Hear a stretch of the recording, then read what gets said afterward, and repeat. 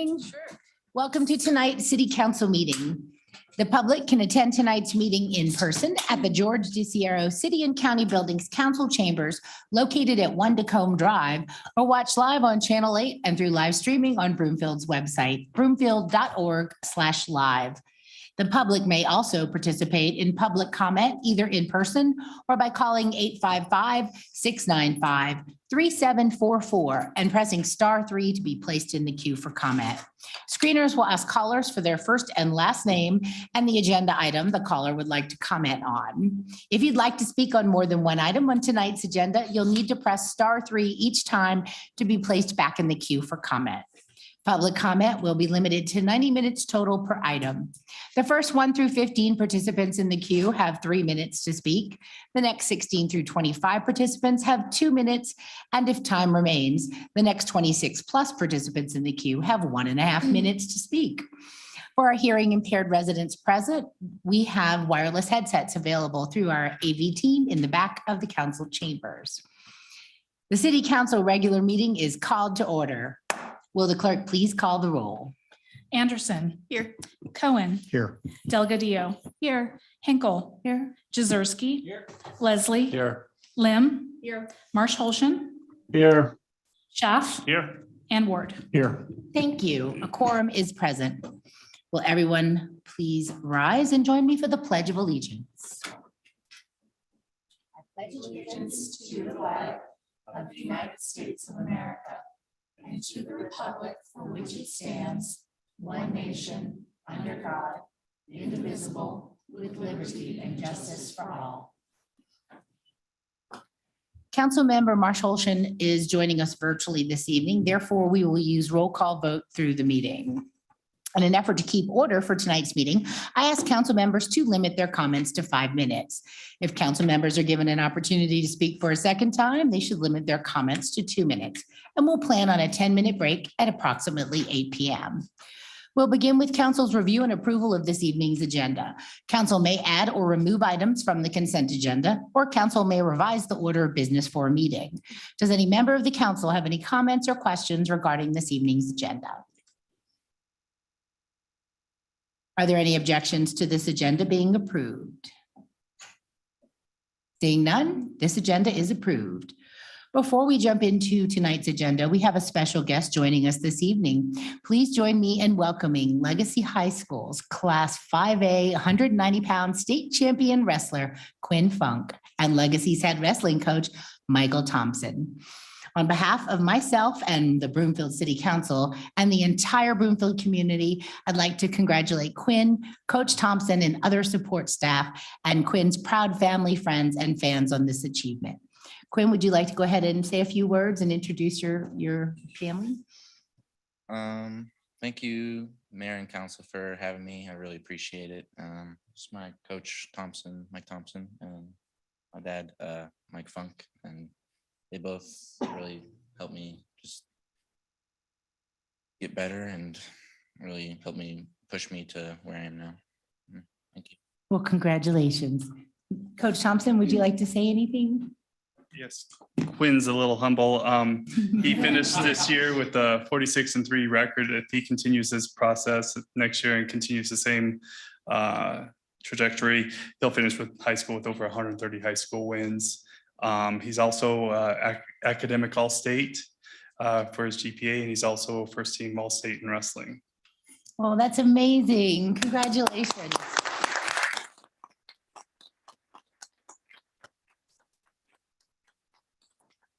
His dad right here is Mike Funk. All right, well, we have public comments for all our agenda items. So if anybody would like to speak, come up to the podium on this item. Did you want to speak to this item? I would love if council members and the mayor, if you could come up to the front area and we can get a photo Absolutely. if you'd like. No Sure, let's pressure. do it.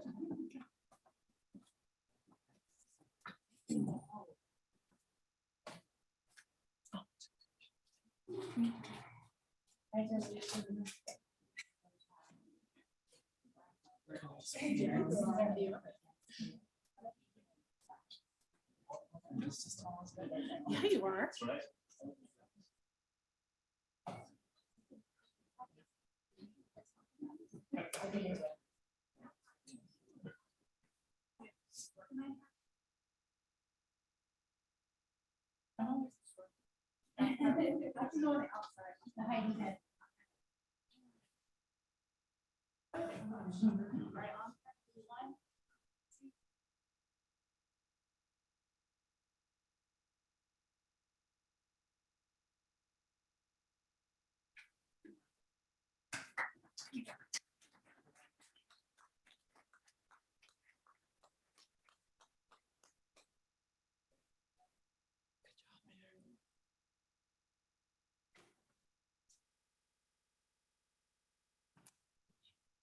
All right, we will now move to general public comment, starting with in-person. If there's anyone who'd like to be heard, please come to the podium, state your name and neighborhood for the record, and please limit your comments to 3 minutes.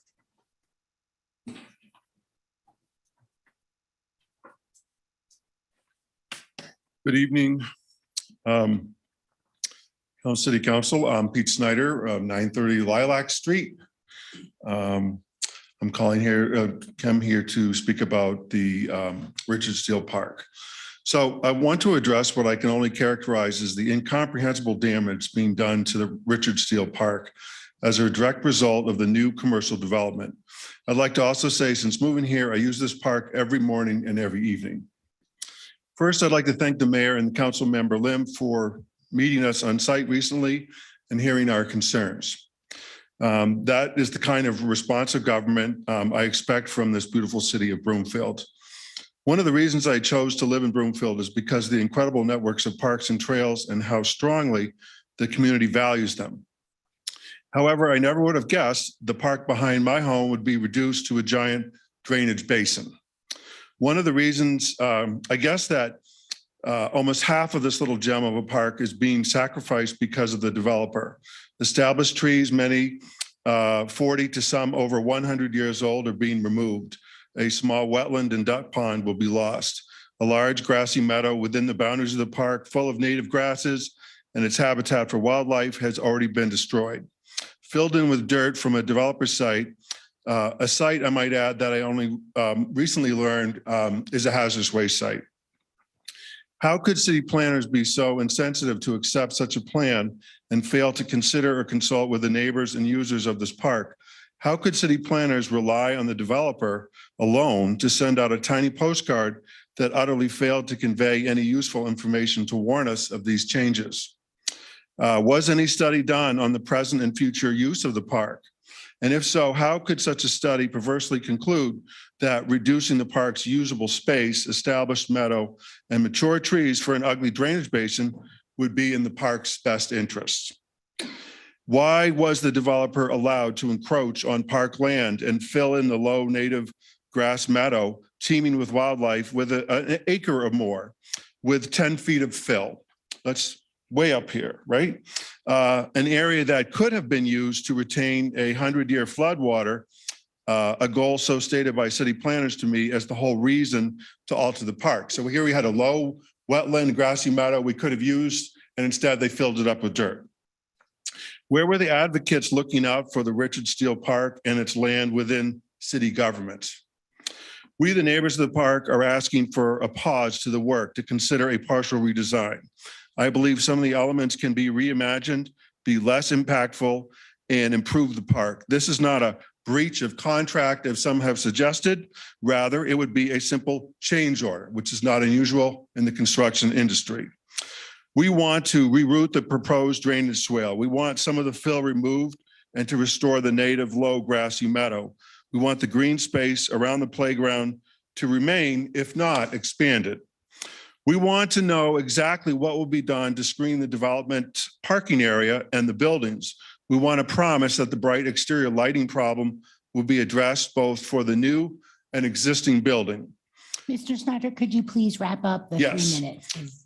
We want the park improved. We want the space better maintained by the Parks Department for it to receive the respect and attention it deserves. We are asking, in summary, the design engineer, the mayor, the city council members, and city planners to engage with us and walk the site with an open mind to consider better alternatives that can dovetail with the elements of the current plan, yet mitigate the negative impacts to the park. So please join us in protecting and improving the park. Thank you. Thank you, Mr. Snyder. Is there anyone else who would like to speak? Come on up and you'll have 3 minutes. Good evening, Madam Mayor. Thank you, council members, managers. My name is Matthew Golden. I'm new to the area. I'm a guest of the Refuge. I'm also a liaison with the Almost Home program here in Broomfield and a full-time student. I'm just here to express my gratitude to the city. I came out here in the fall to start school and didn't have really anything to come out for except for school. And had an opportunity to meet a lot of people here, have heard nothing but great things about most of the council members here, so thank you. And endured the wintertime essentially through a van. Thankfully, through the program with Almost Home program, the severe weather activation protocol where they allow people that are housing insecure to have refuge in a hotel room, I was able to find a job with them. I'd like to express my gratitude as far as your guys' willingness to have that as part of your community. I think there's a lot of positive things that can come about, a lot of great things that can really come from this community. A lot of things can grow from here. A lot of things should probably change immediately, but for the most part, you guys are on a really solid track. And thank you for being here, and thank you for being the town on the hill. Thank you, Mr. Golden. Welcome to Broomfield. Would anyone else like to speak? Please come on up, state your name and neighborhood for the record, and you'll have 3 minutes.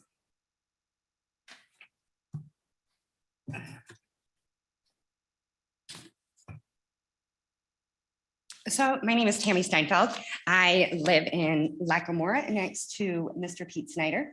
Him and I have kind of teamed up on this. I just want to express my disappointment in this whole planning of the old micro semi area. I have been a resident. I have lived in my house for 23 years. Never had any kind of problems with that area like I have since that developer took over. I'm more of a picture person, so I did you guys a little board so you guys can just see. Here is a picture in 2010. This beautiful grassy area is going to be gone to this developer. Okay.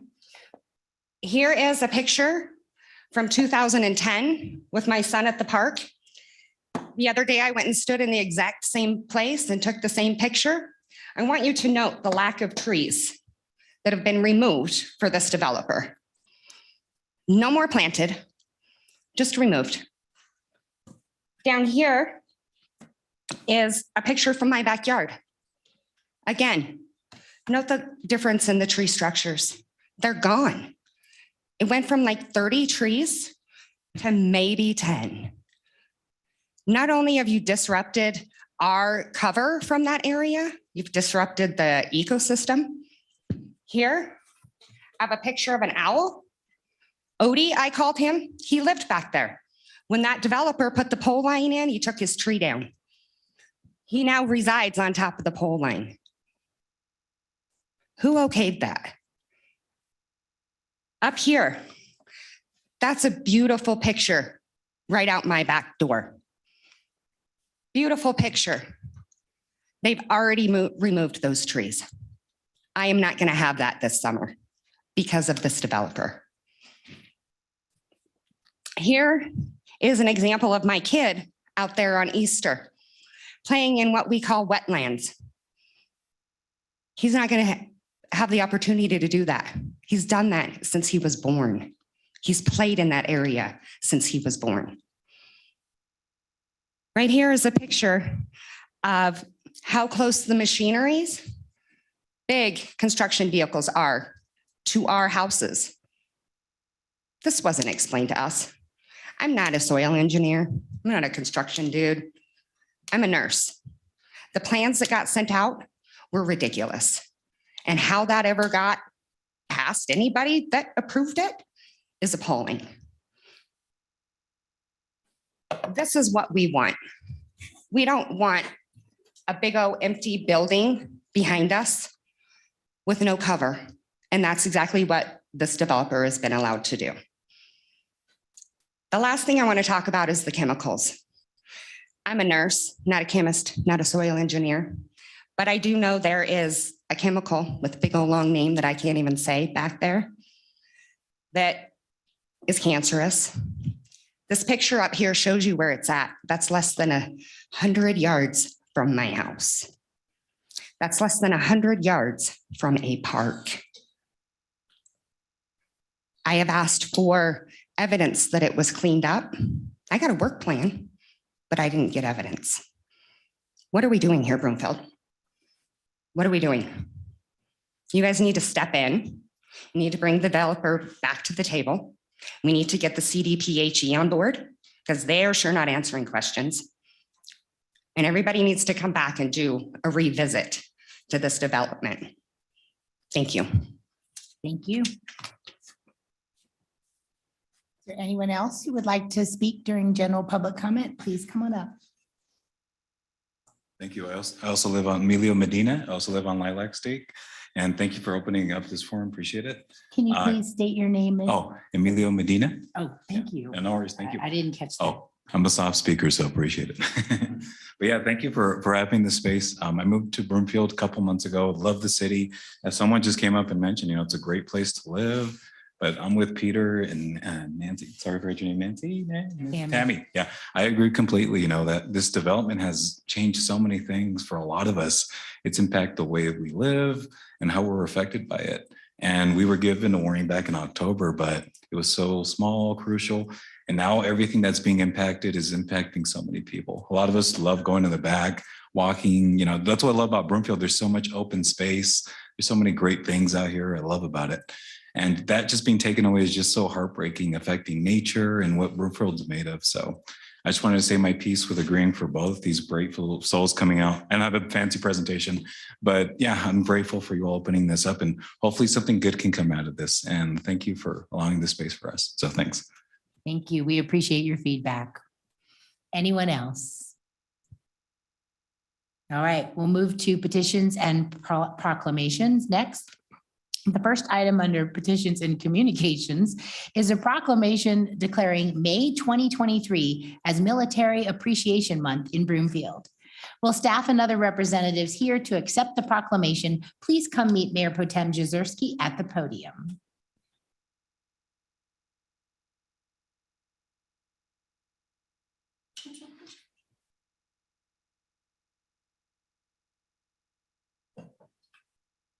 Will the representatives please introduce themselves?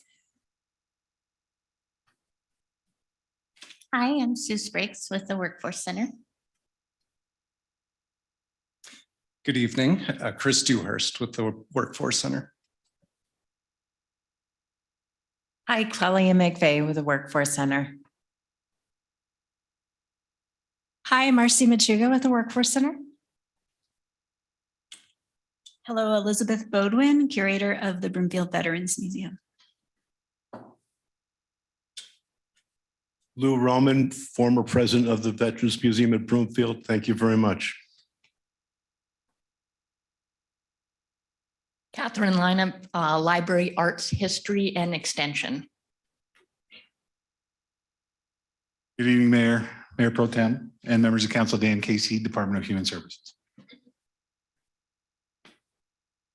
Good evening, Mayor Pro Tem, Council, County Manager, County Attorney, Don Davis, Deputy City County Manager. Thank you all so much for being here tonight. This proclamation recognizes that in 1999, the United States Congress passed a resolution proclaiming May as National Military Appreciation Month, calling for all Americans to remember those who gave their lives in the defense of freedom and to honor the men and women of all of our armed forces who have served and who are now serving our country together with their families. The city and county of Broomfield is home to many veterans and military families, and we must engage in ways to serve those who serve and have served. The Broomfield Workforce Center provides a priority of service to veterans in all workforce programs and values its partnership with the Colorado Department of Labor and Employment for the Regional Veteran Employer Representatives and the Disabled Veteran Outreach Specialist. The Broomfield Library Arts and History Department and Veterans Museum honor veterans and military families during the Memorial Day celebration and picnic.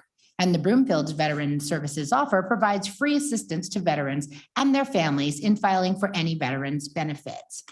Therefore, as mayor, I hereby declare and proclaim May 2023 as Military Appreciation Month to recognize, honor, and support the commitment and sacrifice of current, former, and fallen members of all branches of the United States Armed Forces and their families. Thank you very much. We will now move to public comments. If anyone who would like to speak on this item, please come to the podium. Me again. Well, we're gonna let the public speak before you, Ms. Spriggs. Oh, okay. You're next. Not me again. Soon you. Roxy Jewell, Lockmore. On behalf of all the veterans and the arts and everything else, I would have rather had seen a better turnout. I'm sure the city and the council members could have got a better turnout for our military, old, young, and in between. But I still love them all. Thank you. Thank you very much, Ms. Jewell. Anyone else? Well, we'll go ahead and let our guests tell us about the plans for the month ahead. Thank you, Mayor and Broomfield City Council members. We're excited to be here again for the second annual Military Appreciation Month in the city and county of Broomfield. We've had an amazing planning committee working hard to come up with events throughout the month. I think we've got 12 events. And we would love it for anybody to join us for any and all of the events, actually. I was just going to highlight a few of those. On May the 9th, we will be having a veteran-focused career and resource fair at the Workforce Center. That is going to be businesses that prioritize veterans in their hiring process, as well as veteran-owned businesses in Broomfield. We also will have some resource nonprofit representatives there to talk about services that they provide for veterans. On May the 13th, we're going to be at the Veterans Museum. We're going to be providing lunch for everyone attending the Coffee and Conversation event, which happens to be Cold War stories, I believe. On May the 19th, we're honoring our Veterans Luncheon at the Broomfield Senior Center. We're honored to have the mayor who will be there welcoming the veterans for the luncheon. And then on May the 29th, we're going to we'll be ending it off with the annual Memorial Day celebration and picnic at the Broomfield Commons Park. We've also got many workshops also scheduled during the month. I have these little calendar of events, so I'll put those in the back so you can pick Wonderful. them up. I was just Okay. going to ask where people can find out more. And if they're not here, is there a website where they can look up the Yep, it'll festivities? also be on the Broomfield Workforce website, so that's broomfieldworkforce.org. Perfect. So I would just like to give a special thanks to our planning committee. It's been awesome, cross-county event. We've had people just jumping on board and saying, well, we could do this and we could do that and honor our veterans. So thank you very much. If you have any questions, I'd love to answer them. Thank you very much, Ms. Briggs. We'll go to council. Does any council member have any questions or comments? Councilmember Henkel? We'll Thank get back to you, Mr. Davis. Oh, did you want to speak? Did they want to speak first? I don't know. I'm kind of winging it right now. I skipped this, so I'm going backwards now. You go first, Yeah, Mr. I was gonna Davis, say. because it may answer her question. Mayor, Mayor Pro Tem, Council, County Manager, and County Attorney, thank you for the opportunity, and thank you very much for recognizing Military As a retired 27-year Marine, I can attest to the challenges of being in the military, particularly for those families who are left behind while those service members go forward, sometimes for a year, 18 months or longer. And so those moms, dads, brothers, and sisters are left to themselves. And it's hard enough being a 2-parent household, let alone a 1-parent household. Just a couple of facts I wanted to share with the board. So in 2000, there were 26 million veterans, just over 26 million. In 2020, there's just over 16 million. So you're seeing a smaller number, a smaller percentage of the population, less than 0.5% of the population serves in the military. And so, but that's a great burden that 0.5% carries. So recognizing military service is extremely important. In Colorado, we have nearly 400,000 veterans, 65,000 plus 65,000 active duty military. So that's quite a big amount, and it contributes nearly $50 billion to Colorado annually in terms of wages and expenses and contracts and so forth. In Broomfield, we have approximately 4,000 veterans, which is a pretty high percentage given the small size of the community. So there is, and as evidenced by our museum and those here that call that call that place a second home for some of them as they reflect on different things and have different events there. It's pretty special. The working age veterans in Broomfield is almost 2,000 veterans, which by estimates is about $200 million in wages to Broomfield. So it's a significant contribution, and it's something to remember. I will tell you that oftentimes people will come up and shake our hands and say, thank you for your service. And I would ask that while that is appreciated and it's valued, the best thing that an individual citizen or resident of the community can contribute to thanking a veteran for their service is to serve one another in their community. So appreciate Mayor. Thank you, Council, for recognizing the military and their families. Also remember too that this month is for those that did not come back. We do have a separate day for our veterans in November, but this month in particular is for Memorial Day. And so we do distinguish the difference between the two. But anyway, I just want to, on behalf of all the veterans and as a Marine, I want to say thank you, hoorah, and have a great evening. Thank you. Thank you, Mr. Davis. Did any other of our guests want to speak before I go to council comments or questions? Okay, thank you. Councilmember Henkel. Thank you. Didn't want an Army veteran wife interrupting a former Marine.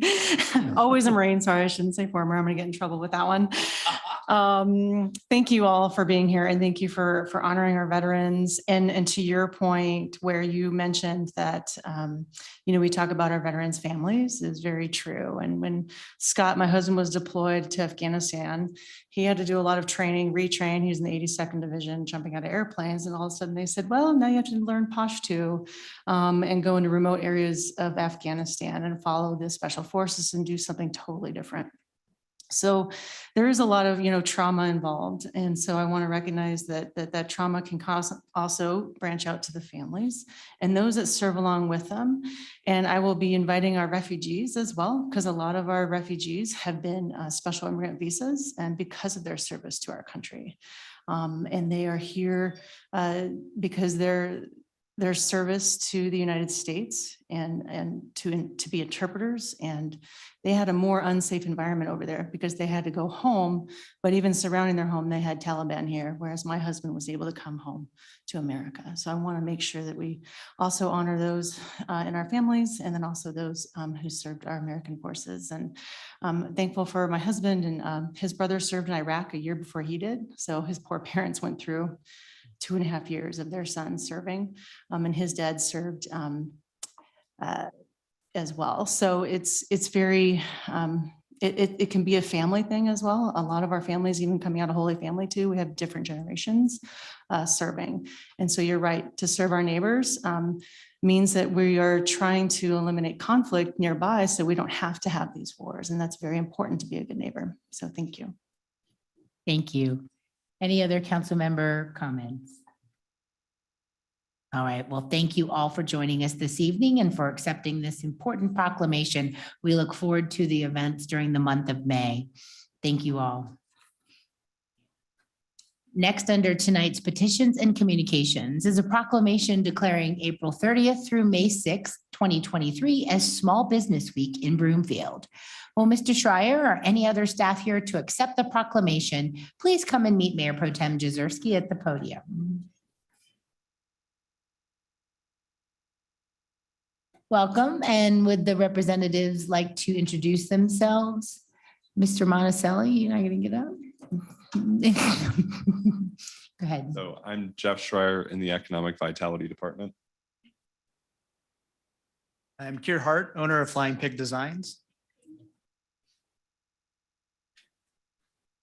And I'm Pat Monticelli, the president and CEO of the Broomfield Area Chamber of Commerce. Well, thank you all so much.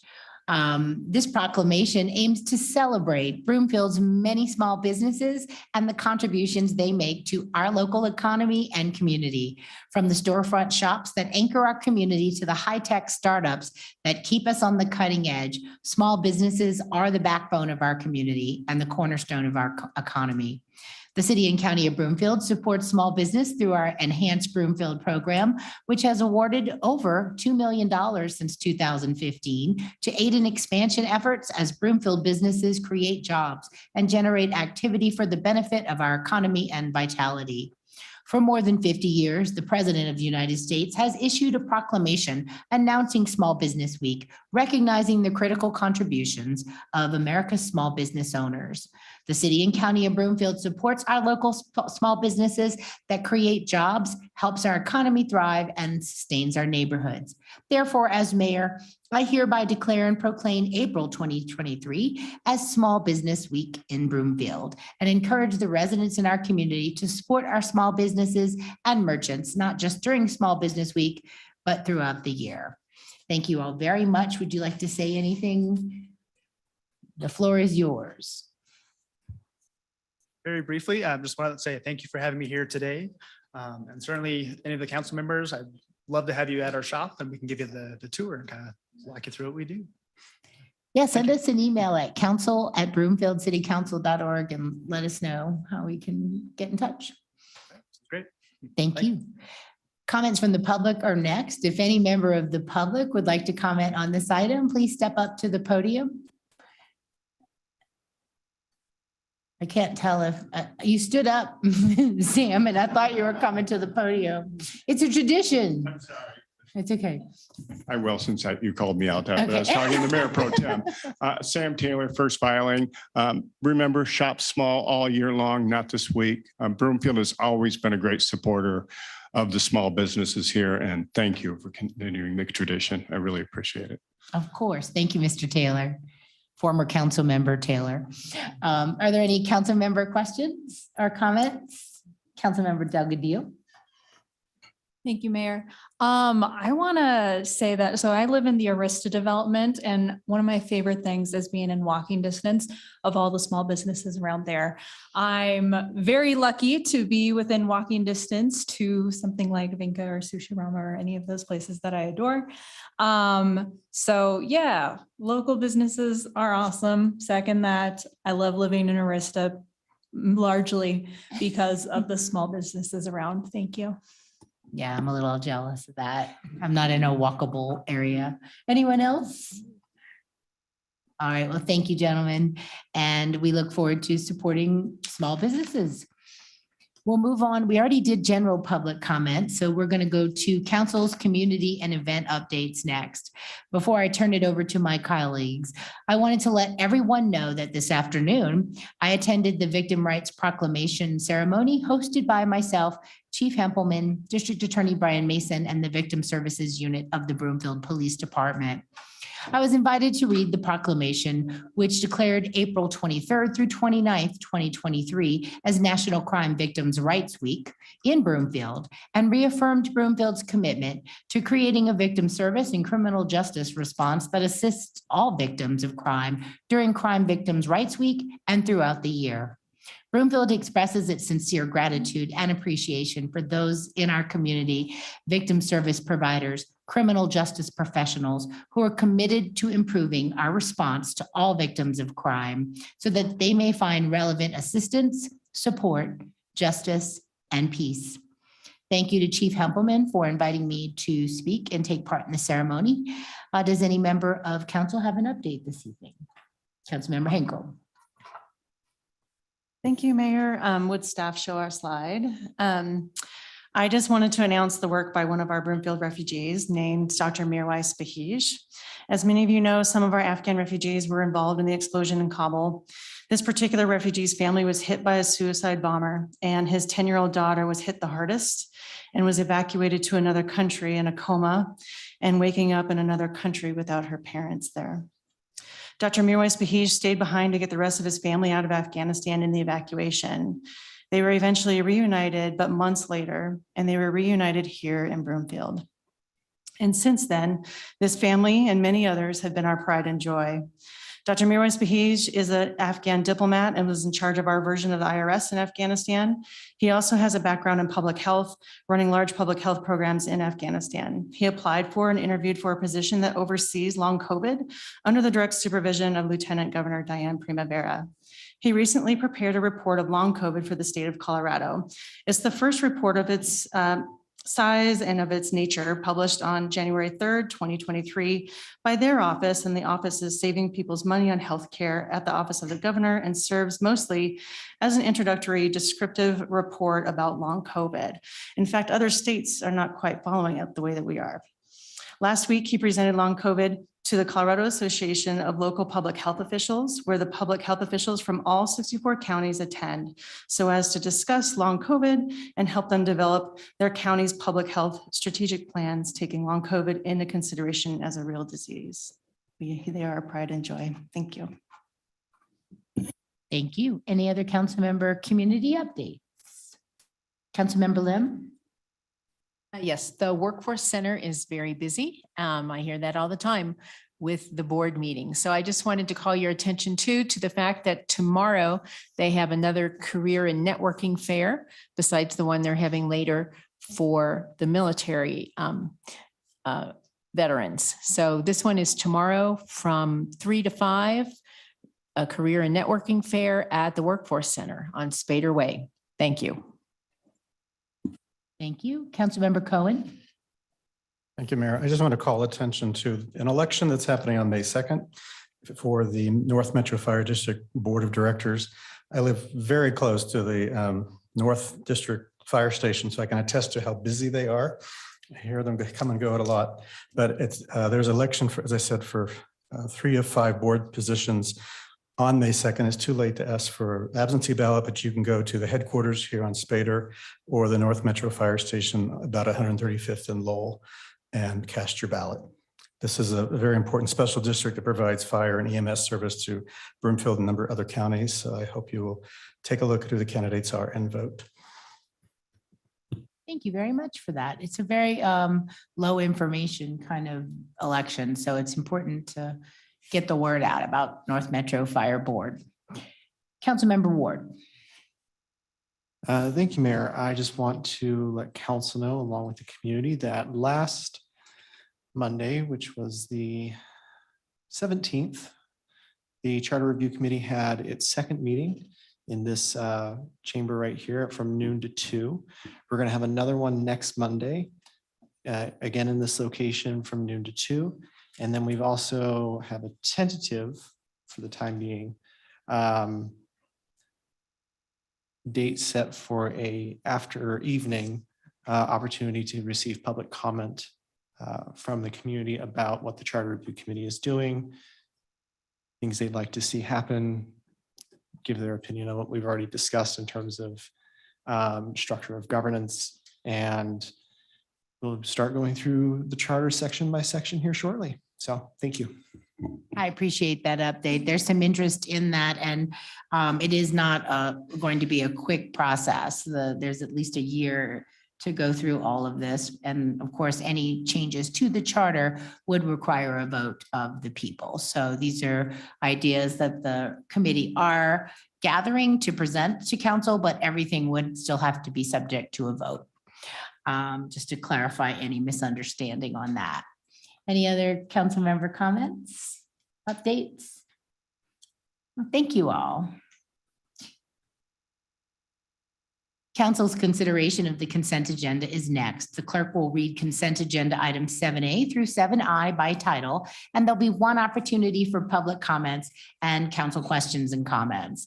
Following the clerk's reading of consent agenda items 7A through 7I, we will ask for public comments. Will the clerk please read agenda items 7A through 7I by title? 7A, approval of minutes from the special meeting of April 4th, 2023, and the regular meeting of April 11th, 2023. 7B, resolution number 2023-53, authorizing and approving an amendment to an intergovernmental agreement by and between the city and county of Broomfield and Mile High Flood District for final design, right-of-way acquisition, and construction of Neeson Reservoir Channel. 7C, resolution number 2023-55, authorizing and approving an agreement by and between the city and county of Broomfield and Colorado Asphalt Services, Inc. for the Lowell Boulevard left turn lane at Middle Peak. 7D, resolution number 2023-48, authorizing and approving the guaranteed maximum price amendment to the construction agreement with Moltz Construction, Inc. for the Sienna Reservoir Pump Station and Pipeline Project. And resolution number 2023-56, authorizing and approving the third amendment to the agreement by and between the city and county of Broomfield and Mueller Engineering Company, Inc. for the Sienna Pump Station and Pipeline. 7E, resolution number 2023-51, authorizing and approving the agreement by and between the city and county of Broomfield and Metro Pavers, Inc. for the Norman Smith Service Center parking lot repair. 7F, ordinance number 2210, amending certain sections of chapters 5-28 and 5-32 of the Broomfield Municipal Code, regulating alcoholic liquor and fermented malt beverages within the city and county of Broomfield, first reading. And ordinance number 2212, amending certain sections of the Broomfield Municipal Code to modernize all references and definitions of alcohol beverages consistent with the Colorado Liquor Code, first reading. 7G, resolution number 2023-50, authorizing an intergovernmental agreement between the city and county of Broomfield and the Colorado Department of Transportation for the Airport Creek Trail Underpass Project at BNSF.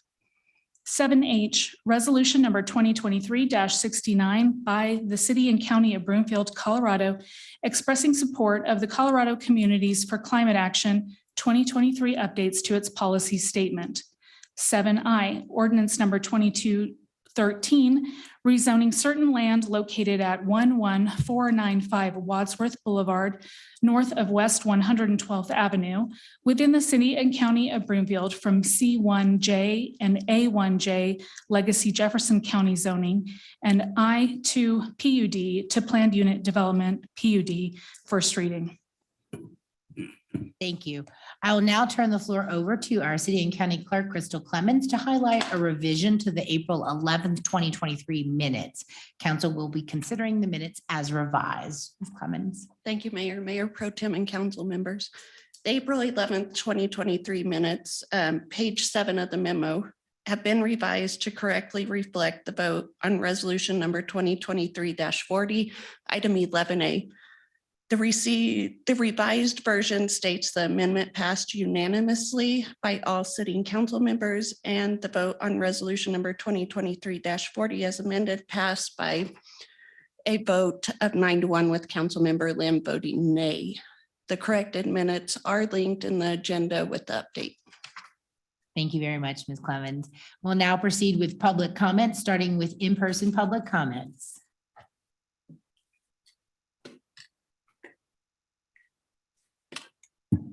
Roxy Julel Luckmore. Sorry about the scratchy throat.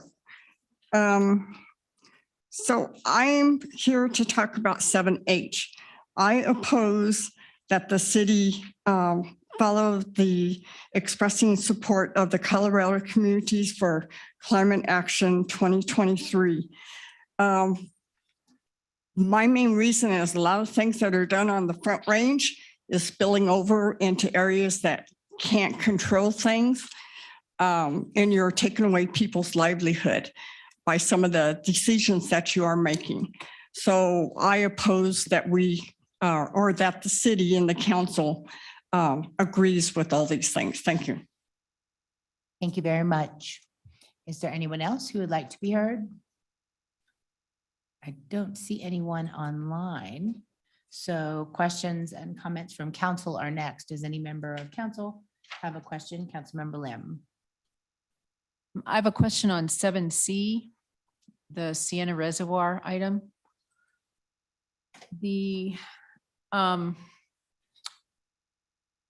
So we're approving a second amendment on what's referred to as a late work package for construction services. And I wanted to know what exactly is meant by a late work package. And it seems like the timetable is thrown off from what we had heard about 6 months ago, a year ago, maybe now. And I'd like to know what's the new timetable for refilling the reservoir. The last notes I have, the reservoir was supposed to be refilled in spring of 24, and I don't see that in sync with what I see in this item on the consent agenda. Ms. Allen?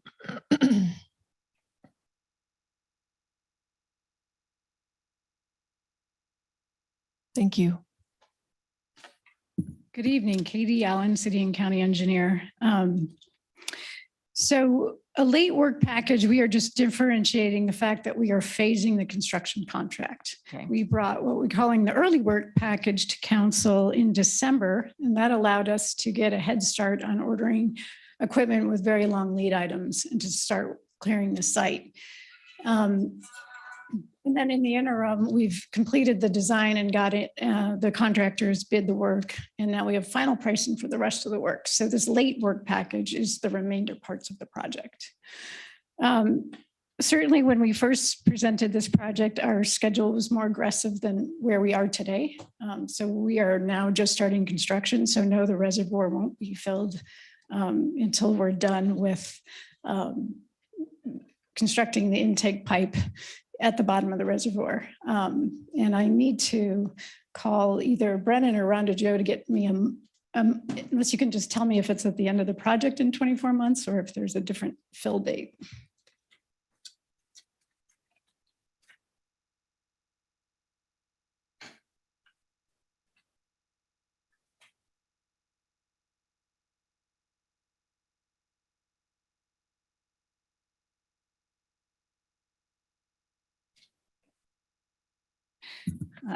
Thank you to Rhonda Joe, our project manager. So my statement about after the intake pipe is correct, and that's anticipated to be mid-2024. Okay. Did I answer all of your questions? Yes, thank you. I had another question. Is that okay? Sure. On 7B, that's the allocation of funds for along the Nissan Reservoir. So we're allocating funds for that improvement, but it states that it's dependent on additional improvements that would be required across private property along the Nissan Channel. So I wanted to ask the question, is the success or the completion of this final project dependent on funding in that private development? And are there any questions whether that will happen? Ms. Allen? Thank you. Rebecca Baker, our project manager, is also here tonight, but I'll do my best to answer the question. No, we aren't dependent on getting funds from private developers, but we will be asking for reimbursement for sections of the trail as development comes in. I believe we are going to need to acquire more easement from one developer before we do that section of channel.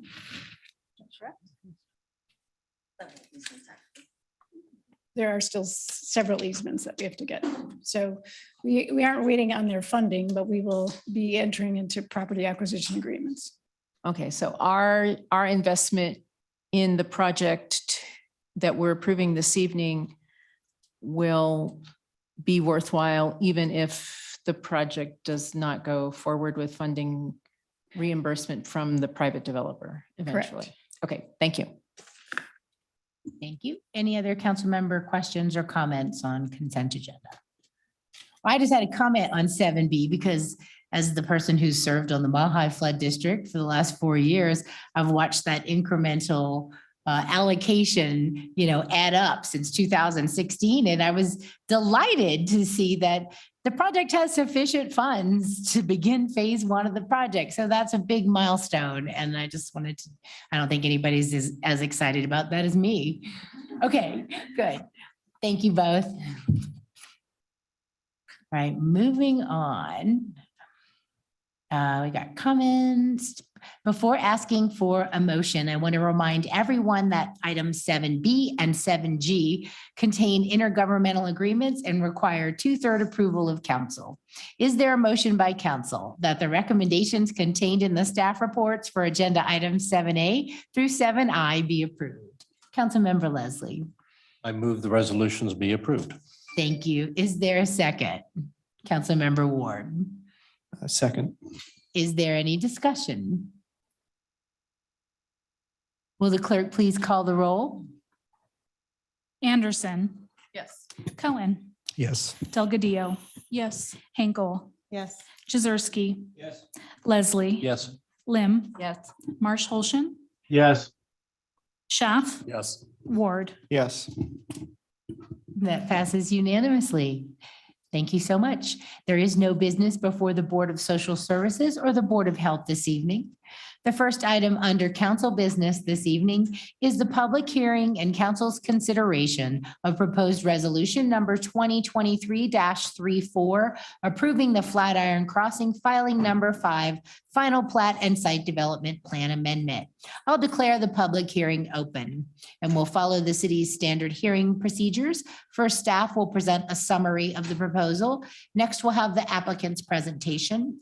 Then we'll ask for public comments and final comments from the applicant. And finally, questions from the city council members. Council has a copy of the agenda memorandum, which I'll ask our staff to begin the discussion. Thank you, Mayor, and good evening to council and to the community. I want to say real quickly before Lynn Merwin walks us through this, we are grateful for the full utilization of the consent agenda. You can see that when council just approved that consent agenda, 70% of the audience, which was staff sitting in the back, exits for a only quasi-late evening. So we are grateful for that. Ms. Merwin, please walk us through this item. Thank you, Manager Hoffman. Good evening, Mayor, City Council. We can go to slide 2, please. Macerich is the majority landowner and primary developer of the Flatiron Crossing property located southwest of US 36 and Interlochen Loop. Macerich has submitted an application for a site development plan amendment and a final plat described as the Flatiron Crossing Village redevelopment phase 1. The redevelopment is intended as a major reinvestment in underutilized portions of the mall site to reinvent the mall in response to market changes. The redevelopment is anticipated to be phased over time. The phase 1 SDP is focused on approximately 27 acres located in the southwest quadrant of the overall property and along the western boundary. The area depicted on the screen encompasses 68.2 acres and includes all property included in the accompanying replat portion of the application. Next slide, please. This map highlights the project location within a portion of the Broomfield Comprehensive Plan land use map, and the property is designated for regional commercial development. This land use designation is identified as an appropriate area for regional shopping, big box retailers, travel, commercial, entertainment, and residential. These are intended to allow the greatest flexibility in uses and site design to promote innovation and economic development. The proposal is consistent with this intended regional commercial vision for the area. The property is zoned PUD for planned unit development, and a PUD plan amendment was approved in October of 2021 to permit mixed-use development, including up to 750 residential units. This application this evening does not include any residential development. However, there is a new application currently under review for the first phase of residential development in this area. Next slide, please. The Flatiron Crossing Regional Shopping District has been serving Broomfield and the greater metro area for approximately 20 years. It is one of the top 3 performing shopping centers in the metro district. The tenants and adjoining retail and dining businesses are a key part of Broomfield's retail industry base, collectively providing approximately 20% of the retail sales and use tax collections in a typical year. While Flatiron Crossing has continued to perform over the past 5 years, there have been changes in retail patterns and behavior, including internet sales and impacts from COVID and the age of the development. Macerich is proposing a major reinvestment in the property to enhance and further energize the shopping district by reinventing elements of the shopping center as a lively mixed-use district. In 2021, Council approved the PUD plan amendment and a development finance agreement as a first step in the reimagining the area. Next slide, please. The application proposes to add a new 2.5 acre common open air amenity space with plazas and green area for gathering and events, creating a pedestrian focused connection between AMC Theater on the south and the Core Mall area on the north. New and modified buildings are proposed in the vicinity of this central amenity area, including modification of 2 existing buildings and the addition of 2 new buildings, and those are the ones closest to AMC Theater. Collectively, the buildings will total approximately 49,600 square feet with build out of this first phase. The proposal also includes a realigned internal access from the south with a new roundabout, updated utilities to serve the redevelopment, and trail enhancements along the western perimeter of the site consisting of dogway stations, benches, and a partial reconstruction of a key trail at the northwest edge of the property. The site plan also shows future development sites for the future multifamily residential buildings, office buildings, a hotel, and a parking garage. These future plans will require future submittal of a site plan and approval before proceeding. Next slide, please. The proposed final plat replats a portion of the property to create new lots for the redevelopment and dedicates a 2.1 acre property for a future public park depicted here at the northwest corner of the property. The park improvements will be proposed with the first residential development, which has been submitted and is currently under review, as I mentioned. Next slide, please. The new and modified buildings will front primarily towards the central common plaza amenity area described previously and will feature generous windows and patio areas. The materials include a combination of precast concrete, brick, cement plaster, standing seam metal, and metal trim. The primary color palette includes grays, tans, and dark gray and black. All buildings are within or less than 2 stories in height or up to 47 feet in height and comply with the maximum allowable building height established in the PUD. Next slide, please. Concept review was held on this application in July of 2021. The applicant also hosted the required neighborhood meeting in 2022 and has met the public notice requirements. On March 13th, the Land Use Review Commission considered the application at a public hearing and recommended approval with no conditions by a vote of 6-0. There are no variances requested with this application, and there are no key issues identified by staff. Thank you.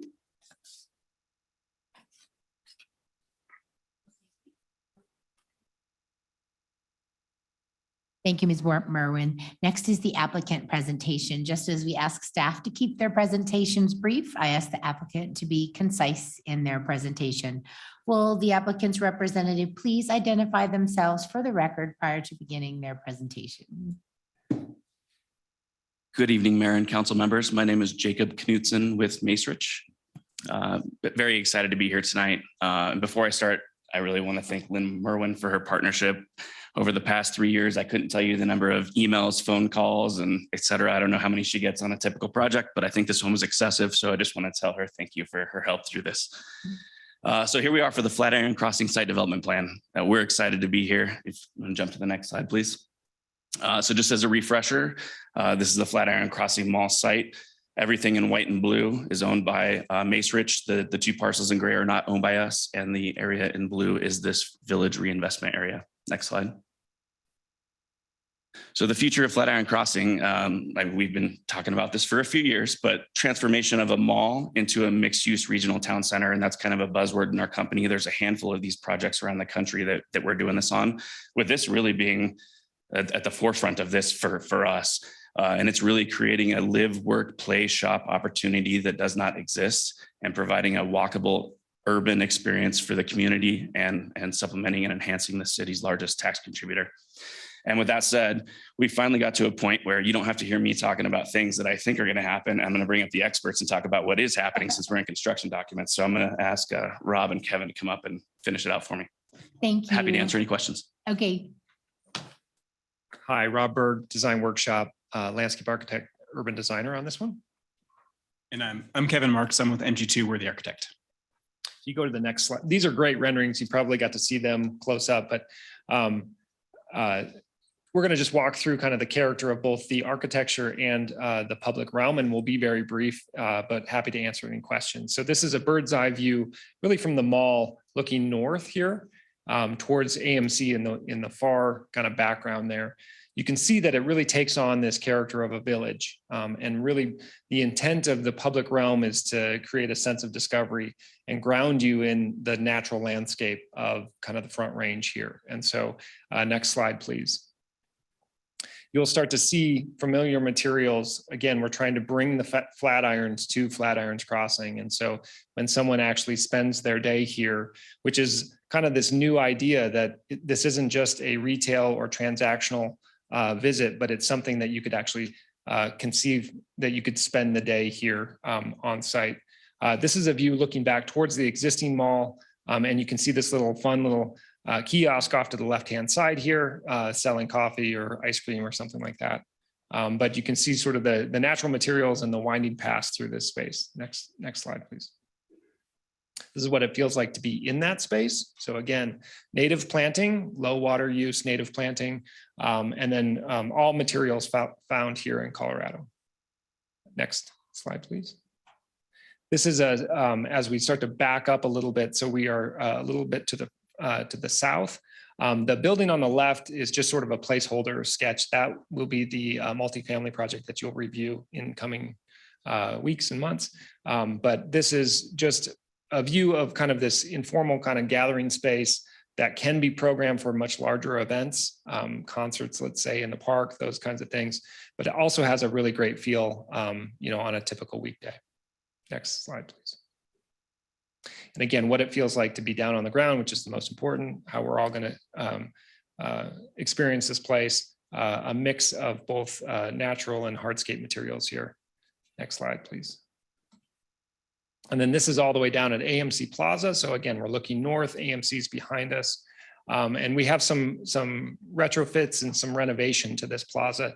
AMC is staying there, but we're going to modify that plaza. We're trying to reduce really the amount of overall paving in the area to make it a cooler and more comfortable place. Next slide, please. I think these are the architecture slides.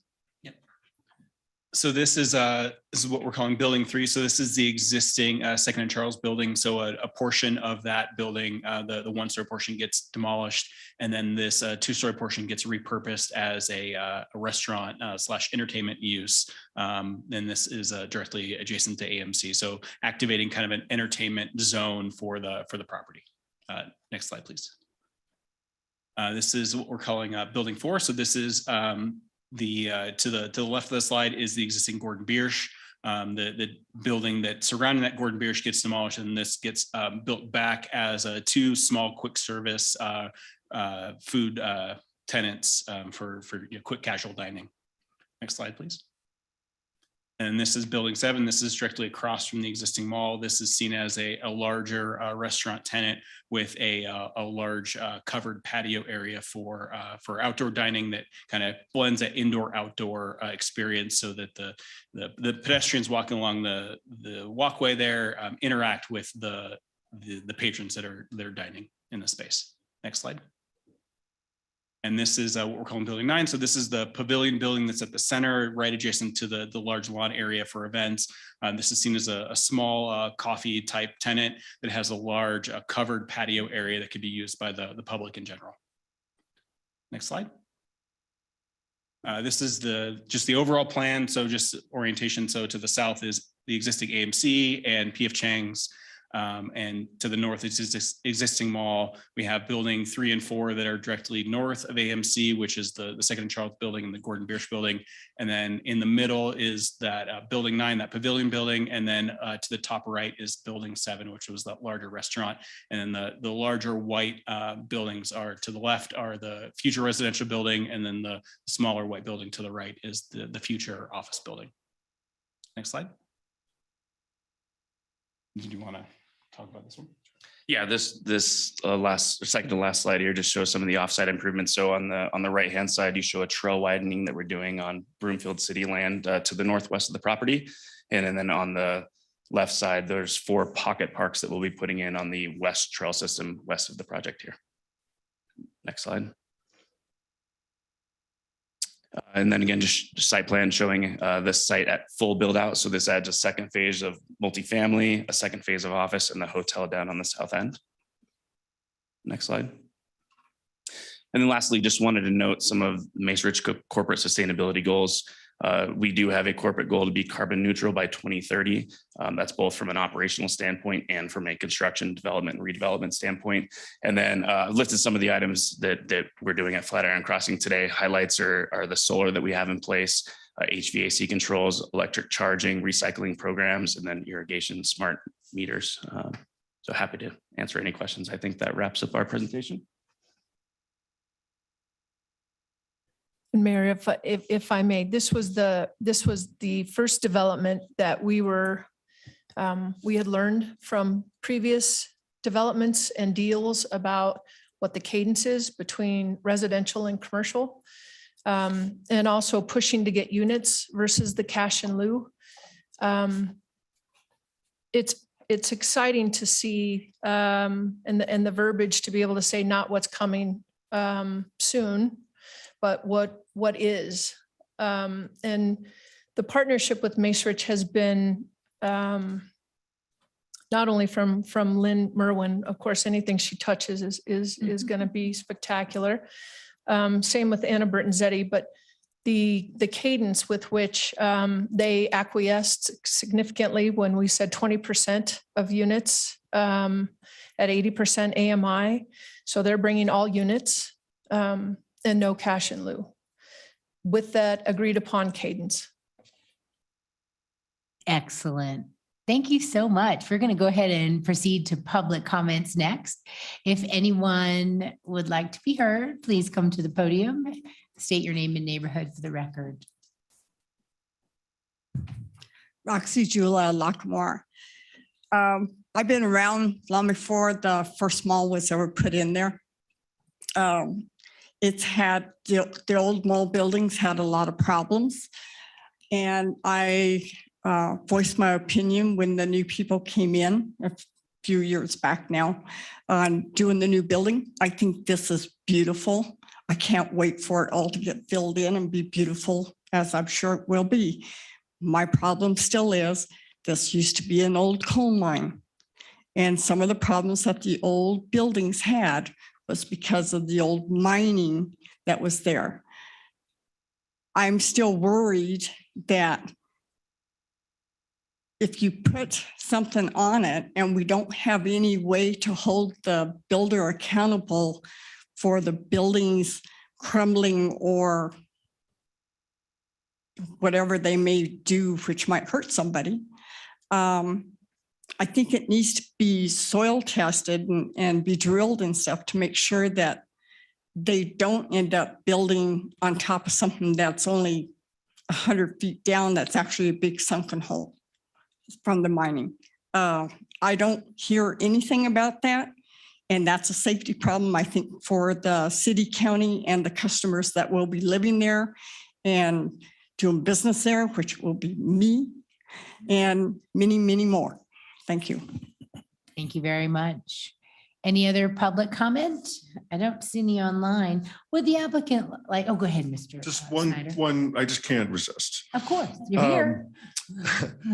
The plans look very interesting and the building and the sort of use of space very attractive. I guess I have to put on my public transportation hat for a minute since I'm pretty passionate about public transportation, commuter rail in particular.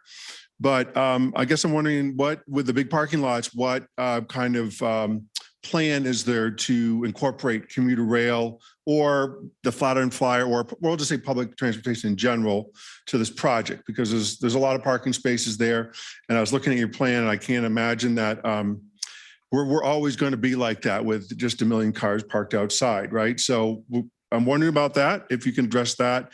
And then I'm sure that it's no surprise if I make the comment that, I mean, just in general, that area was challenging for me to learn, to my way around the whole interlocking thing, but the roads are pretty horrendous as far as, being sunken and just all over the place. So I'm sure you have a plan for that, but it seems like those two things go hand in hand. So thank you. Thank you very much. Anyone else?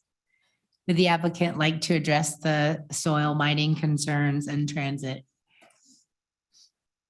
Yeah, thank you. So on the soils first, I mean, this has been obviously a huge focus for our company as we started this project years ago, even before my time. We're going to be investing over $400 million into this first phase, and we're going to get it right.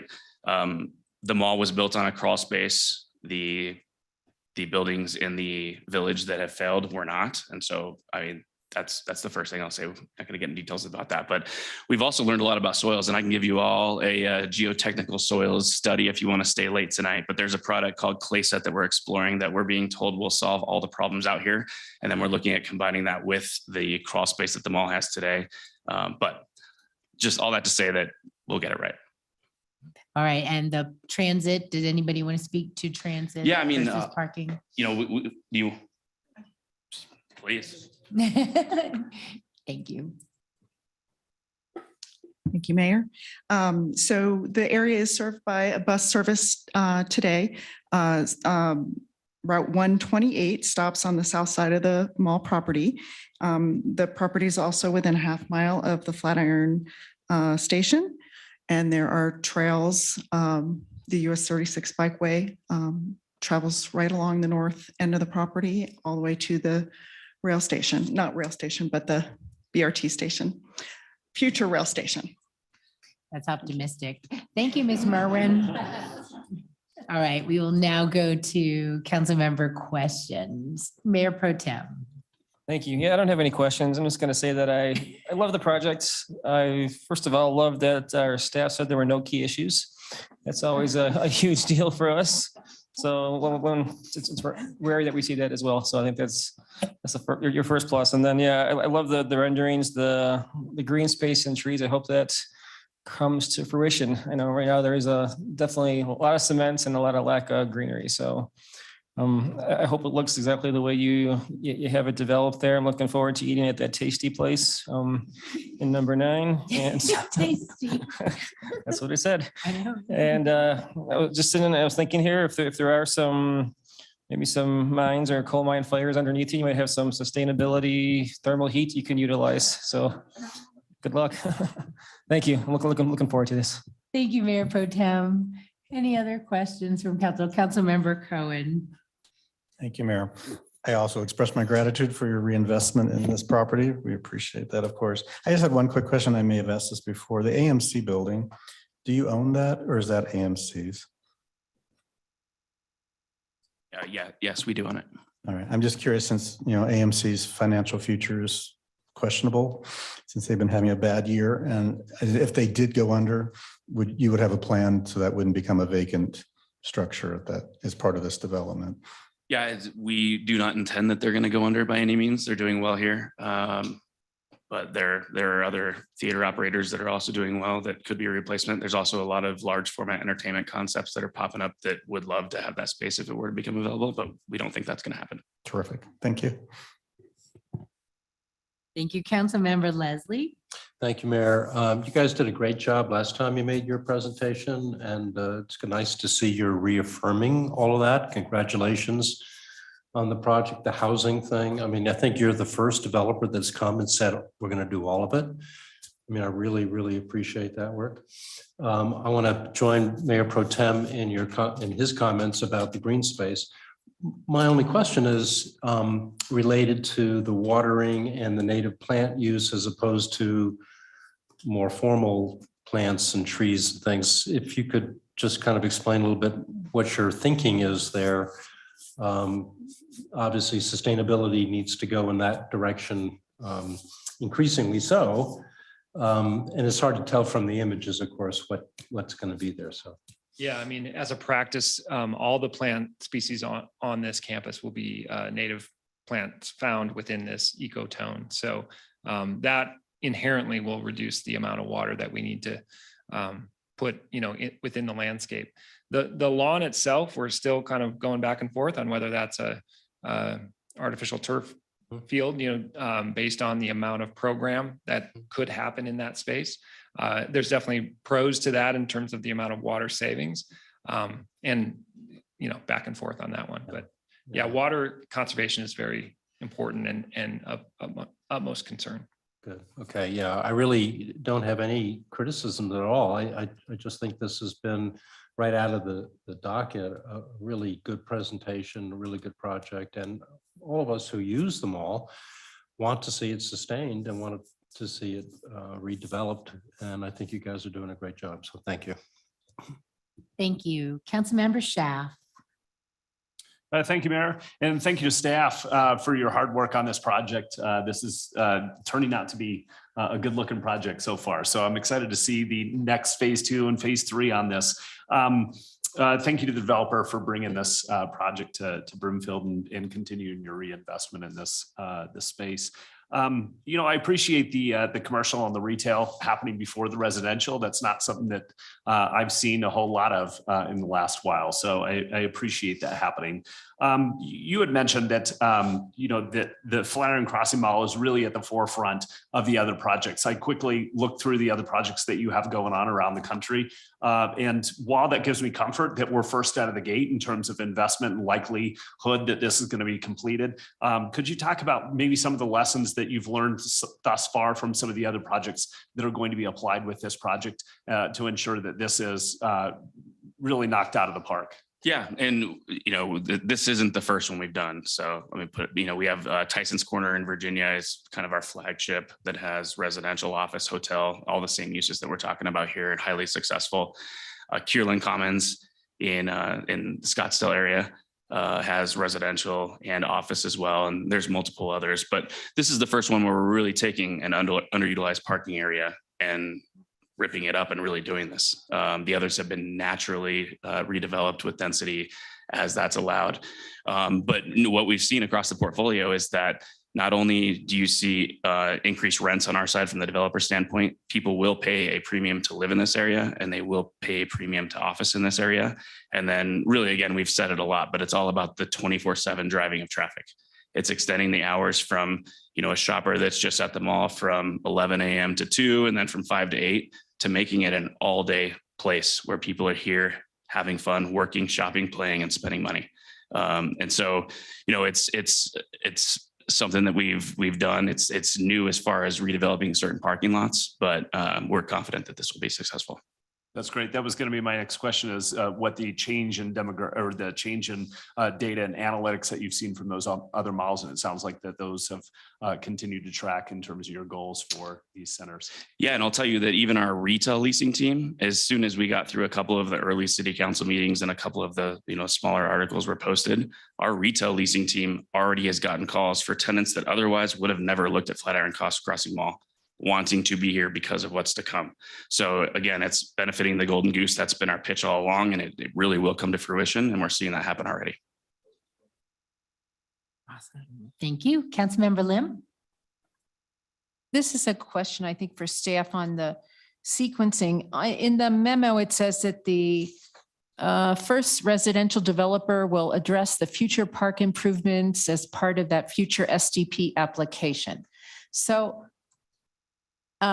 we addressed in the background Flatiron Marketplace Phase 1B as approved by LERC, and then we could review it, whether or not we wanted to call anything up. So I looked, nobody called it up. I reviewed it, nobody called it up. So that was a residential development, but was that supposed to have the park redevelopment or development in it?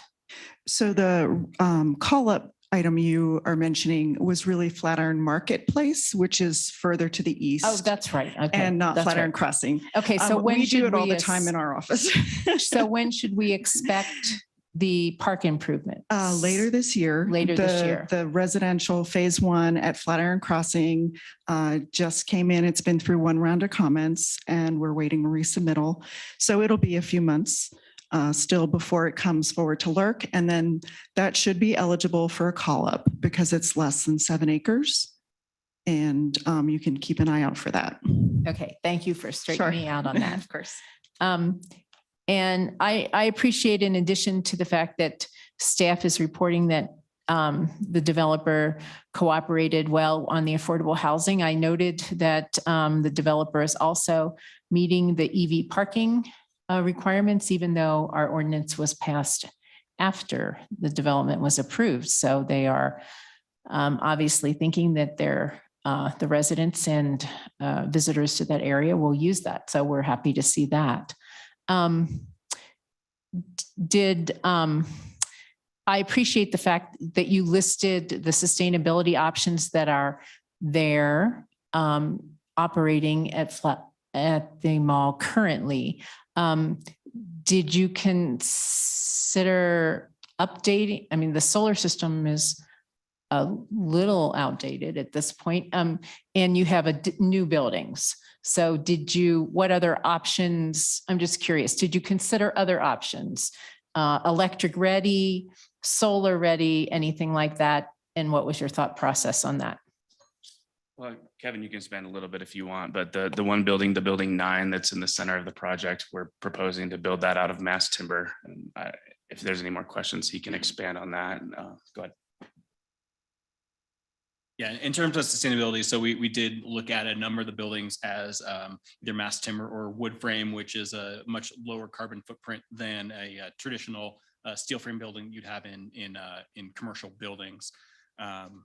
So that's one aspect, and just envelope improvements, just making sure that the envelope is not only meeting energy code, but exceeding energy code in terms of those are the pieces that we're able to control as the shell architect. The tenant obviously has a number of pieces they can control in terms of their energy usage and mechanical systems and all that. But in terms of what we're providing for for the development and for the tenant, it's really the building shell that we have control over from a sustainability aspect. So we're looking at everything that we can impact with what we're developing. Okay, thank you. Thank you, Councilmember Delgadillo. Thank you, Mayor. So it looks like we're going to have trails and we're going to have residential, and that makes me think that it's right for riding your bike to a business close by. So what is the bike rack situation for businesses? Yeah, we're really excited about the ability to actually walk and bike and make this much more of a walkable space. So through the development review process, we've been asked and we've been locating bike racks throughout the entire village there. So it'll be very visible, it'll be very friendly. We probably won't encourage you to ride your bike through the development, but to the development will be important. So. Awesome. That makes sense. Thank you. And then, so question about the trail. So is that the trail widening proposal? Does that currently connect to existing trails, or is it sometimes we find trails to nowhere, but confirming what the situation is here. So this one does end up connecting and then coming south to the existing, what is it, the west side of the existing Nordstrom building. And then we've been talking to city staff about future improvements that'll carry that around the perimeter, and that'll come in under a separate submittal with some future Nordstrom improvements. Great. Okay, thank you. And then one other thing I read in the proposal was this idea of an 18-hour place. Do we have an idea of what kind of vendors we would want to actually make that a reality? But really that comes from the uses. So it's, obviously the mall and the retail and the shopping, you have the residents that'll be living there all night. You have the hotel, the hotel users are big for us. We love adding hotels to our properties. They're coming in new wallets every night, spending money, shopping, eating at the restaurants. And then it is extending the hours of the evening nights, adding the restaurants and places that people want to hang out. I always laugh. I stay at the Renaissance across the street whenever I'm in town. I'm from Phoenix, and you go and the place is packed. And you just listen to people talking about where they're going to go, and none of them know where they're going to go because there isn't really good restaurant opportunities close by. And I think that's one of the biggest opportunities that we have here. Great. Those are all my questions. Thank you. Thank you. Councilmember Ward. Thank you, Mayor. I just have one quick question to kind of piggyback off of Councilmember Lim. In regards to, since you're building the shell, are you going to continue to be providing, gas hookups and stuff like that? Or are you going to be moving more towards an electric only as the developer of the shell, and what comes to those buildings? So that we are having a lot of those conversations right now. It's really a partnership with these tenants and getting them to be on the same page with the sustainability goals that we have. There's some that are willing to do it, and there's some that aren't. And so I can't commit that, that we're going to get there soon, but we're pushing them that way, and we're hopeful that they'll all start to transition as we do as well. Okay, thank you. I just want to reiterate what all of my colleagues up here have been praising you on with what this project is, how well you've delivered, and the timeline. We appreciate it, especially for Ward 2. I used to live over in the mall area, and it was kind of a letdown with what wasn't there that I would have liked to have seen. And then I just want to address Mr. Snyder's comments about public transportation. There is the Flatirons Improvement District that levies I think it's a 0.01% tax or something like that on all sales within that district boundaries that can be used for transportation related issues that benefit the mall and all the businesses within that district itself. And we have been meeting as a board to discuss those issues and how we want to expense the funds that currently exist in that budget to increase access for public transportation, specifically along with biking infrastructure and pedestrian infrastructure. Thank you. Councilmember Anderson. Okay, I think I have 3 questions. My first one, I didn't notice this before, but can you just clarify the Second and Charles building? Is that staying? They're staying, right? That's not being demolished, but it looked like one of the views that building was. Is that being redeveloped, or is that one staying? Yeah, so the plan is that the single level retail that wraps the north side of that building is demolished, and then the existing Second and Charles buildings repurposed into likely entertainment. Okay, that's helpful. And then on the so Councilmember Lim asked about the solar, and you noted that you have the control over the building exterior, but if somebody came in and wanted to put lease that space and put rooftop solar on, would they have that option? Absolutely, yeah. So that could be added in the future. Yes, Okay. yes. And then the other one that I don't see in here, I think it might be on the drawing where it's just not the code is missing there, but we had a big discussion about dog parks Yep. in the original, in the concept. And is that included right now, or is that coming with the park? I remember a discussion about having to walk a little distance. Yeah. So we're actively discussing that with our residential partner, which will be forthcoming. Obviously, we want a solution for that so that the dogs aren't just going out into our 2.5 acre park and doing their thing out there.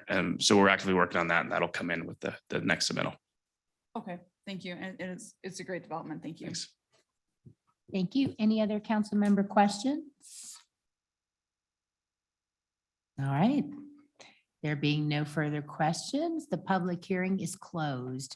Next is council's consideration of proposed resolution number 2023-34. Will the clerk please read proposed resolution number 2023-34 by title? 11A, resolution number 2023-34, approving the Flatiron Crossing filing number 5, Flatiron Crossing Village redevelopment Phase 1, final plat and site development plan amendment. Thank you. Is there a motion, Councilmember Ward? Thank you. I move that resolution number 2023-34 be adopted. Thank you. Is there a second? Councilmember Delgadillo. Second. Thank you. Is there any discussion? No discussion. Will the clerk please call the roll? Cohen, Yes. Delgadillo, Yes. Henkel, Yes. Jazersky. Leslie. Yes. Lim, Yes. Marsh Holshin, Yes. Schaff, Yes. Ward, Yes. Anderson. Yes. Thank you. That passes unanimously. Thank you guys so much, and we look forward to seeing you next time. Keep up the great work. The next item under council business this evening is the public hearing and council's consideration of proposed resolution number 2023-60, approving a service plan amendment for Palisade Park Metropolitan District Number 2. I'll declare the public hearing open. We'll follow the city's standard public hearing procedures as previously outlined. Council has a copy of the agenda memorandum, which I'll ask our staff to summarize. Thank you, Mayor. Jeff Romine and Carl Front will briefly go over CCOB's presentation, and the developer is here to walk us through all the additional items and answer council questions. And with that, Mr. Romine. Thank you, City and County Manager Hoffman, Mayor Pro Tem, members of council. I'm also like to acknowledge that Anna Bertanzetti is here also for some questions, in case there's questions related to some other elements of this development. So as you can see, next slide, please. Very briefly, and we're not going to spend very much time on the presentation. The developer is here and the Metro District is here to answer your questions related to those. But very briefly, you know where the location is. Effectively, it's just north of Colorado Highway 7. It's between Weld County 7 and Huron Street. And then it is bounded on the north side by 169th. As you can see that we've first adopted the service plan as a community in 2006 and has been amended twice. So this would be the third amendment related to it. Right now, what is before you is effectively a very straightforward ask to increase the maximum bond capacity from the $52 million level. Currently, the debt within the district is 50.2 according to their annual report as we've looked at it. And as you can notice at the very bottom, it talks about what the current development is in that area. Most of you know that within this district, it is primarily centered around the Children's Hospital. So it gives you some sense. It's also the National Archives building is on the north side. And then there are a couple of businesses operating just along Colorado Highway 7. Next slide, please. So again, you can see that it's 5.9. What's being talked about is the approved 5.94 acre park. There'll be a privately owned park just to the west of Children's Hospital and what that results in. So there was a previous action that came before council that talks about two multi-purpose playing fields as well as a 300-seat amphitheater. So that's what those improvements are essentially related to the park. There are some additional amenities that have been discussed and talked about, and we can go into those, or the developer can go into those greater detail with additional questions. It also talks, the service plan also talks, of course, about the access to the property and some of those improvements. One of the things that you will note is it aligns on Huron Street to the north of Colorado 7. So this district is to the west side of it. To the east side is a different district that's related to what is oftentimes referred to as the IKEA property. And so that will be oftentimes a reference for the improvements along Huron Street related to both of those properties. Finally, as I mentioned, the debt increase and the Metro District has proposed that debt increase, and it's to fulfill some of those requirements that are listed within the service plan and to fund those appropriately. Next slide, please. So here's specifically what the request is, just so that you have it in one slide. Obviously, these are detailed things and we included the information that's provided by the Metro District, by the developer, as well as their council. So the amendment, if approved by by us, would allow the district to increase the allowable debt capacity to $82 million. So going from 52 to 82. Consent to their issuing of additional debt of approximately 22 million. 13.3 would be issued in 2023 with the remaining 8.7 additional debt that would be issued at a future date. And if you looked through the information provided, you could see the timing of that issuance with the initial issuance in 2023, expected sometime in the next few months, actually. So a relatively quick an action. One thing that we just want to note, and that the district representatives will point out is there is not any increase in the current mill levies as proposed. So this is really about increasing the debt capacity and keeping those mill levies in place. The additional debt will allow for those street improvements, as already mentioned, as well as that park facility that was talked about, as well as some other improvements, but those are the principal ones, as you would note. And finally, this is always important when we're talking about metro districts. This does not create any further obligation for the city and county of Broomfield. So this is not a debt that we're assuming.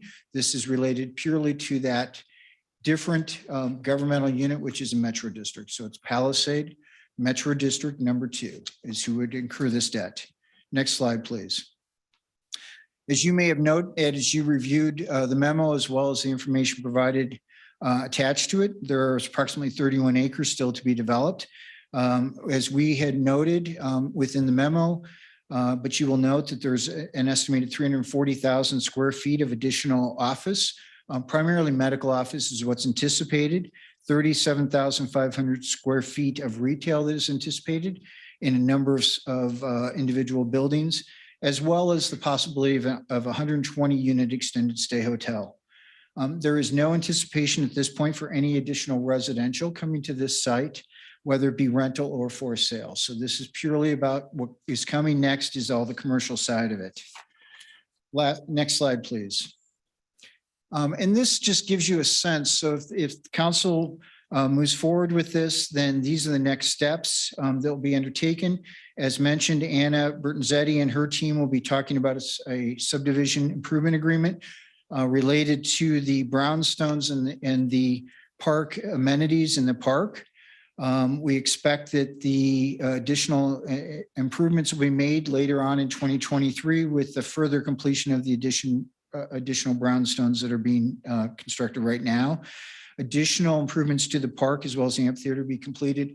The estimation is in mid-2024. And then the Huron Street improvements are expected. The plans have been submitted, but they will be expected to be done at a future date. So at that, that's the conclusion of the staff report. So we're happy to turn it over to the Metro District and the developer to provide any additional information that they'd like at this time. Thank you. Thank you.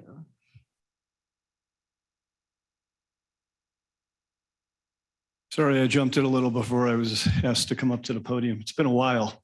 I recognize. You remembered the drill, though. I do remember the drill. I remember when it was over there, and I actually had a little joke with Anna Bertanzetti yesterday because I asked if I could bring my 11 by 17s and flip them.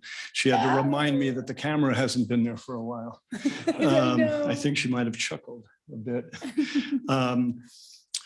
Thank you. Mayor, council, for the opportunity to be here. Like I said, it's been a while. I recognize a lot of the faces, but not all. So those I haven't met before, it's nice to meet you.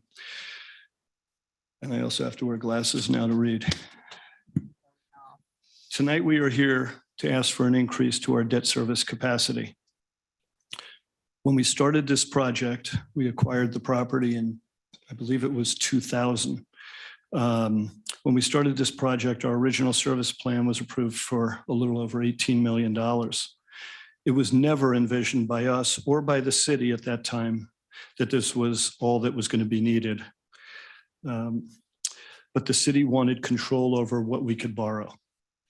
Just as an example, we do business with a number of other cities. Not that I'll throw them under the bus, but Aurora, for one, would say, hey, how much do you need? And you might say, we need 200 million for the infrastructure. And then they might come back and say, well, why don't you maybe ask for 250 and then you've got enough to finish the project.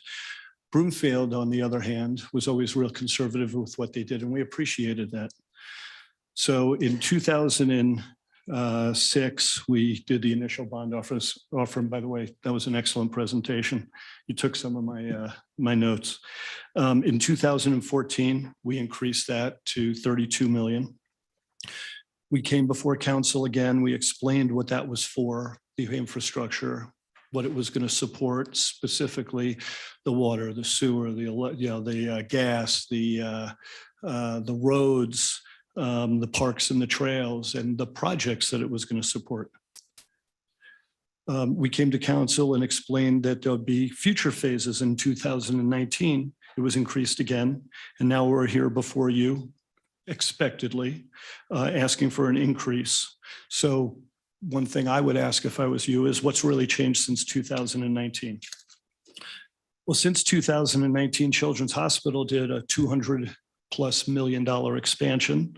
It's now a 250,000 square foot full service children's hospital that not only serves Broomfield, but also serves the entire North Market, as well as a large percentage of their visitors come from other states, Cheyenne or Wyoming, Nebraska, even greater distances. It's great having it here in Broomfield. So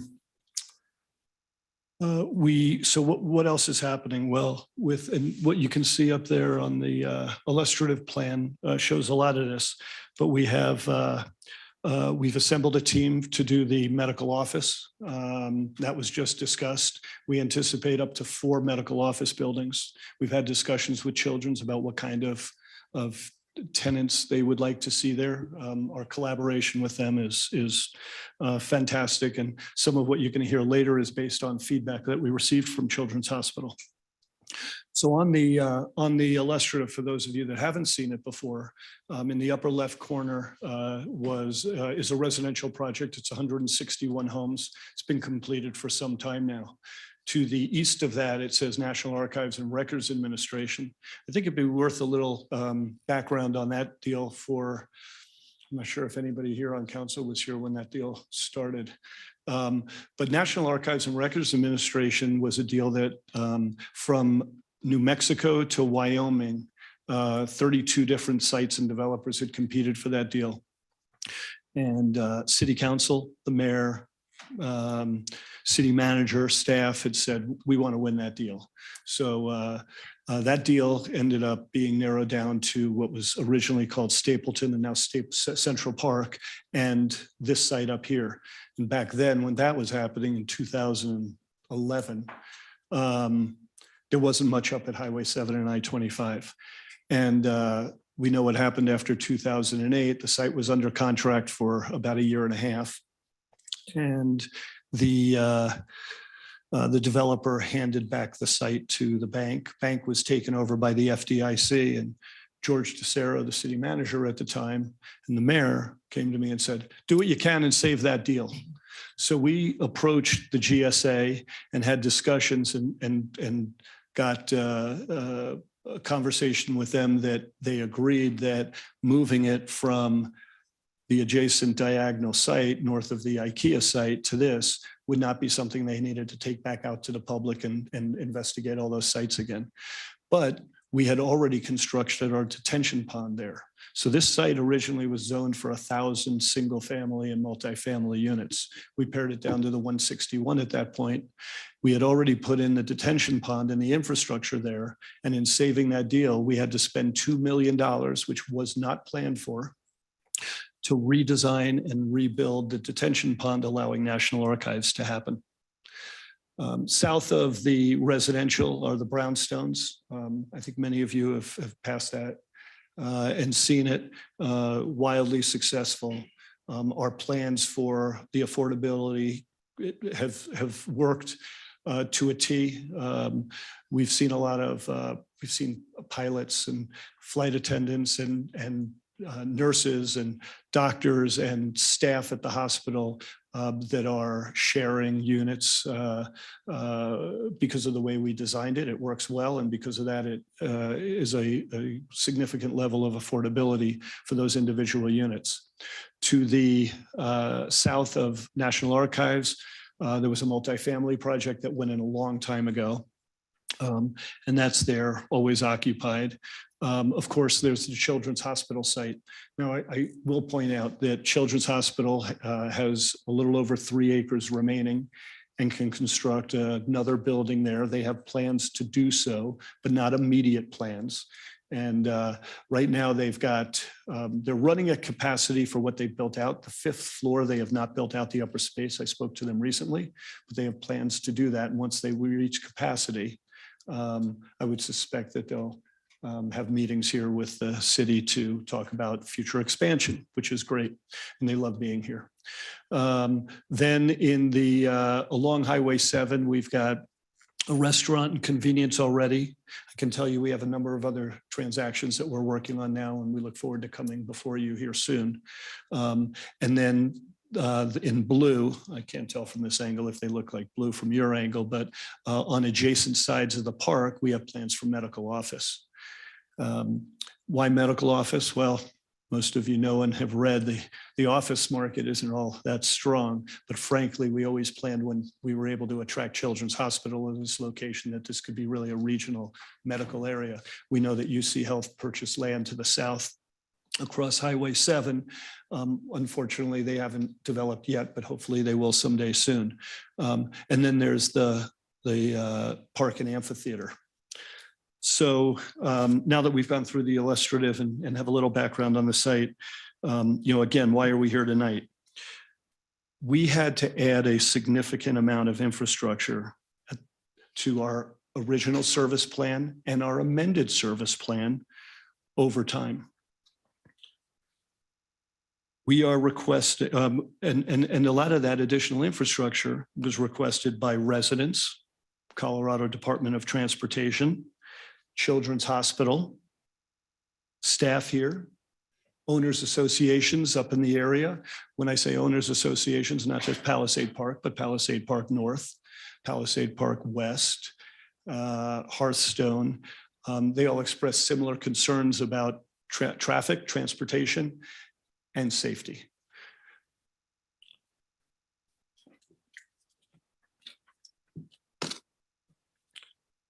So we, being Bill Branyan and myself, Bill is here with me. We've developed in Broomfield for 31 years. I can't believe it's 31 years. But one thing that's been important to us from the beginning is that we listen. We listen to city council. We listen to staff. We listen to residents. We listen residents of our developments and residents of other developments and other places in Broomfield. And we have a history of doing that from dating back to 92 at Interlochen and Baseline, which was originally called Preble Creek, and Palisade Park. And what we hear and what we've heard is that amenities are important. Please beef up the amenities. We hear it at our hearings and we hear it at other people's hearings, other developers. One thing that's always been important to us is the arts and the humanities. It's important to the residents of Broomfield, not just Palisade, but all of Broomfield.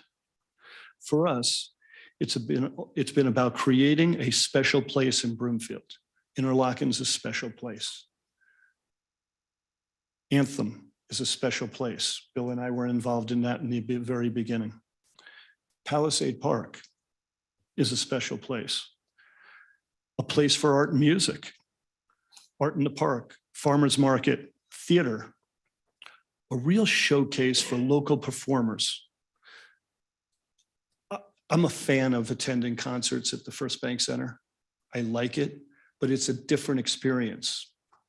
Red Rocks is a different experience. Fiddler's Green is. What we're talking about at Palisade Park and at the amphitheater, although we have the ability, the grass is there. 2/3 of the site is grass. We've laid out soccer fields, but it's not just soccer fields. Sports can be played there. But we envision a place where all of Broomfield's going to want to gravitate, right? It's an outdoor facility. We can have theater. Where I live, we have the community would dates back to 1948. And since then, every year they have something called blackouts. And residents of the community spend about 3 months preparing skits, funny skits about the neighborhood and the community and the town we live in. And then they put on an evening presentation and the entire town comes out and watches that. And it's special. And we'd like to create this special thing up in the northern area of Broomfield, but really for all of Broomfield. I also want to take a minute to discuss the infrastructure that we constructed and the reimbursables that are tied to other obligations. And when I say other obligations, obligations of other developers that are adjacent to us.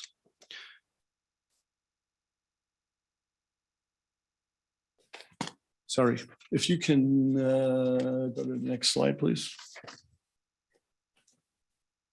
Okay, so what I wanted to touch on here was we have a number of districts, right? What we're talking about tonight is Palisade Park 2.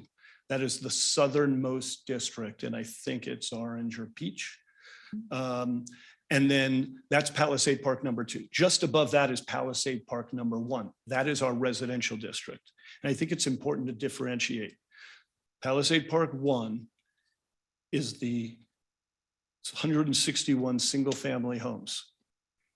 Palisade Park 2 is primarily commercial, and it has 2 what I'll call multifamily projects. One of those projects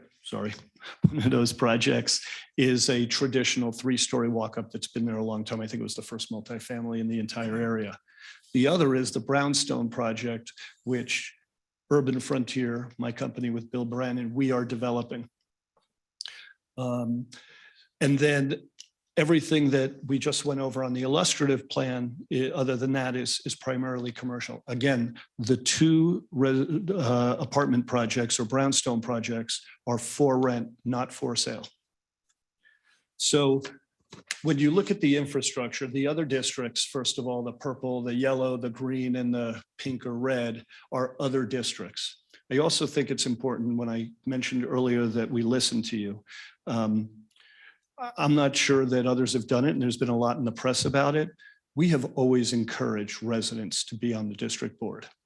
We've encouraged them to be involved in the community, involved in the district, involved in the recreation, and involved in what their future is going to look like there.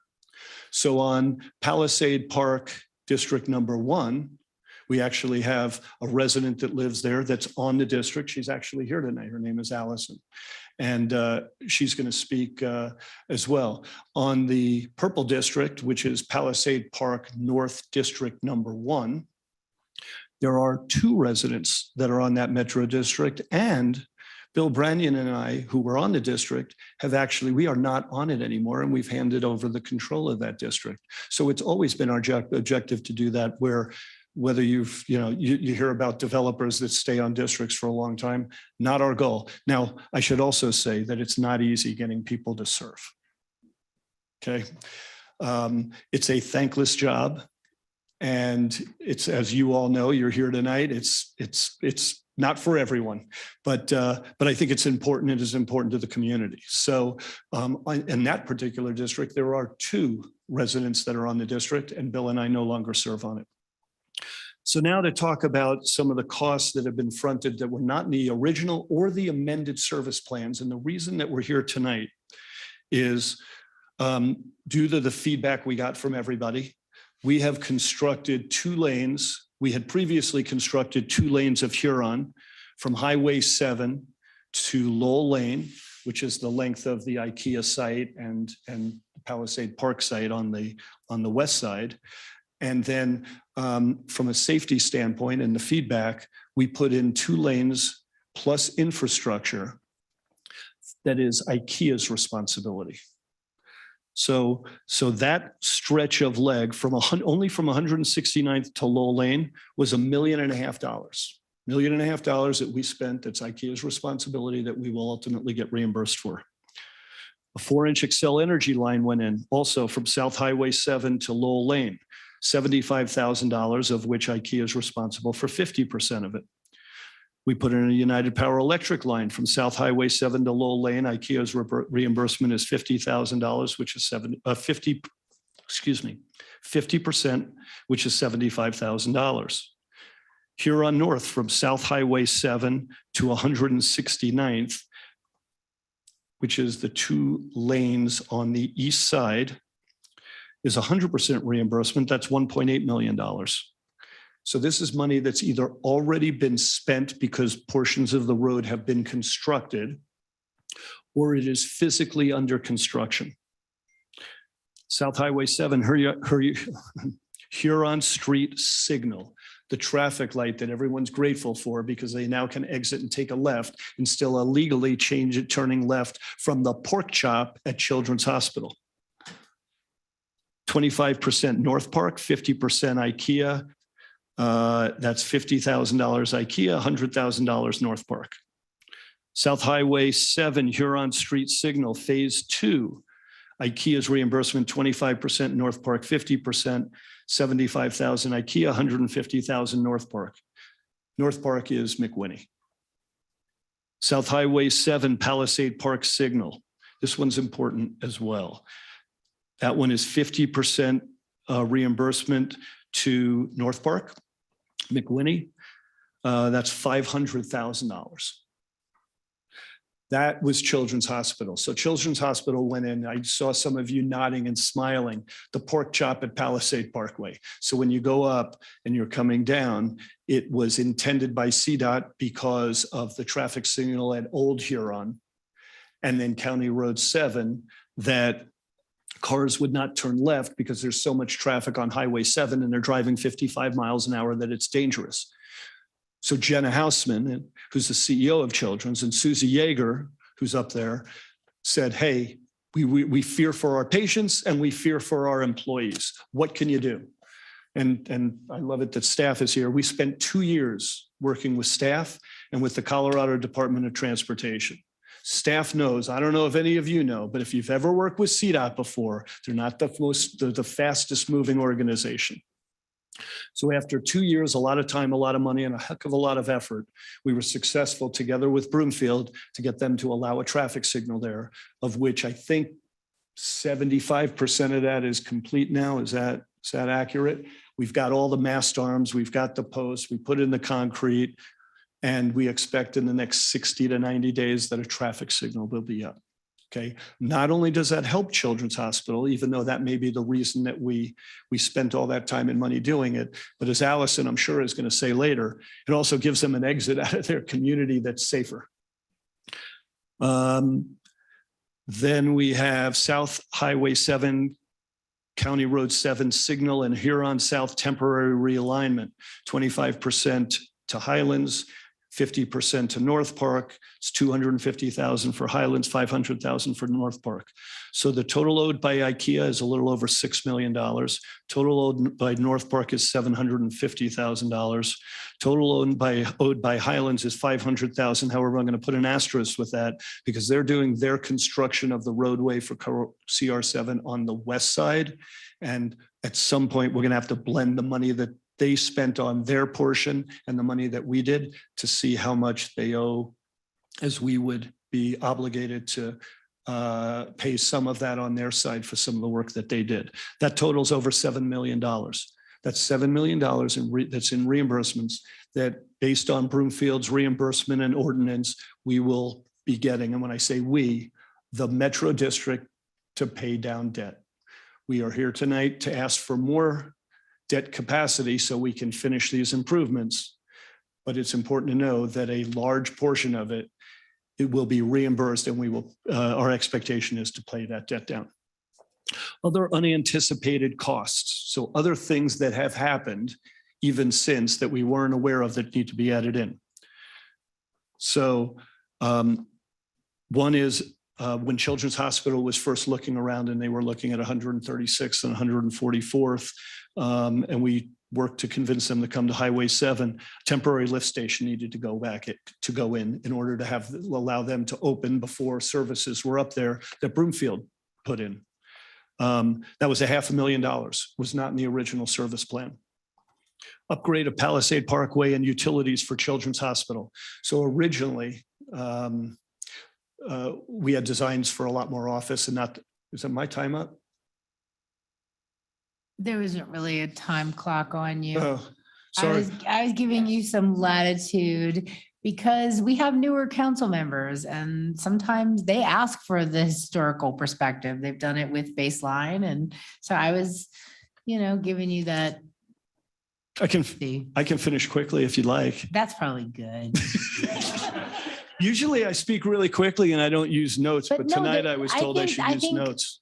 We have a lot of new people who don't know the history that may benefit from knowing that. Okay. Now I'll speak my normal Garrett fast. Okay. So upgrade Palisade Parkway and utilities for children's, that was $500,000. The relocation of the National Archives Pond. I will point out that since NARA opened in 2013, over $5 million of property taxes have been collected, and the city has definitely benefited from saving that deal. Upsize of storm sewer to accommodate the Highlands was $300,000. Total unanticipated costs in addition to the 7 million or another 4.3 million. We appreciate that. Next slide, please. Okay, quickly. I've highlighted Huron. I've highlighted Highway 7.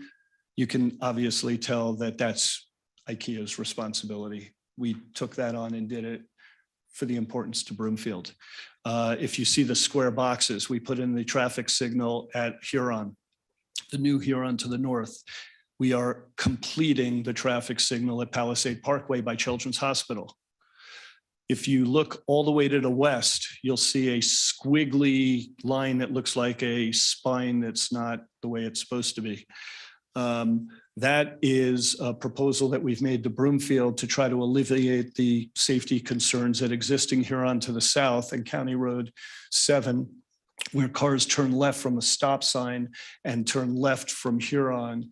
And with the additional traffic, we've offered, even though we don't own that property, to come in and do an extension of Old Huron over to County Road 7 and to put a traffic signal in. I briefly discussed the reimbursements that would be expected, but we would be laying out that money to do that because nobody else is interested in doing it. So again, tonight we're asking to raise the debt limit. We're not raising the mill levy. I know it was said earlier. I think it's important that I say it again. This is not to raise taxes. This is to ask to raise the debt limit so that we can borrow more additional money. It adds time. But also, as I've mentioned, we have significant reimbursements that are coming in from adjacent property owners and feel that that time frame that it extends will be significantly mitigated, if not totally eliminated. This is our presentation. I've enjoyed speaking with you again. I thank you, and we are all here. I've got the entire team here to answer any and all of your questions, and thanks for letting me speak a little longer. Thank you, Mr. Baum. It is time for our little break. So if you guys don't mind, we'll start when we come back with public comments and then questions from council. So we'll take our 10-minute recess. It's 8:03. We'll be back at 8:13. Thank you.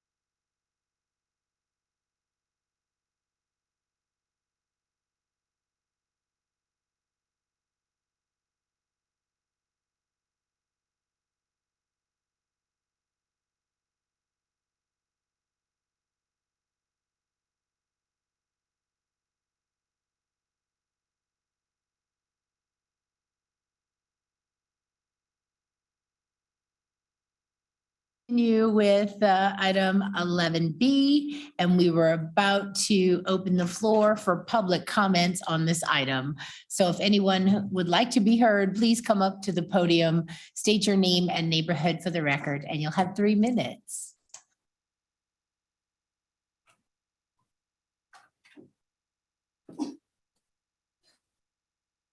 Hi, good evening, ladies and gentlemen. My name is Allison Rochester, and I am a resident of the Palisade Park area near Children's Hospital. I'm also a board member on the Palisade Metro District Number 1 board, as well as the neighboring Highlands Metro District Number 2 board. I am speaking to you today to urge you to approve the service plan amendment for Palisade Park Metro District Number 2.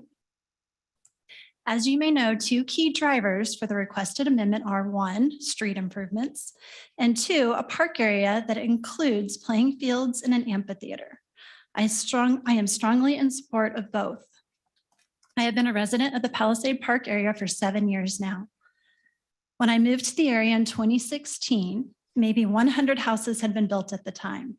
Today, there are over 1,000 houses in the area by my estimate. In 2016, King Soopers at the corner of Highway 7 and Sheridan in Erie had not been built yet. Also back in 2016, 1, maybe 2 parks and playgrounds existed for residents and kids. Other growth in the surrounding area in recent years includes apartment complexes, retail businesses, office buildings, and even an Amazon distribution warehouse. So with all this growth, there are obviously more vehicles, more traffic in this area. As a resident that must navigate this traffic on a daily basis, it is stressful and frustrating. I intentionally avoid certain intersections, take a longer route to exit the area, and at times even make illegal left-hand turns because the volume of traffic, lack of traffic signals, and the discontinuous north and southbound streets have made many intersections dangerous and accident-prone. As an example, I must head south to take my children to school each day. The most direct route would be to head south and make a left-hand turn on Highway 7. However, safely crossing Highway 7 in the morning without a traffic signal is nearly impossible given the volume of traffic. So to head south, I must first drive east so I can make a right-hand turn on Highway 7 to head back west, the opposite direction, to then turn south. Or I must make an illegal left-hand turn at Palisade or near Children's Hospital. Or if I drive even further east to Huron and to take the light at Huron, I must wait 3 or 4 traffic signal changes before I can even turn left. There's so much traffic there. There are many more residents in the area with similar stories to mine. We are all highly concerned about traffic and vehicle and pedestrian safety in the area. It is a regular topic of conversation on Facebook and at HOA meetings. Completing the street improvements already in progress by the Palisade Metro District would go a long way to addressing residents' growing safety and traffic concerns. Speaking now about the park and amphitheater, this is an exciting attraction for the area, and to my knowledge, there is nothing like it in the North Denver area. For residents, while there are several recreational parks and trails in the area to enjoy, there are very few entertainment options. An amphitheater is a great way to bring neighbors, friends, and families together and to enjoy live performances, festivals, and many other possible events and activities. Personally, I have many fond memories of attending concerts at the outdoor amphitheaters at Millennium Park in Chicago and at Hideaway Park and Winter Park. I would love to have the opportunity to have one in my own backyard. Finally, regarding the financial impact to property owners in Palisade Park Metro District Number 1, it is my understanding that the tax mill levy will not increase. Thus, the annual Metro District tax paid by property owners will not increase due to the increased debt capacity and subsequent issuance of additional debt by Palisade Metro District Number 2. Based on this and the desire for the aforementioned improvements, I implore you to approve the service plan amendment for Palisade Park Metro District Number 2. Thank you for your time and consideration. Thank you very much. Is there anyone else who would like to be heard on this issue? And I don't see anyone online. So questions from City Council are next. Council members should limit themselves to questions during this portion, and the time to introduce amendments and state positions for or against this item is later. Are there any questions? Going first to Councilmember Hinkle.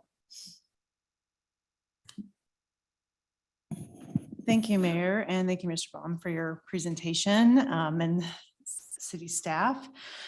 Just wanted to ask a few questions, just a little bit more about the Metro District. Perhaps, Mr. Baum, you could come up and answer some of these questions for me. Of course, this is the questioning period and not the comment period, so you'll probably just get questions from me right now. How many residents currently live in that Metro District? I noticed on the north side of the property, there's some brownstones there. Are those developed and are people living in there? So Megan Becker and Shelby are here and can answer some questions, those specifics. I can tell you the brownstones are half constructed and occupied. 80 of the 160 units are. The other 80 are under construction and expected to occupy starting this summer. Megan, do you know how many residents? I know we had to do our mailing.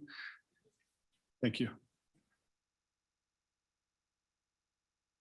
I don't know the exact number of residents in the apartments. What I can tell you is we sent out over 240 ballots to apartment dwellers. So it gives some magnitude of the number that are there in the apartments as well, that are electors of the district. And ballots to run for, or like invites to run for office, or ballots to vote for the people? who That's are correct. on We're in there? the middle of an election cycle. So yes, that's correct. Correct that what? That's the number of ballots for the board. But what was on the ballot? Sorry. A couple things. So it was for board members Okay. and then also for this debt increase. Okay. So you're in the middle of an election cycle asking for the debt increase Correct. As well as the board membership.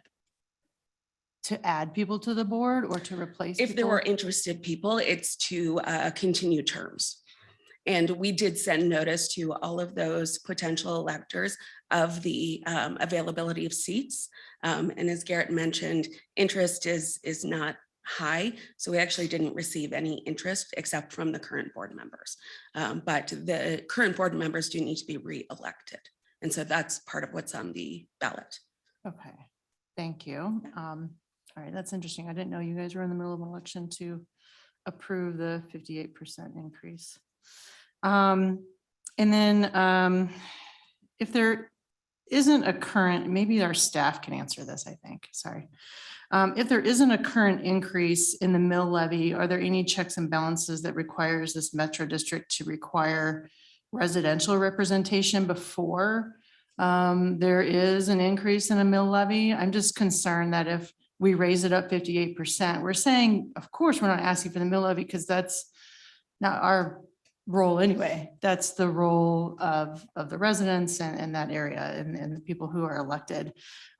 So could in the future that mill levy be increased by the developers who all serve on the board? I'm assuming it's all board are part of the developer team, correct? Currently, yeah. Okay. I can try to answer that question certainly. And then the answer is the mill levy cannot be increased in the service plan now. There is a cap on the debt service mill levy. The only, which is 50 mils for debt, the only exception that allows is when there is an adjustment to the assessment ratio statewide. The district can adjust based upon legislative changes just to keep it equal. But there's a cap in the service plan that cannot be raised without coming back to the city to request that. And that's not something we're requesting. So the cap stays, cannot go above that amount, period. The cap on the amount, but what we're asking for, so we're increasing it 58%. We're saying, okay, we're not going to pay any more in taxes per se per year. However, it sounds like it's going to increase the overall debt of how much the people in those brownstones are going to owe eventually. So we are passing on all this money on to the residents and to the commercial property. So that's just where my concern is, but it can all, I just wanted to know, as far as like mill levy goes, if it increases, is there any sort of trigger as far as representation goes? There isn't currently, no. And the reality right now is anyone that is a resident or otherwise a qualified elector of the district would be eligible to come on the board if we had interest, and we just haven't had it yet. So there isn't anything we can do to mandate, someone to come and sit on a board. Nor is there a trigger that says, must have residents by X date, unlike an HOA, right, where you sometimes see that. That's not something that exists for districts. But today, as it stands, if we had interested individuals, they would be able to hold and run for those seats, if that makes sense. It does. And we've encouraged Mm-hmm. people to run. Yeah. What does that look like? Because I just don't know, honestly. Well, we've reached out previously on numerous occasions. We've reached out to homeowners associations. We've reached out to individuals. We've reached out to residents, and this is not only at Palisade, but in Palisade Park one as well. I think that may be how Allison chose to run for that seat, was us reaching out to say, you know, hey, we have this position, or Palisade Park North 2, where we have 2 residents that are on the district.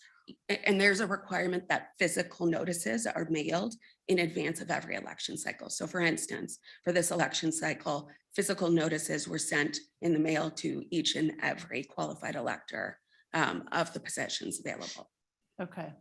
So where's the legality on this? And I don't know if our attorney can answer this question, or our staff, or I'm not really quite sure. Oh, I just lost my question. I'm gonna have to come back to that, actually. Okay. Thank you for that. Okay. So I will just say, you know, in the past, there's been some Metro District notices that we received, because we are legally, you know, supposed to receive these notices. Neither me or our staff could find minutes from Palisade Park West Board that now has 2 new members from the developers. We just didn't see or find any minutes at the recent meeting. So is there any minutes discussing this increase? And I guess, oh, here's my question too. The 58% increase, if it's still up for a vote, how does that work into play with us approving that ourselves? I don't understand the representation there. If it's up for a vote right now during your election season, right? How does that play off in us approving? So we Does it come- require both? We come to you for the service plan amendment, allowing it. Again, when I gave my presentation earlier, Broomfield, unlike other communities, says, hey, we want to do it as you're moving forward and doing the infrastructure, as opposed to just giving you a lump sum in advance. So we're doing what had been asked by us by previous city councils. Hey, tell us what you need now, and then tell us when you need more. So we're doing that. Then on a separate note, we have 2 elections. We have election for seats that are available on the Metro District Board. And at the same time, we've gone to the residents, again, not homeowners in this district, but renters that are there, and said, would you like to, or these are the improvements that are contemplated, and are you in support of those or not? So it's running simultaneous. Okay, but those can't move forward unless they vote yes. Is that correct? That's correct. Well, unless there's a majority that votes yes, that's correct. Okay, all right. And then one more question for right now. I'm just really hesitant on this just because we don't have resident representation or businesses. One of our businesses up there has shown me the list of mill levies that they have to pay as far as a business goes. So it's Blake's Tap House. They have school mill levies, all those different mill levies up there. So what sort of other mill levies are they looking at being in that area? And what kind of taxes are they looking at? So first of all, And maybe Jack. I don't know That's a who Blake's different is. They're not in. I know it's a different district, Oh. but what I'm saying overall, I'm just saying as an example. So again, just for everybody's information, Jeff Romine, Economic Vitality. So council member, your question is related to a business in a different district. No, but it's just the which is, general question. yeah, just make sure the council understands that and it knows that that's a district off to the west. So what, or so east, no, west, sorry, I West. always have to do that in my head. So the mill levies that are talked about for that particular business are similar in some ways to some of the mill levies here. So you have you have a school district, you have the city and the county mill levies, you have the North Metro Fire District as an example, and then there are the Metro District mill levies, as you're asking. So they are different, they're different level for the Metro District in that particular case than this, but nevertheless, that's the similar characteristic and framing of how it all comes together. So roughly, and I don't remember off the top of my head exactly how many mills are totaled in this particular area, or that Blake's is facing in their own Met district, but it's roughly similar as far as the total scale. Okay. Does that- Yeah, I just does have that kind of concerns answer the about. question you have? Kind of, I mean, it's always hard to predict the layering of the. Right. Of the amount that they have to pay. Yeah, I It's- just yeah. felt that I should answer the question related to a different district rather than having these folks talk about a district that's not in their world. Right, so in this district, then what other mill levies are they looking at? When you asked the question about other mill levies, the same ones that he talked about, and then the Metro District mill levy. Okay. So- The school board, the North Metro Fire District taxes. So Councilmember Hingle, there's a base.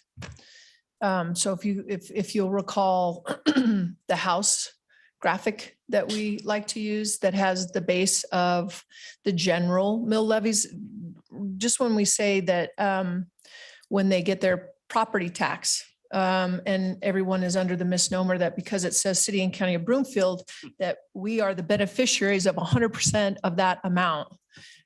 So depending upon where you live, you will have all of the base ones that Mr. Romine had just indicated. And the mill levies for the various school districts, we have 6. Those are all different as well, right? So you have your 3 base, and then you have your fire district, which is the same for everybody. And then you have your school district that is vastly different, the 6. And then you have your various metro districts. And the So, Mile High Flood District. and the Mile High, thank you, Mayor. As we For know our that the Neeson mayor channel. sits on that's exactly right.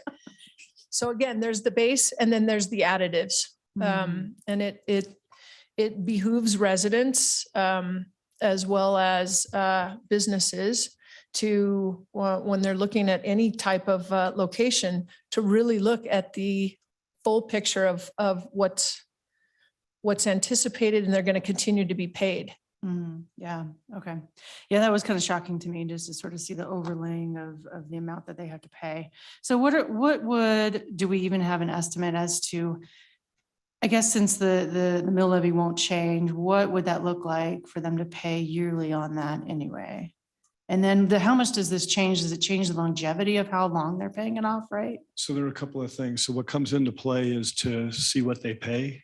A lot of it has to do with the assessor's office. Right. So what the assessor does is they value the real estate, whether in certain cycles it goes up or in certain cycles it goes down. So it's a fluctuating thing. For those that own real estate, whether it's your home or anything else, 2008, 9, 10, 11, we saw the taxes drop. After that, in this upcycle, we saw it go up. And that wasn't necessarily because North Metro charged more or the Metro District mill levy went up or Broomfield raised their rates. Never. Most of the growth that we've seen over the last 10 years is based on the appreciation in both residential and commercial residential and commercial real estate. So that's what's happened. So for me to predict to you exactly what they pay, I don't know, because I think they're reassessing real estate right now or just have. So, but again, back to what Megan said, we have no plans to raise the mill levy. She mentioned that we can't because we're where we are in the service plan. I can also tell you historically that our company, Urban Frontier, in the districts that we've served on, and I'm not aware of others, but we've lowered mill levies where we can. That's our goal. We want to pay off debt and we want to lower the mill levy as soon as we possibly can. And there are outside influences that impact how quickly you can do that or how slowly you can do that. But that's always our goal, just the same way it's our goal to get representation from from residents. With this district being primarily commercial, we reached out to Children's Hospital. They are aware of the infrastructure that they asked us to pursue and that it costs money and that would in fact mean that we have to put more debt on it. They are aware of it. We talked to Wendy's, who's up there. You know, we've had the discussion with property owners. With the apartments, they are, and not to, I don't think anything less of whether you own or whether you rent, but recognize that it's not a homeowner that's living there that's paying their tax bill directly. So the residents of the apartments don't feel that same impact. Now, if I'm you, I'm going to say, well, if the taxes go up, the owner of the apartments are going to pass that on to the renter. But again, with where our mill levy is and what our abilities are with the mill levy and our intent not to raise that mill levy, the only thing that's going to raise the tax here is the assessor's office. So if the assessor lowers the value of this as we enter this, what appears to be a down cycle, and they assess properties lower, then people's taxes are going to go down. Right, thank you. I already knew that. Thank you. Okay, I'm sorry. I No, don't know that's who fine. knows. Just one last question though, just to make sure that we understand that when we have meetings, we need to see the minutes of those meetings too and have those online. So if there's any way that I can get the minutes from this Metro District, I would appreciate that. And I do like the fact that they're gonna vote on it. So I yield my time. I'm at the end of my time. Yeah, absolutely. We can get you the minutes. The only limitation on that, which I think is similar to what you're familiar with, is they're not available until approved. But certainly every set of minutes publicly available, so we can get you all sets. I appreciate that. Thank you. Mayor, if I can just clarify Oh, too sure. from Mr. Baum. So we are not assessing the taxes. The state tells us what the assessed percentage is. So I just want to make it really clear that that is, it's not Broomfield's purview, it's the state purview. And that's going to be important here in the next 2 months.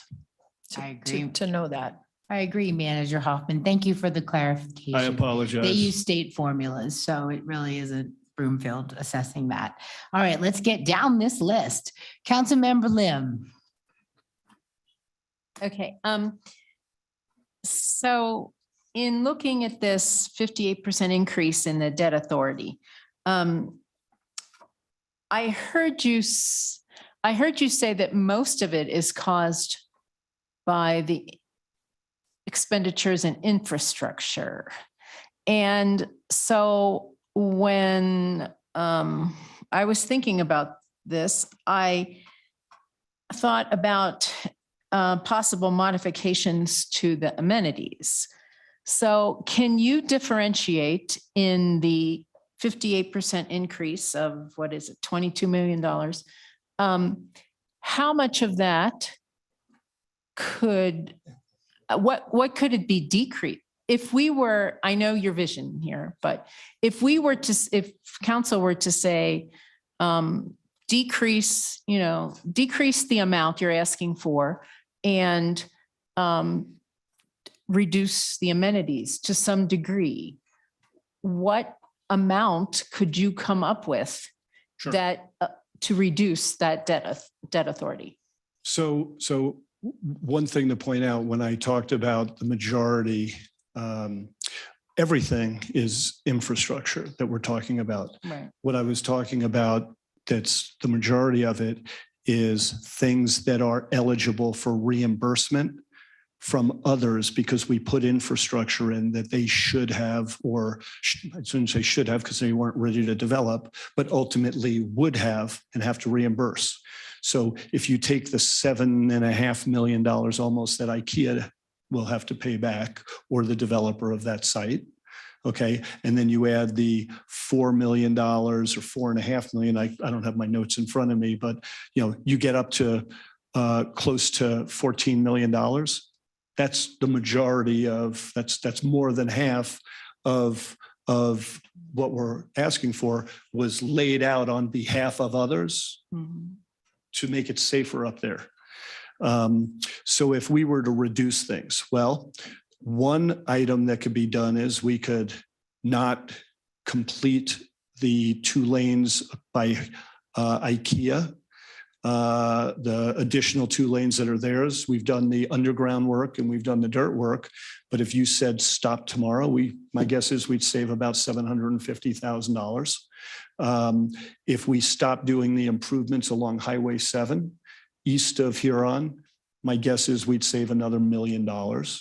if we did not do the spur road from Huron south of Highway 7. I don't know if somebody wants to put that back up again or not, or if you'll remember, but that goes over to County Road 7 and put in that traffic signal. That saves about a little less than $1 million is my recollection. If we decided, or if you decided, hey, you know what, we don't want the amphitheater, we just want a lawn, that would save a few $1 million.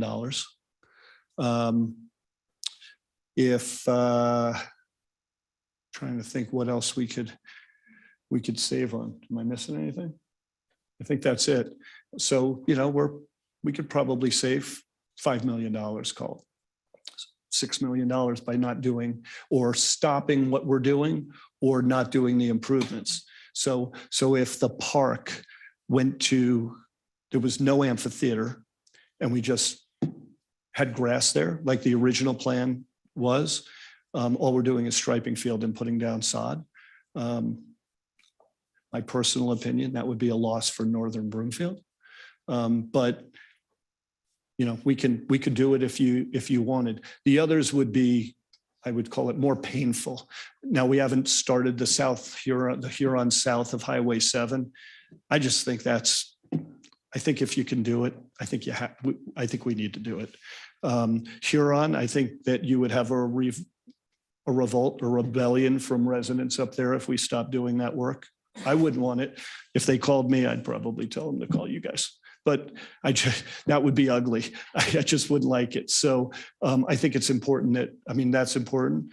And frankly, I think that, you know, if you were to ask Allison Rochester, I think that she would tell you she's spoken with her neighbors. And I think most, if not all, are supportive of having those amenities up there. Okay, next question. So this, the park is required to be completed prior to the 100th certificate of occupancy for the Brownstones development. And that's expected, according to staff, to occur in June of this year. Is that your estimate also? Yeah, the first building is expected for, well, not to the 100th. I think the first building and maybe the second building, I'd have to check with Anna Bertzetti. I think the first two buildings are just under 100, and I think it's the third. So they are phased, and I think the final building is expected sometime at the end of October. That's true. Okay. So maybe this is a staff question that they can account for it, or maybe this is a developer question. So I'm a little confused with the timing here, having never been through this process before. Why hadn't this come? I mean, you're at 50 million. Sure. That's used up out of 52. And you know you're supposed to put the park in by June, and you can't do it because you don't have the debt authority to continue. So I'm a little baffled as to why we're now seeing this, and you didn't know sooner that you needed to increase the debt authority. I can answer that. So a couple of things come into play on that. First of all, when the service plan, when the SIA was done, that was all lawn. The amphitheater came in after. Okay, number one. Number two, I'm going to get to the most important last. Number two, as we've all seen, whether we go to the grocery store or the gas station or shop, things have gone up. The inflation's been incredible. Okay, the cost of what we had priced things when we got our service plan submitted and reviewed by Broomfield, starting in 2006, cars are more expensive, pipes more expensive, everything's more expensive. Okay, so you take that into account. We come to City Council and we say, hey, maybe we can get approved for 25 million, and instead of $18.5 million, and City Council says, nope, we'd rather approve it as we go. So we've done that. Okay, but the most important thing and the most important part of what you're asking me is recall that we were asked to do improvements that weren't our obligation to make it safer and work better up there. We did IKEA's infrastructure because people like Allison, who lives in Palisade Park #1 and in that project, and people in Palisade Park North and West have said, this is not working. Broomfield wasn't going to pay for that. I asked the question, can you put it in the CIP? You've got a lot of things that you have to pay for and a lot of things you have to do for the entirety of Broomfield, right? I'm sorry, the developer to the south of us doesn't put a lot of money into infrastructure. So, others adjacent to us also haven't. So we've taken on that responsibility. So when you look and say, okay, these guys spent $7.5 million to do improvements that benefit everybody up there.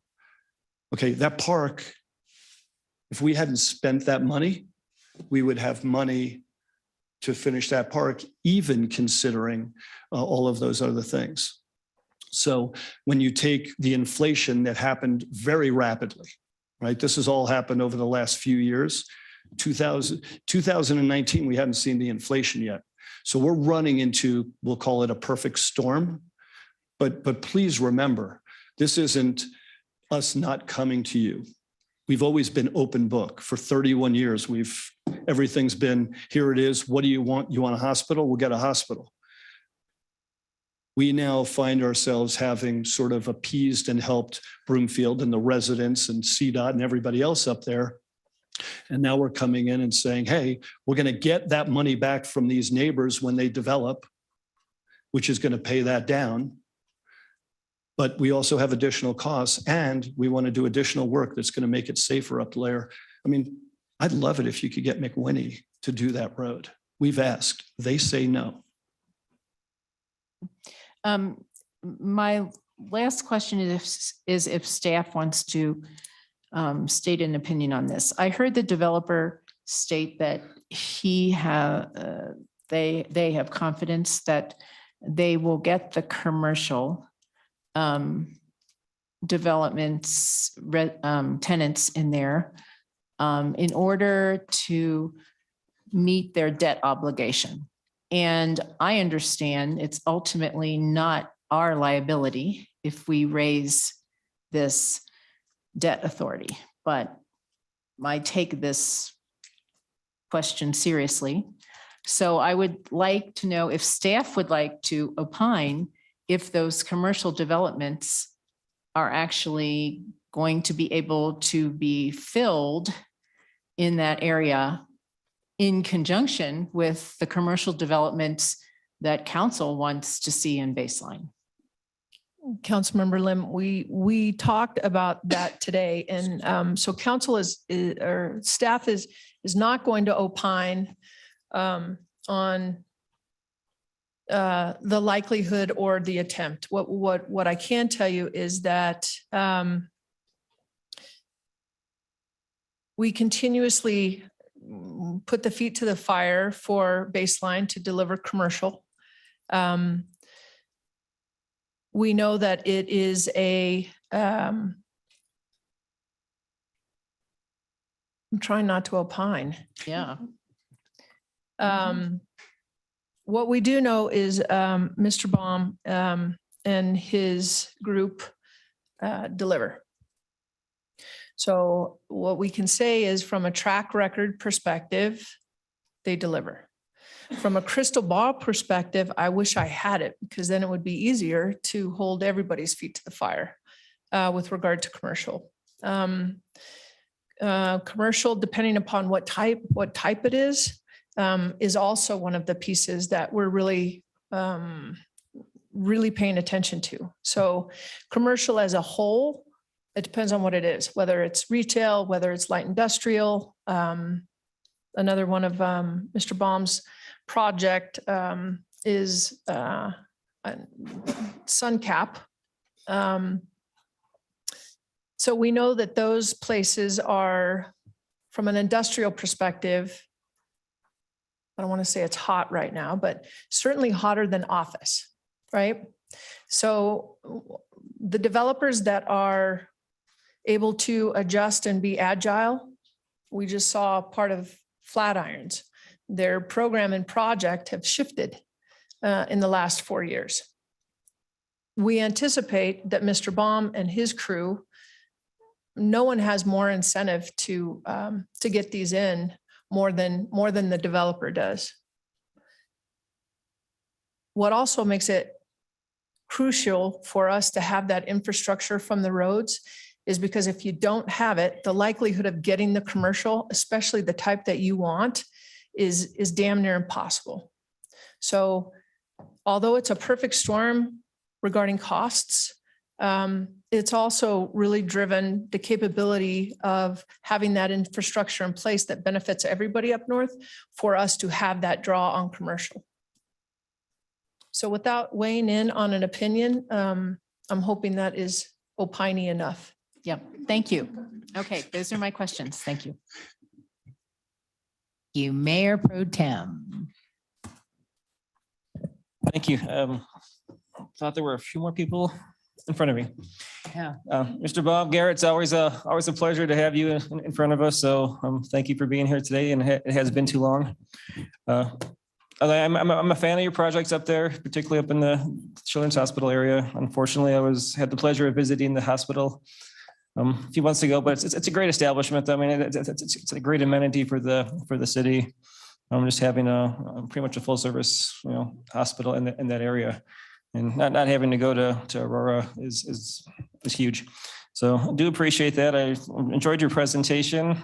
You did answer my question. I did have a lingering question about the archives and where they came from. So do appreciate that you addressed that. I was a little disappointed you didn't go back a little further to like when the early settlers got here or when the dinosaurs roamed the plains. That was usually our oil and gas presentations from former manager Ozaki. So I do have a couple of questions, some serious questions. The Metro District, renters are allowed to vote in the districts there. Okay, is that true? Okay, Registered electors, if they live there, they get to okay. vote. That's interesting. That was not something that I always thought it was. You had to be an owner to vote in those elections, and the same thing. Renters can also be on the boards. Mhm. Okay, interesting. And then the question I do have is, so you are increasing, you're going to be issuing $22 million in additional bonds. You're saying it's not going to basically cost the owners there, which are, again, mostly commercial, and even the residential or rental. So they're going to be paid, like you said, by the folks that own those apartment buildings. They may or may not pass that on, I guess, depending on what the market bears. I'm just kind of trying to figure out, though, what's the magic? How do you take out $22 million in bonds, but don't increase what everyone owes? Well, I'll let Megan or who wants to take that? You want to take that? Sure. Okay. Hi, my name is Shelby Noble. I'm with Piper Sandler, the underwriter for the district. And as part of the proposal that we prepared for the service plan amendment, that includes a bond financing plan that shows a 30-year term for which those bonds are maturing. And so those bonds stay outstanding for 30 years. It amortizes over the same amount of time as your common home would.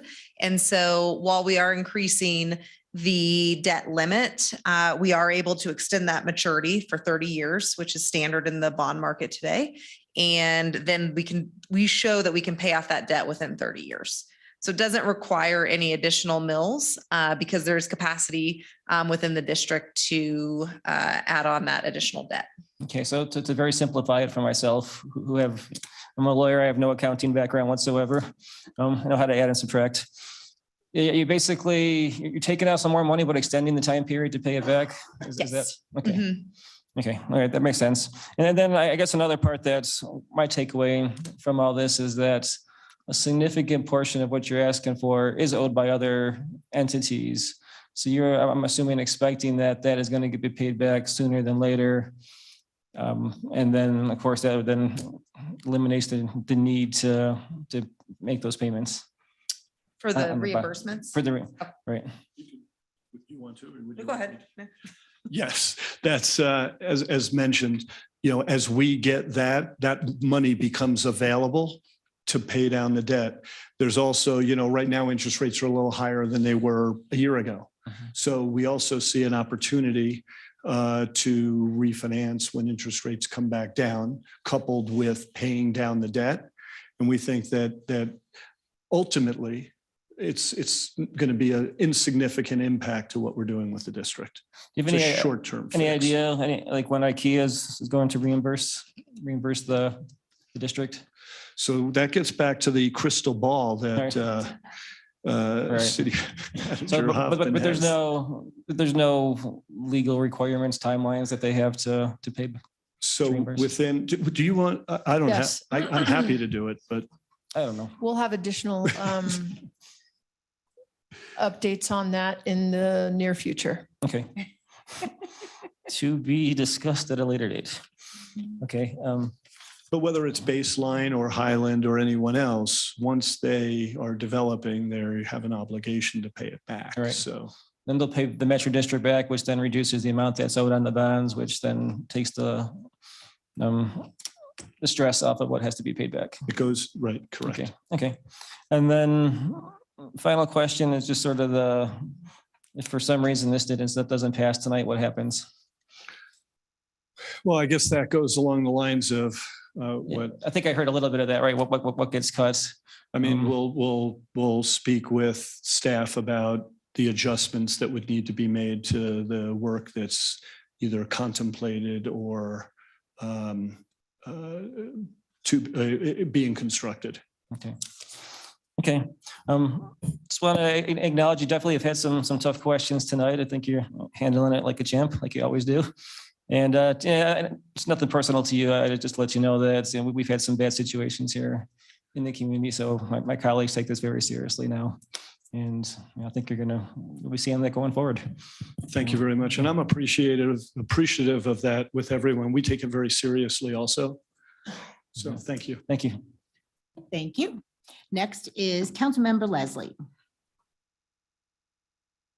Thank you, Mayor. I really appreciate the questions that have been presented to you and appreciate your response to them.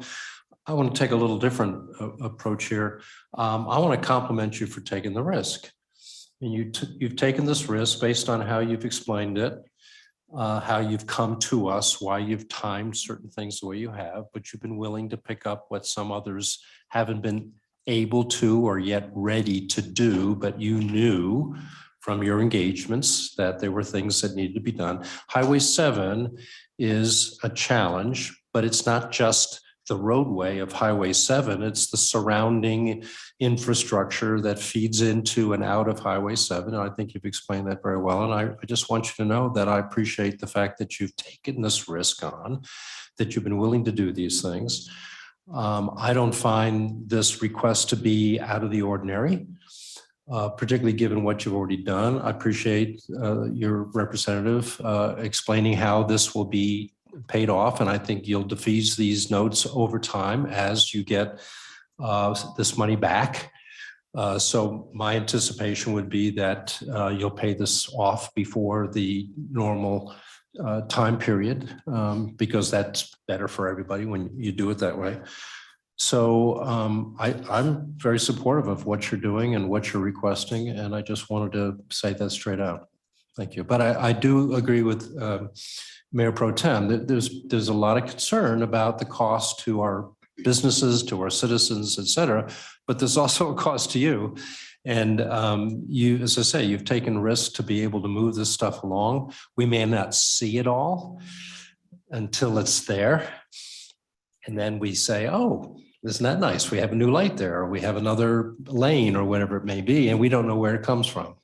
So I appreciate you taking the time to explain to us that that's been part of your business's efforts to help us in this regard. And I just want to tell you that I appreciate the initiative that you've taken and the risks you've taken and your approach. Thank you. Thank you. Thank you. Councilmember Anderson.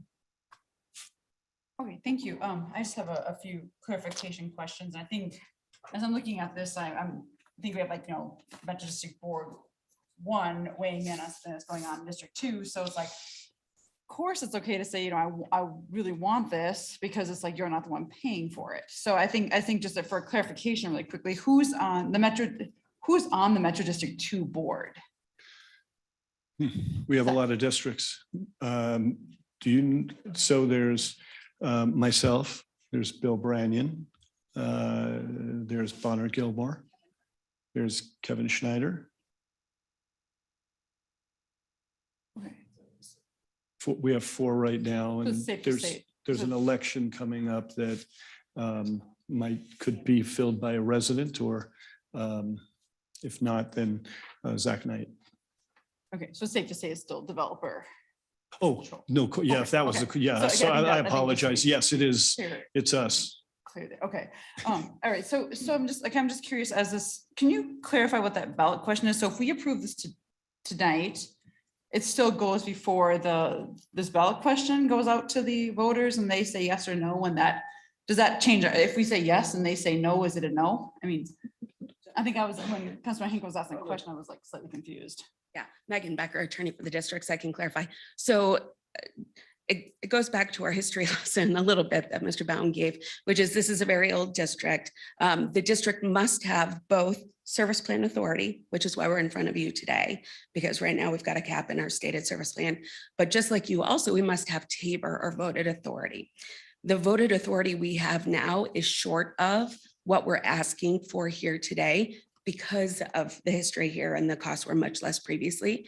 So the vote we have is actually to bring them together so that we have both the same amount of voted authority and service plan authority. So the district would still be able to issue bonds, but it would be if you were to give approval today, but it would be reduced slightly if we weren't able to get the full amount of voted authority. So we've got to have both of those met. We'd still be able to issue bonds. But if, for instance, the ballot issues didn't pass, they might be slightly less than the voted authority. The district could go out in the future to try to match them again were that to happen. But we would be able to issue bonds. They might be an amount slightly less than the service plan authority. I know that's confusing. Okay, and then for the voter authority, is that the board of 4 or 5 members that votes, or is and then on that question, then so Children's Hospital is one of the entities. Do they have the exact same voting authority as a renter? Or They do not. Actually, corporate entities, only individuals are allowed to vote. So actually it is the residents, individual people that vote. So the 240 notices I said we sent out were to do we have Brownstone residents yet? Yes. Yeah, so Brownstone residents and apartment residents that are qualified electors. Okay, so Children's Hospital has no ability to vote here. Not relative to the ballot, no, since it's a corporate entity, legally, statutorily, that's not an authorization. Okay, so I'm certainly struggling with this, and I understand the need for the infrastructure. I'm not sure, like maybe look to my colleagues on what they're thinking, but I'm struggling on this one because we're voting, like all of a sudden they have this much longer term to pay back all this additional debt. And I guess as long as all the reimbursements come forward, that will help. So I'm still, Sam in place to struggle there. And then I just have a question for our staff, and this is regarding baseline, because I feel like we're getting out of the area that this should really be impacting, because when baseline came forward, there's a realign of Huron that they're working on, which goes actually to the, off to the east. And then where the little road goes here, that's going to the Center Street District. And that's like the next piece of baseline that comes forward. So why are we even discussing this? I mean, that's still baseline is still planning on moving forward with their own version, which goes off to the west, coming off that little hill there, which is really outside this. I'm correct. And we are not going to have Mr. Baum address that question. Yeah. That's all. That is correct. And, I have to say as well that Urban Frontiers has stepped up, but it's not any time a developer or a metro district, this isn't altruistic, right? His improvements have benefited his development. So we need to be clear and we need to own that. Has he assumed responsibility for other developers aside from IKEA right? So those improvements around IKEA, they improved that and did that ripple effect, that entire area. But it also helps Mr. Baum attracting his development. So again, none of this is altruistic. From a city and county financial perspective, is McWinney supposed to do those improvements? Yes. Are we constantly sitting at the table asking when? Yes. Have they sold properties and not reinvested? Yes. Is it an ongoing issue? Yes. Will it continue to be an issue? Yes. Okay, and final question, do we foresee that when they bring the Center Street District forward, which is the next piece, that extension off Colorado 7 will be part of that? That goes to the Center Street District. Like that should be coming next, I would think. Councilmember Anderson, I'm going to have Ms. Burton-Zetti come up. Jeff and I and Carl just spoke about this today. So McWinney is coming back with some realignment. Ms. Burton-Zetti, get me out of this. Get me out of this path that I'm on right now, please. Anna Burton-Zetti, Planning Director and Co-Director for Community Development. Good evening. So yes, the alignment for Huron Street is still proposed as the final location to the east. There is a need for an interim condition where there would be a spur off of the existing Huron Street up to County Road 7 to help realign the access points on Colorado 7 so that the spacing is adequate so that we can get an additional traffic signal. So that will help and is required by CDOT. So we are working with McWinney, the property owner, UC Health, and Urban Frontier to try and get that to occur. We do need to work with McWinney to make sure, as you said, when Center Street comes in, that spur or temporary alignment needs to work with the Center Street development so that it can work as an interim condition for them as well. Okay, I think that's all the questions I have. Thank you. Thank you. Any other council member questions? You sure? Is there anything else we could ask? I have a question for staff. How much of our capital improvement budgets increased since before the pandemic? What percentage would you say? I would, looking at our CIP, anywhere from 35 to 60%. Right. And some a little bit higher because it's not just the material delay, it's also the labor that is really creating havoc, and having those specialty, whether it's engineering or it's not just, folks often think that infrastructure is paving, right? It really is a required skill. So Mayor, I would say, I know that's a big range, but yeah, 30 to 65%. Yeah, that's what I thought. So that kind of makes sense to me, where this amount, this arbitrary incremental amount that was allotted is probably not even valid anymore.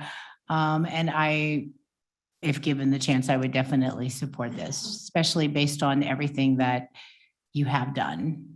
And it was altruistic in some cases, the plugging and abandoning of the wells, the widening of Huron, the Highlands fix. And I do appreciate that. So there being no further comments, the public hearing is closed. Next is council's consideration of proposed resolution number 2023-60. Will the clerk please read proposed resolution number 2023-60 by title? 11B, resolution number 2023-60, approving a service plan amendment for Palisade Park Metropolitan District number 2. Thank you. Is there a motion? Councilmember Leslie? The resolution. Thank you. Is there a second? Councilmember Ward? I second the motion. Thank you. Is there any discussion? Councilmember Henkel? Thank you, Mayor. I'm going to be short. Thank you for answering the questions tonight. And I know that, you're just kind of pelting with questions. I get it. It's hard as a developer to always explain everything. And I didn't mean to act sharp as if I know everything. I just do know a little bit about metro districts because I've been really diving deep into it and it really opens up some wounds overall, either in Broomfield or just across the state of Colorado. And I think this begs a bigger question about our metro districts in how we increase mill levies and how that representation happens. And I'll be doing some more digging on that. I do ask if I can just figure out and see where those minutes are, who's representing and those sorts of things. And if you guys want to go out into that's our ward, you know, we can go out and help find representation for you too, and we don't mind doing that. I will say, I know that this improves the district. I know this improves your projects. You're able to show the people like, hey, this is what we're working on. To your point where you talked about safety, I do think that that's important too. I just do have concerns in the future if there's any increase in the levies, what that would look like. It sounds like that's not your MO. It sounds like you do try to keep it low. But I am kind of a watchdog on this. And I have a lot of questions about metro districts and just sort of the rights and then the responsibilities of those metro districts to serve the people that are in those areas. I do like the idea that, you know, that it is going to go to a vote of the people. I would like to eventually see how much it would be for how the value is right now, how it's currently valued and how much they're going to pay for that and for how long. But I will be a yes tonight, but it's a hesitant yes. And it's a, you know, let's keep partnering, but let's be open and keep those meetings. You know, maybe we can attend one of those meetings too. So thank you. I just got beeped out. Wow. Yeah, we're going to use the buzzer now. Thank you. Any other comments? Awesome. All right. So we have a motion and a second. Seeing no further discussion, we'll move forward on the vote with resolution number 2023-60. Will the clerk please call the roll? Delgadillo. Yes. Hinkle. Yes. Jazerski. Leslie. Yes. Lim. Yes. Marsh Holshan. Yes. Schaff. Yes. Ward. Yes. Anderson. Yes. Cohen. Yes. That passes unanimously. Thank you so much for being here and answering all of our questions, Mr. Baum and company, and for all that you do. Thank you very much. Thanks for all that you do. I appreciate it. We love working in Broomfield. All Thank right. you. See you soon. Bye.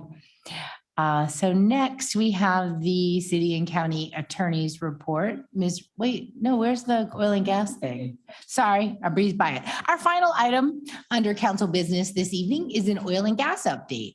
Council has a copy of the agenda memorandum, which I'll ask our staff to summarize.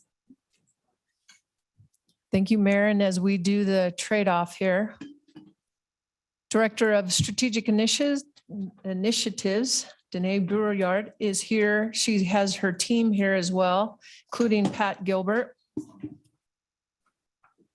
Ms. Brewer-Yard, will you walk us through this item, please? Thank you, City Manager Hoffman, Mayor Pro Tem, and Council Members Danae Brewer-Yard, Director of Strategic Initiatives and Governmental Affairs. This evening, we also have Dr. Megan Weisner and Ryan Resch from Broomfield staff joining me, and the representatives from both of the air quality monitoring vendors, Boulder Air and Ajax as well, for questions this evening. Next slide, please. Broomfield staff continues to share an operations public notice monthly on the first Wednesday of each month with council and residents. Our daily inspections, outside of a few holidays, keep our operators on their toes. In addition, we do quarterly infrared inspections. Since the last update at the end of 2022, the Q1 inspections have been completed and there are no outstanding items. Staff continues to work diligently with the operators regarding pad site activity, including maintenance. One area that we really wanted to highlight tonight, as it has been asked about before, and we received an email from a resident earlier this week, is separator maintenance. There is no requirement for the operator to notify us when the work will be started and or completed, but we have worked hard to get courtesy notices from the operator as much as possible. Maintenance of 9 of the 18 separators at Livingston was completed in 2021, and we know that there are concerns around emissions during this maintenance. Public safety is always our first priority, and we continue to have conversations with the operator to minimize air quality events during maintenance. As of today, the separator maintenance has not commenced. Our inspectors will continue to monitor site activities daily, and we will continue to communicate with Civitas regarding maintenance schedules. I did want to take a moment and address again that this concern and the challenge with daily notifications that was brought up from a resident, as it is a fair and valid point. The challenge with daily notifications is that the schedule changes often, and the operator is not required to give us notice of this routine maintenance activities. Because of this, we are not including updates regarding routine maintenance in our snapshot or operations update. Daily inspections, real-time tracking, reporting, and air quality monitoring will continue.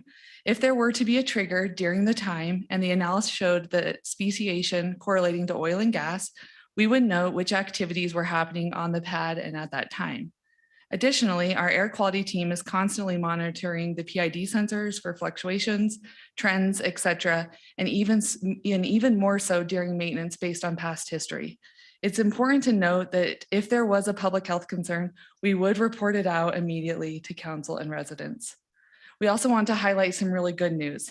As part of the Cosla East pad, multiple legacy wells in Broomfield will be plugged and abandoned.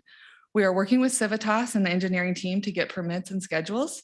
As mentioned with the separator maintenance update, staff will monitor this work actively through both the AQM network as well as daily field inspections. And then finally, 63 of 117 plugged and abandoned wells in Broomfield have been located and screened. Additionally, access agreements have been sent to all applicable parties. Next slide. Compliance is of the utmost priority for our team, and we are working with the Broomfield Municipal Code and the operator agreement to make sure that proactively operators are aware of the requirements and complying.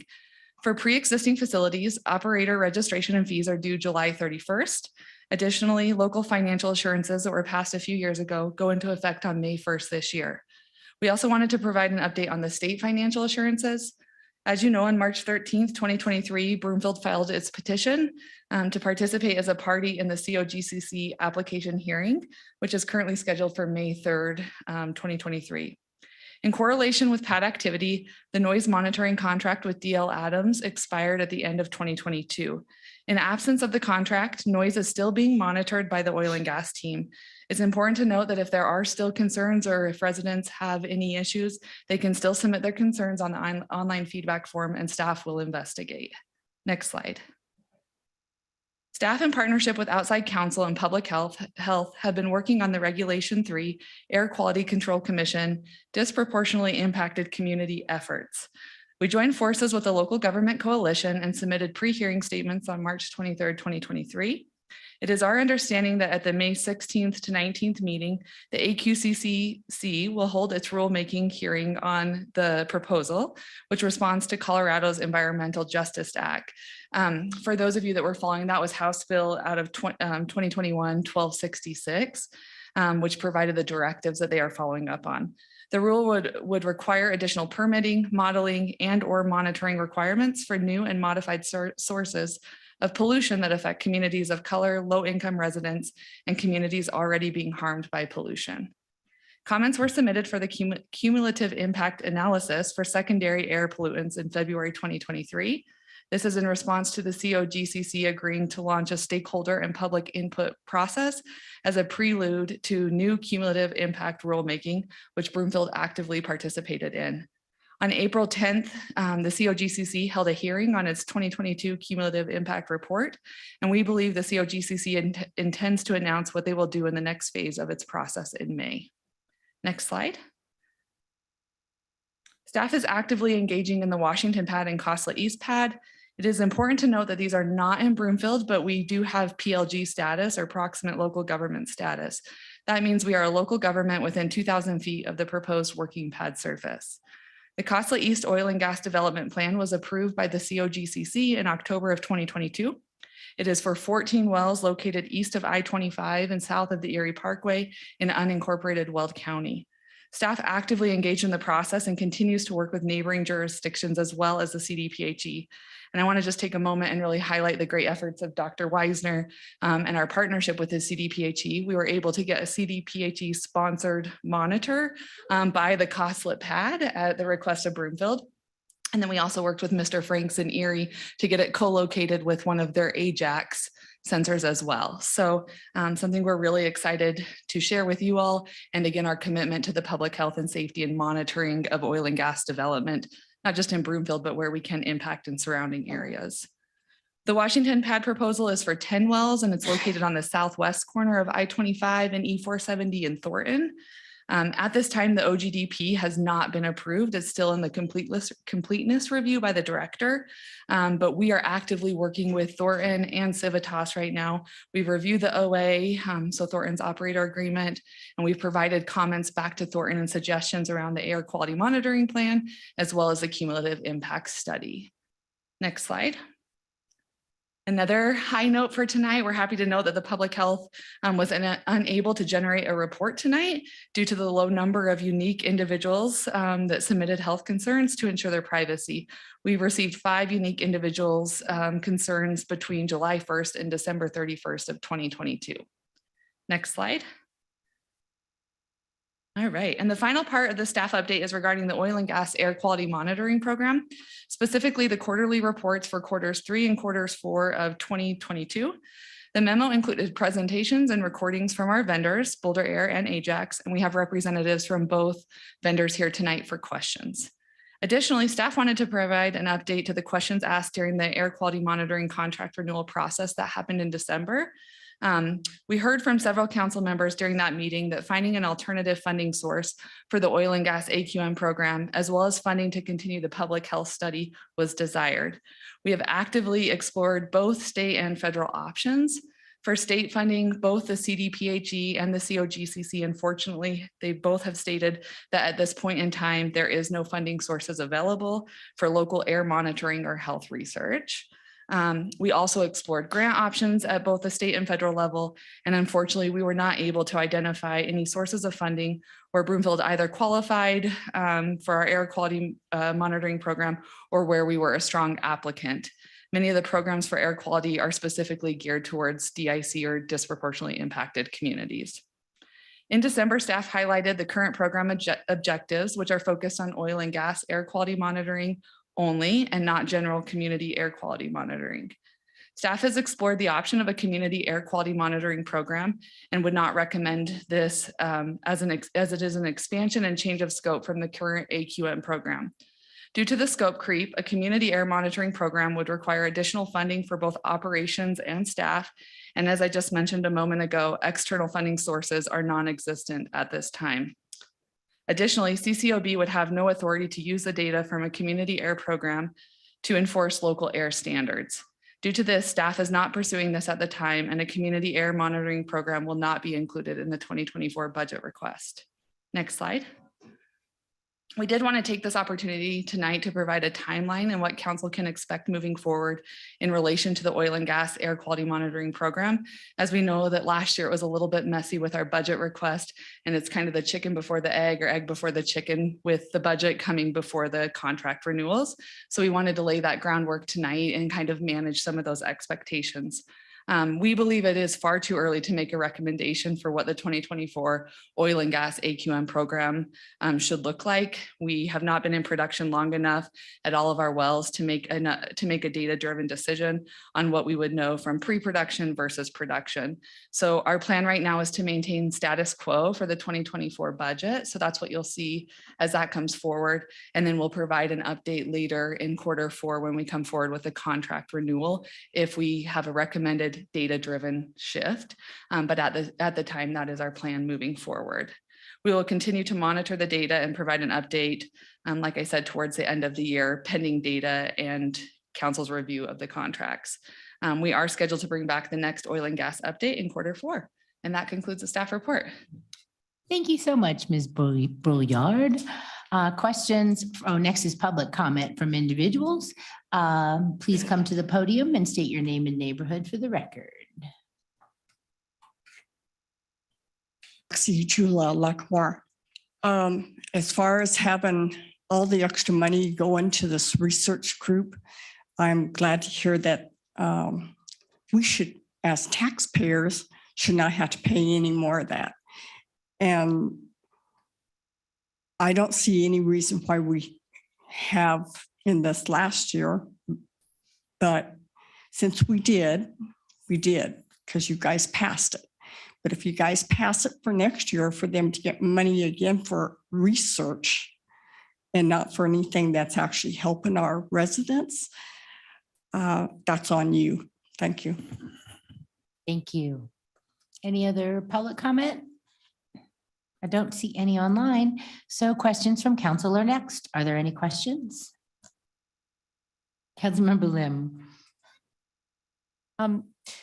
Your comment about, in response to the residents' email about the reporting of separator maintenance. So I'm not sure what you had in mind with that request of notification. Would, if the inspector is on the pad and sees that swabbing is occurring, or if separator maintenance is occurring, would it be possible for someone to put a note on the dashboard in the public notice? Is it something that simple beyond what staff can do? Manager Hoffman, I'm going to look at you for assistance on this answer. I think if that's the desire of Councilmember Lim, we can look at that within our current staffing capacity. It seems like it's a simple request, but in actual practical application, it's not. Swabbing, for example, they move on different well pads, even within the same day. Things are changing so frequently. As I mentioned in the December update, we thought separator maintenance was going to start in January or February. It's now the end of April and it has not commenced. So I think the challenge is pushing that out every time and adjusting and being factual to the daily changes that happen on a pad site. And if that's the desire of council, we would. I think Councilmember Lim, the difference between enforcing the operator agreement and ongoing monitoring. The level of oversight is and reporting mechanisms are vastly different.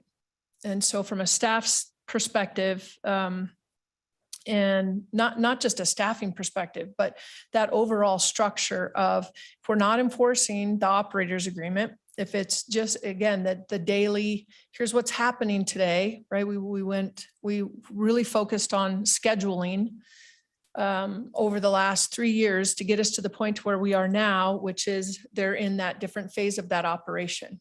And so our structure and our oversight and monitoring and feedback to the public, unless there is a concern, that medium area is not going to be reported out. We just don't have the staffing for it.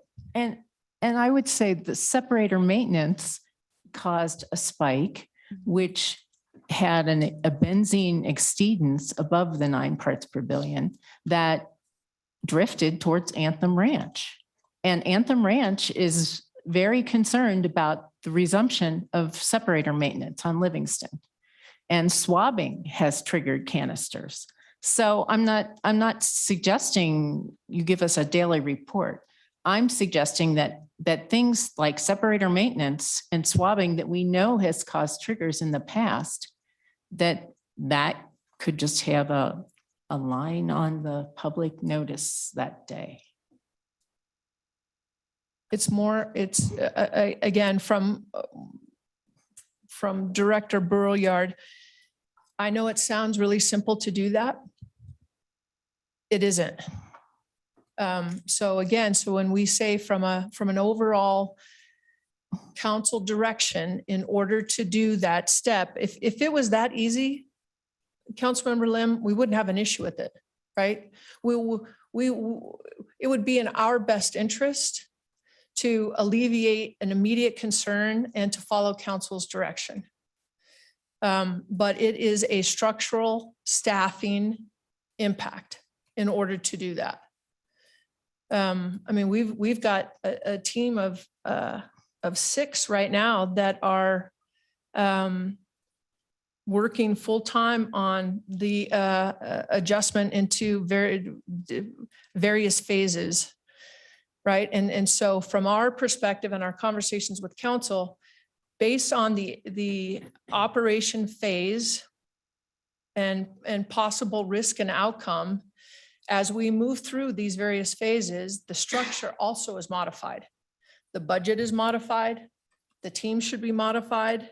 Again, we can't continue with current staffing and structure when we're in a completely different phase of operations. So budget follows it. Council made the decision that they wanted to continue with the full air monitoring.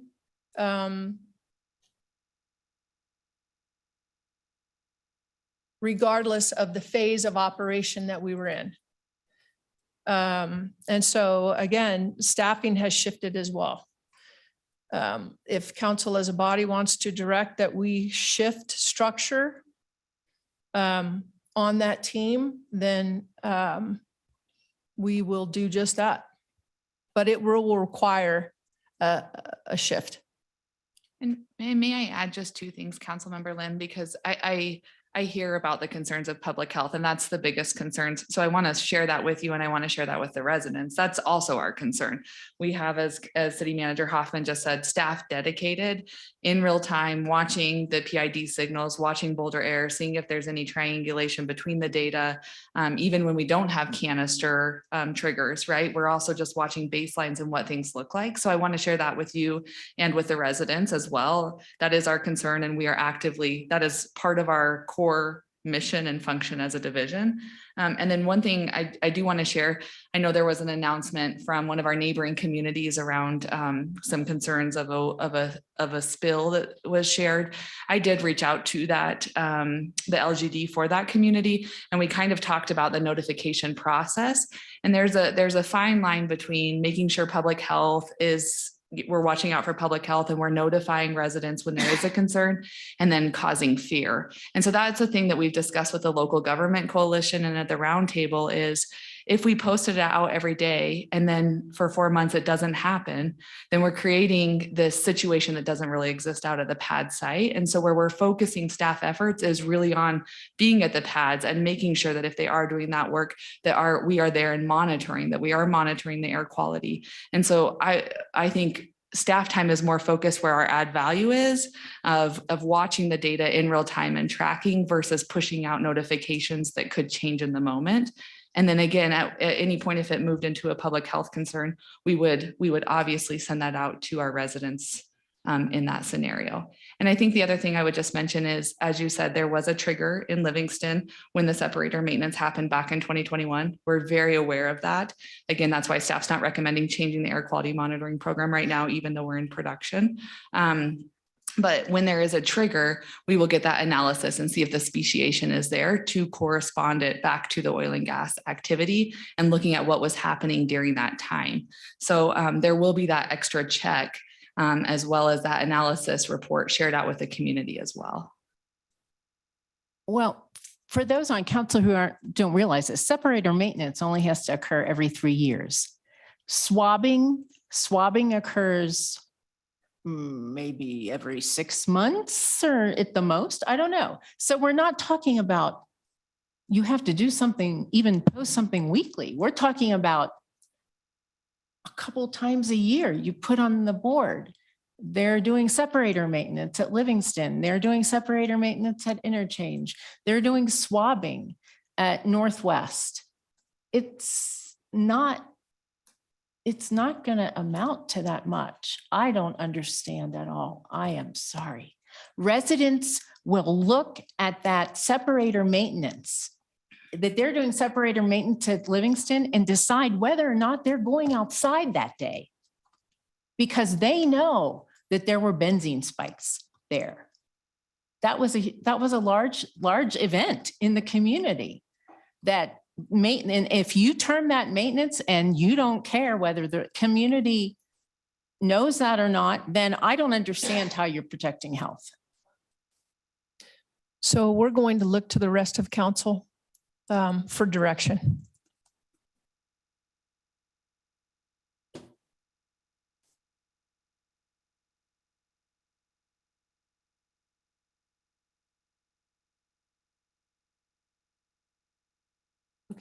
Who's next?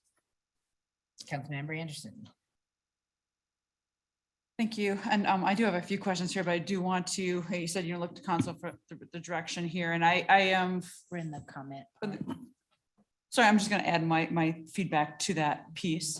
So I want to say that I'm fully in support of this. That's separated maintenance, especially in Anthem Ranch, Anthem Highlands, wild grass in those areas. It's a high concern.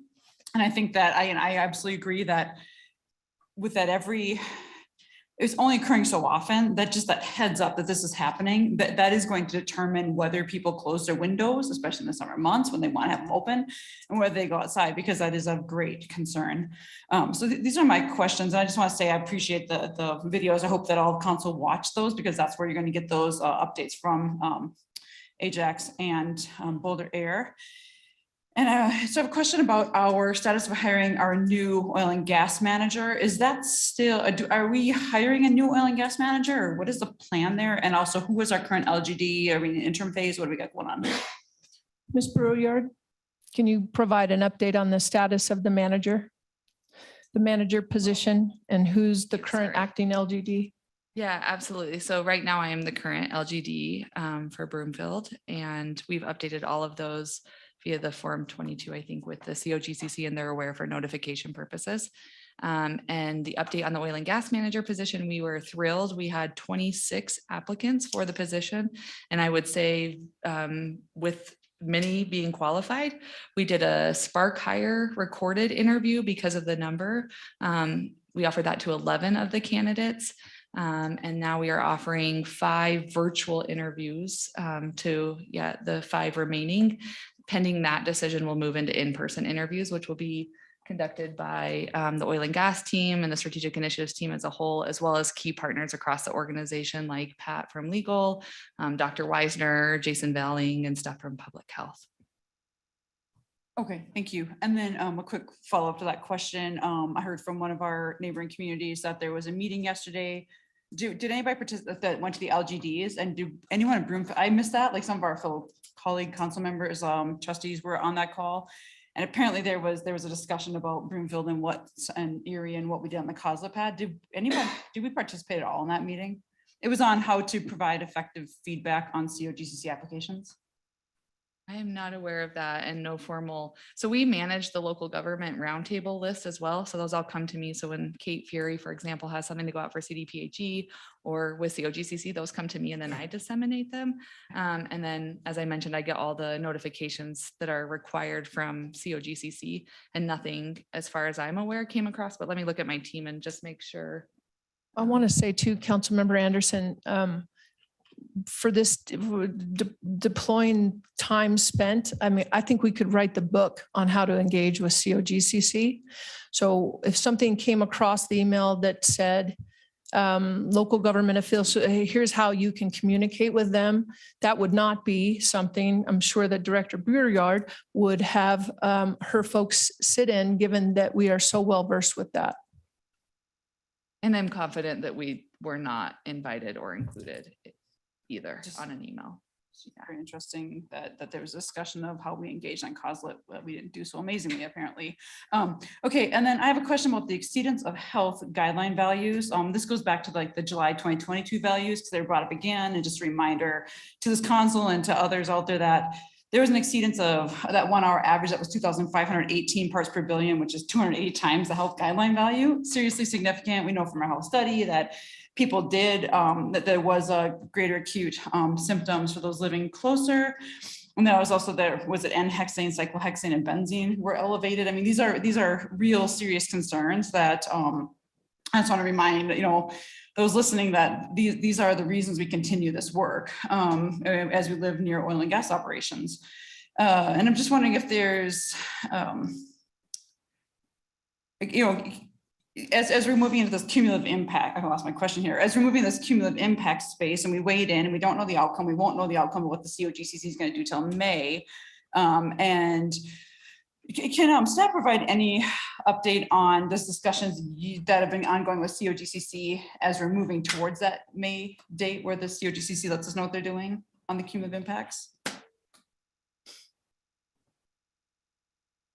Councilmember Anderson, are you talking about the cumulative impacts to secondary air pollutants that the COGCC is accepting comments on? It was anything related, it was anything and all things related to cumulative impacts. So I've had several meetings with COGCC commissioners related to cumulative impacts, me and outside legal counsel, Elizabeth Paraños, specifically Commissioner Ackerman. He's the one that's leading the cumulative impacts charge with the COGCC. So I've spoken with him. He did receive comments from Broomfield. I worked really hard with Elizabeth Paraños to give comments about our concerns over cumulative impacts, and they seem to focus more.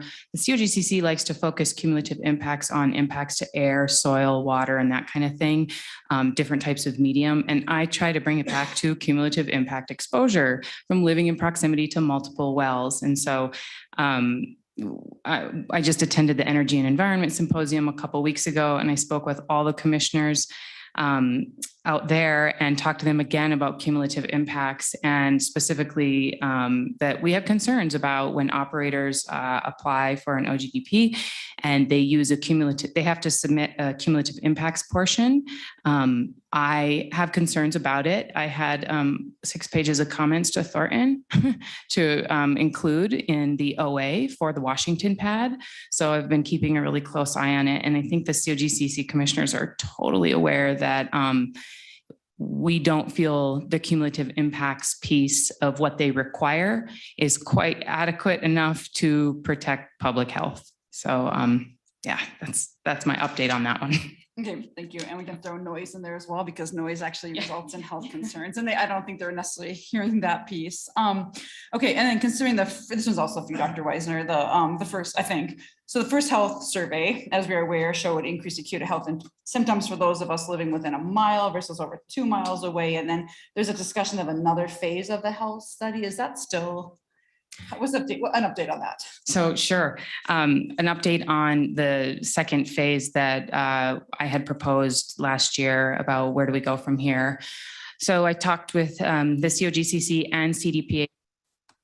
Oh, I felt like I lost my microphone, about additional funding for another health study. And it was a long process. I had quite a few meetings. It was bounced back and forth.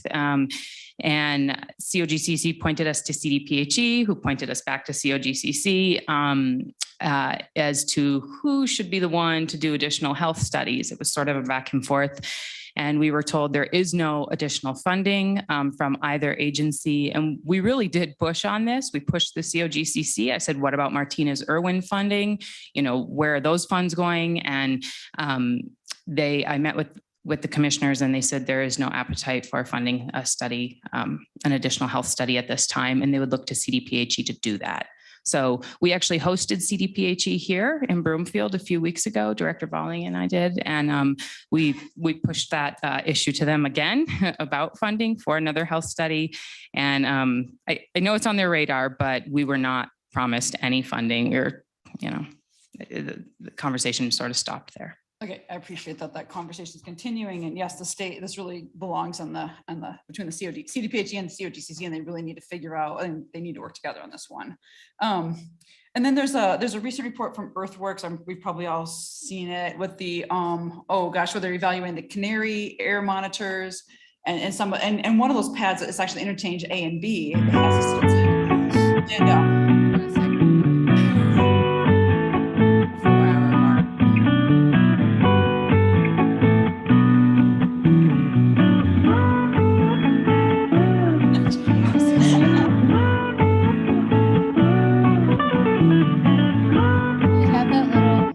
before? Oh, anyway, sorry, continue, Councilmember Anderson. Okay, thank you. So they looked at that, they took the FLIR camera out there and they saw those pollution events occurring, and 22 events in Colorado, and none of them were picked up by the Canary monitors, which is, so I just want to make sure that we're paying attention, aware to this certified gas discussion, and that might not be the best approach. And so, okay, so it sounds like staff is aware of that.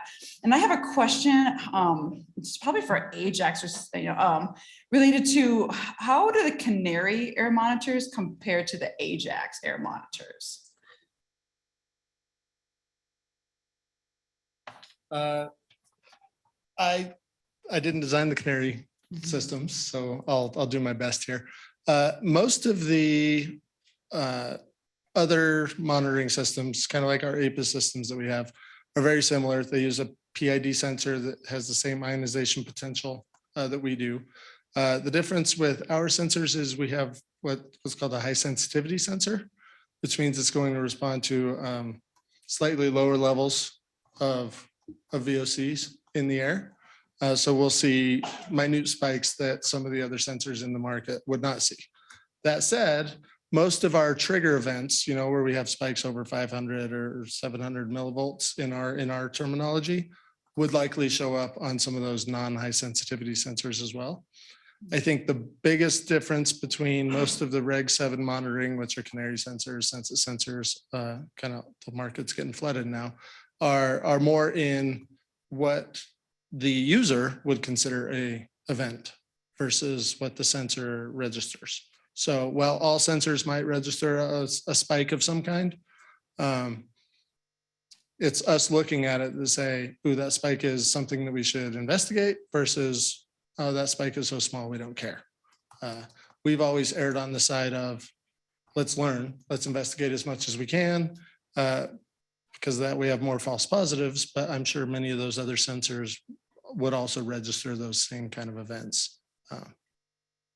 Okay. Does that answer your question? Yeah, no, that's helpful. And I think it's just that I'm glad that our staff has the awareness of that, of what's happening out there, where some of these spikes are being not picked up by the sensors. Okay, and then this one's really quick. Of the well locates, there's a 63 of 117 have been located. Have we located all the ones in the communities? Or are we still working on that?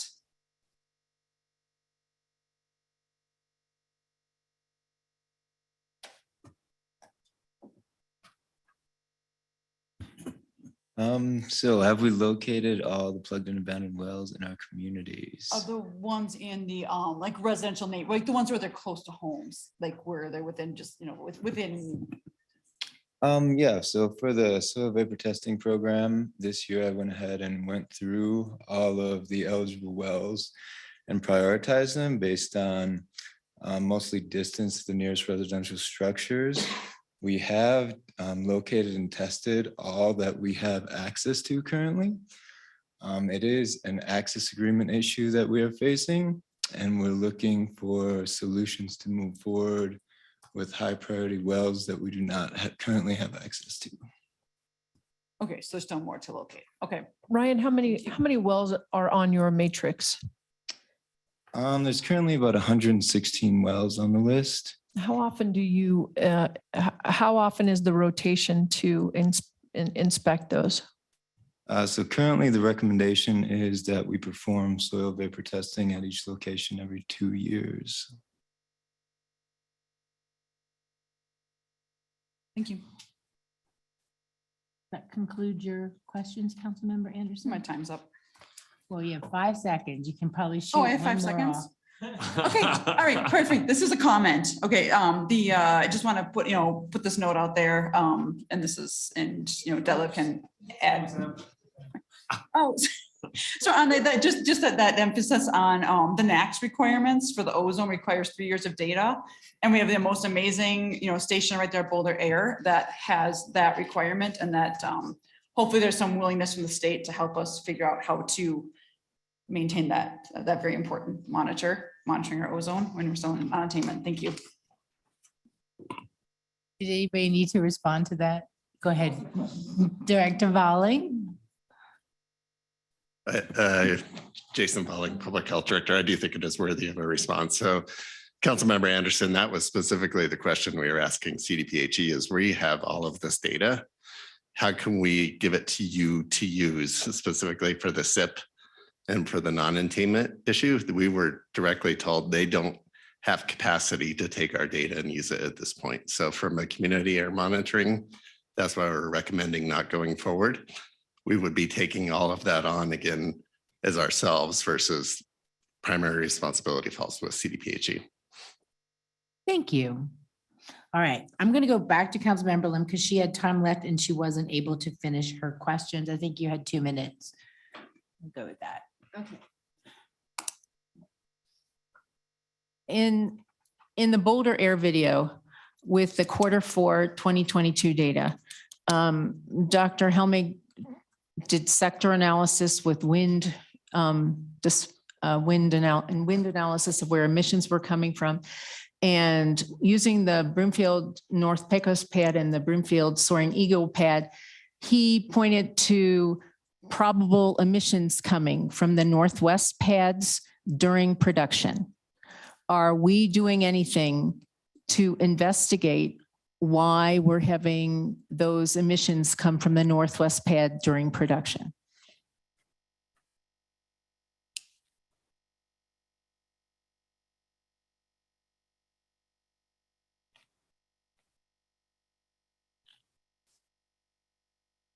Sorry, I was just looking for Dr. Helmig, who is in the back of the room, if he has anything else to add, but I think the question is in regards to staff process. So we are actively we work with Boulder Air, we work with Ajax and with our staff to monitor what we're seeing. In fact, Morgan has been monitoring some trends that we're seeing in other areas and actively looking if we can triangulate data to identify a source.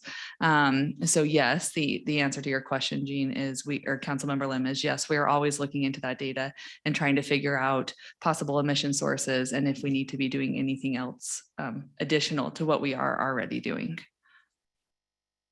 Okay, I mean, he identified the source, it looked like to me, as the Northwest pads. And so the question is, are we asking the operator or what's the next step? Yeah, so we diligently, we reach out to the operators almost every single day during our inspections, both the operators that are on the site, which could be midstream, it could be contractors, as well as the operators themselves with Civitas higher up to ask what's going on. Our inspectors go out every day and check. They use the noise, they do their monitoring and inspections. And as we report out in all of our notifications, we don't see anything outside of normal pad activity to follow up on. So we are diligently following up on all of that information. And I will pass it over to Dr. Helmig to talk a little bit about his findings that was highlighted in the Q4 report. Yes, hello, everybody. And yeah, thanks for bringing this up. It was really an interesting observation we made, and we're still not quite so sure when we saw that in Q3 and then processing the Q4 data. It's really obvious. It's clear, you know, these graphs you looked at in the report, and each of them uses 2,000 data points. And we see very clear pattern that over the last, from Q2, 3, 4, there was a shift of the oil and natural gas tracer emissions, where we use ethane mostly. But we now see, especially at the North Pecos side, very clear, strong enhancement when the winds are transported over that well pad, and it's consistent with what we see in Soaring Eagle. Soaring Eagle, it comes from there. North Pecos, it comes from there. And if you look where they cross, it's where the well pad is. We see that not just for one compound, but for several natural gas compounds that we use as tracers for oil and gas. So there's really a change that we've been following now. It was a little bit masked in Q2, where we saw a very strong signal from the pipeline leak, that underground pipeline leak, where we saw a lot coming from there, and that has disappeared. So this is a really nice success story. We could really then demonstrate that there's been a repair mediation of an emission source that we had identified, but now we're seeing it just coming from the other direction. Okay, thank you. My last question is about the sensors. The Ajax replaced the sensors, and the dashboard stated that these were the Northwest 3 and Northwest 2 sensors were older sensors than elsewhere in the network. By older sensors, is Ajax saying that these sensors were of an older model, or is Ajax saying that there's a lifespan of a sensor and they were due to be replaced in their lifespan? Thank you for the question, Councilmember Lim. These sensors do have lifespans. We are, the PID sensor itself is effectively a light bulb, right? That it emits at a certain frequency. Those bulbs eventually start diminishing and creating less energy. We are across the network on our second, third, sometimes even fourth sensor since we began this process. One of the key things that we were out to learn in this project was how long can these bulbs really last? Manufacturers say 10,000 hours. We've had sensors we've gotten 14, 15,000 hours out of. We have other sensors we've gotten 4,000 hours out of. So part of our experimentation in this project, like everything else, is how long or what are those signals that say a sensor needs to be replaced? We don't simply replace them every month because you can afford that. But we also don't try not to let them go so long that they're no longer as effective as they need to be. So when we talk about those sensors being some of the older ones, those had been longer since we replaced them, if that answers the question. So given that it's to your discretion when they get replaced, did you learn anything about proactively replacing the sensors any sooner than you might have previously with just having replaced Northwest 2 and 3? Yes, and especially in this case, we noted, we kind of started sensing a pattern between humidity and these sensors that we're exploring for when we see certain humidity signals over time coupled with the trace from the sensor. That could be one of our clues that it's time to replace a sensor proactively rather than waiting until we have false triggers effectively. Okay, thank you. That's it. Thank you. Councilmember Cohen?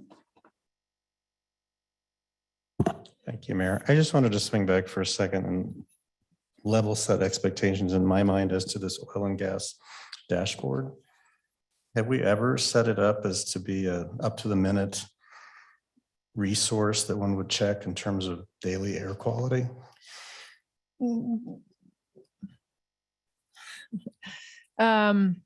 I think it grew into that simply because there were so many operations that were occurring. So you had the public concern was at a fever pitch.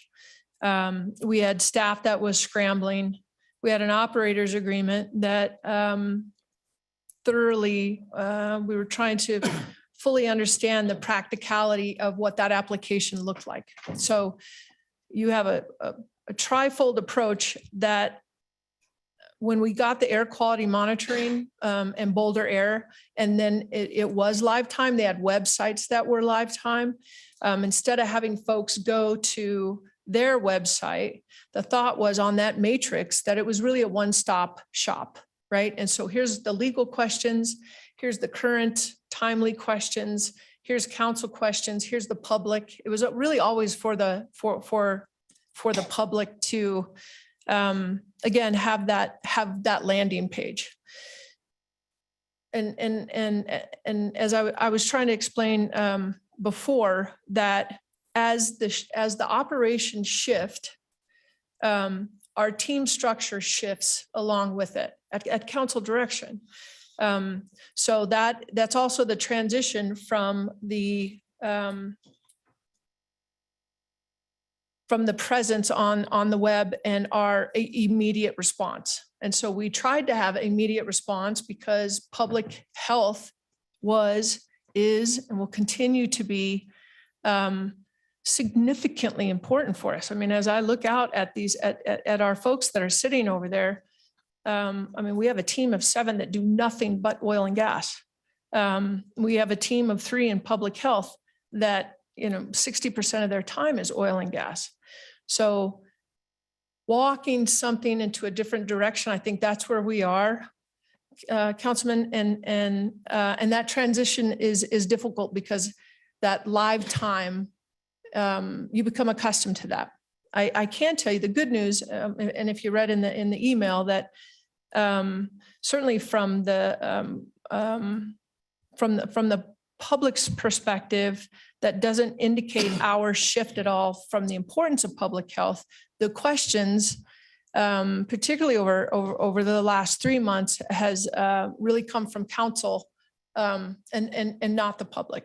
So that also gives us a good indication from making data-driven decisions about what that transition looks like and that in fact, we're moving in that right area. I know that's a longer answer, but it's important because we were doing what we thought we had to do for our public and council at that time. I understand. Oh, go ahead. Councilmember Cohen and Manager Hoffman, if I can add, I think there's a lot of confusion about all the outreach that we do. So if I can just quickly summarize all the communication that we do to the residents and to council so that they are aware of what is happening at the pad sites. And when I say pad sites, specifically the new development up around the Parkway area. So the first is the dashboard, which is what your question was directly to. So that dashboard is still available. It's a massive ticket request where people can submit public health concerns, noise concerns, air concerns, nosebleeds, anything like that. As I mentioned in the staff presentation, we've received 5 unique public health concerns since I think it was July of 2022 through December of 2022. That dashboard is still available for residents to submit concerns, and staff actively still manages that and responds. So that's one piece. The second piece is the snapshot. And I think that Councilmember Lim, this is probably more what we were using in the past and what we're referring to. So the dashboard was never a notification. It was more a response to concerns that we received. The snapshot has evolved and changed over the past few years, as Manager Hoffman just alluded to, and that we've scaled it back. So I think there was a time that the snapshot was actually going out every single day. And then we went to 2 times a week, and then we went to 1 time a week, and now we're to 1 time, and then we went to 2 times a month, and then we went to 1 time a month. And that was a data-driven decision based off of that extraction update having nothing in red. There was nothing, no new things to report. So it was a lot of staff time to just put out a blast that said really nothing new. So that's the snapshot. And I think that that's the notification piece. And then the third piece that really also goes out to residents and to council is the canister analysis. So when we have a trigger with one of our Ajax sensors, there is a analysis a notification that we put out and preliminary to say this happened at Northwest 3 at this time. Here's what the inspector said. We've talked to the operator. There's nothing that clues us to having any concerns at the site that we are aware of. And then we wait for the canister analysis from CSU Labs. And then we put out another report that says, here's what we learned. If we can correlate it back to a pad or not, based on the speciation that we get back. So those are all notifications that are still happening right now. And the piece that I would add about the canisters, and I think Manager Hoffman alluded to this, those are all in real time. So if council would like to get onto Boulder Air or onto Ajax, you can watch that live anytime, day, night, 24/7. It is not apples to apples. I will say, I believe Boulder Air is in 10-minute increments versus Ajax is set up a little bit different. So there's some nuances or caveats to that, but that is a lifetime fee that can be monitored by residents as well. I guess I wanted to say that if we're setting people up to think that's something they can check every day and decide whether they go outside or not, that's a misperception, perhaps, and that we can't meet that expectation. And anybody who is in that situation should probably have their own home detector if that's their health situation, if it's that sensitive. Because from all the air detection we've been doing, we've discovered patterns, we've discovered what happens when you have this kind of activity, but we're in no way, shape, able, unless there was a massive benzene leak that just created a massive cloud, and then we'd have to use some other emergency notification realistically to tell people what to do, but not a website that people would have to just check on their own, right? Yeah, and in the event of that, where there was a public health concern, we have a SOP or a process that we would follow to make sure that emergency management, that communication, it's kind of like the notice from Director Velling today about the sewer leak. There's a very different protocol when we're in that scenario. If that is the perception in the community, then maybe that's something we need to address in some future communication of what they should be anticipating, what they can't expect. We just obviously can't do everything in that regard. Thank you. That's an interesting, that's how it started, right? If you guys remember that when they were first coming in with their equipment to build the pads, we would send out those notices, what to expect. You might hear something, you might smell something. And so it's kind of, in a way, is a full circle of now that all the wells are in production, maybe, just one last what to expect. I don't know. I mean, I know that it's been an evolution, but I do have to say there's not another community, city, county, anywhere that has invested as much time, resources, money in protecting the health and safety of their community. And I will challenge anyone to do what we have done. They haven't. So for that, I want to commend you all. I'm proud of the work that Broomfield has done to protect our residents. And I've never seen anything like it. So my gratitude to everyone. And I do believe that we have prioritized public health and safety. Any other comments from council?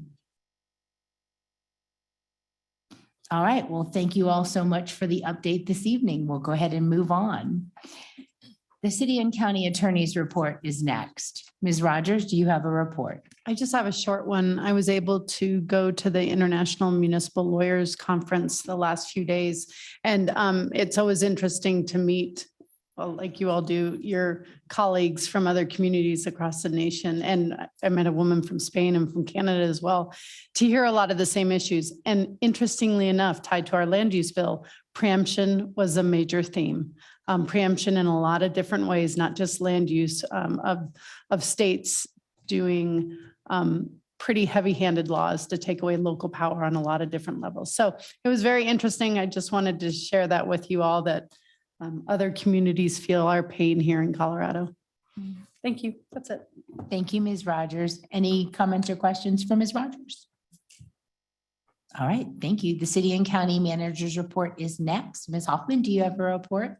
I do not. However, the legislative update, yeah. So Ms. Brouillard is going to, given it's a great segue, Ms. Rogers, to the 3 amendments on the land use bill. We're all by now pretty well versed, or not, with SB 213. So Ms. Brouillard is going to give us a very high level on what the 3 amendments, the competing amendments look like, and what the next steps are as this bill moves through. Sure. Thank you, Manager Hoffman. And I will provide just a general update as well. So let me just dial through a couple of things for reference, and then we'll dive into the few big bills, specifically Senate Bill 213. And I want to just take a moment and say that we do have Anna Bertanzetti and Jeff Romine here as well, who has been a critical part of this team and the hours spent in this very fast moving bill. And I have some real-time updates even tonight to provide. So just quickly, we're at over 600 bills. Everything's moving very fast. The deadline's May 6th at midnight, which is about 10 days from now. Who's counting? 300 bills are still in play, which is pretty crazy. And 100 have been killed or postponed indefinitely. And as you all know, it's been especially hectic as the governor's introduced his landmark bills around COGCC, air quality, land use, and some others, which I'll talk about in just a moment. I did want to highlight just a couple that have come in so that council and the residents are aware we are still tracking other legislation, even though these have taken the majority of our time.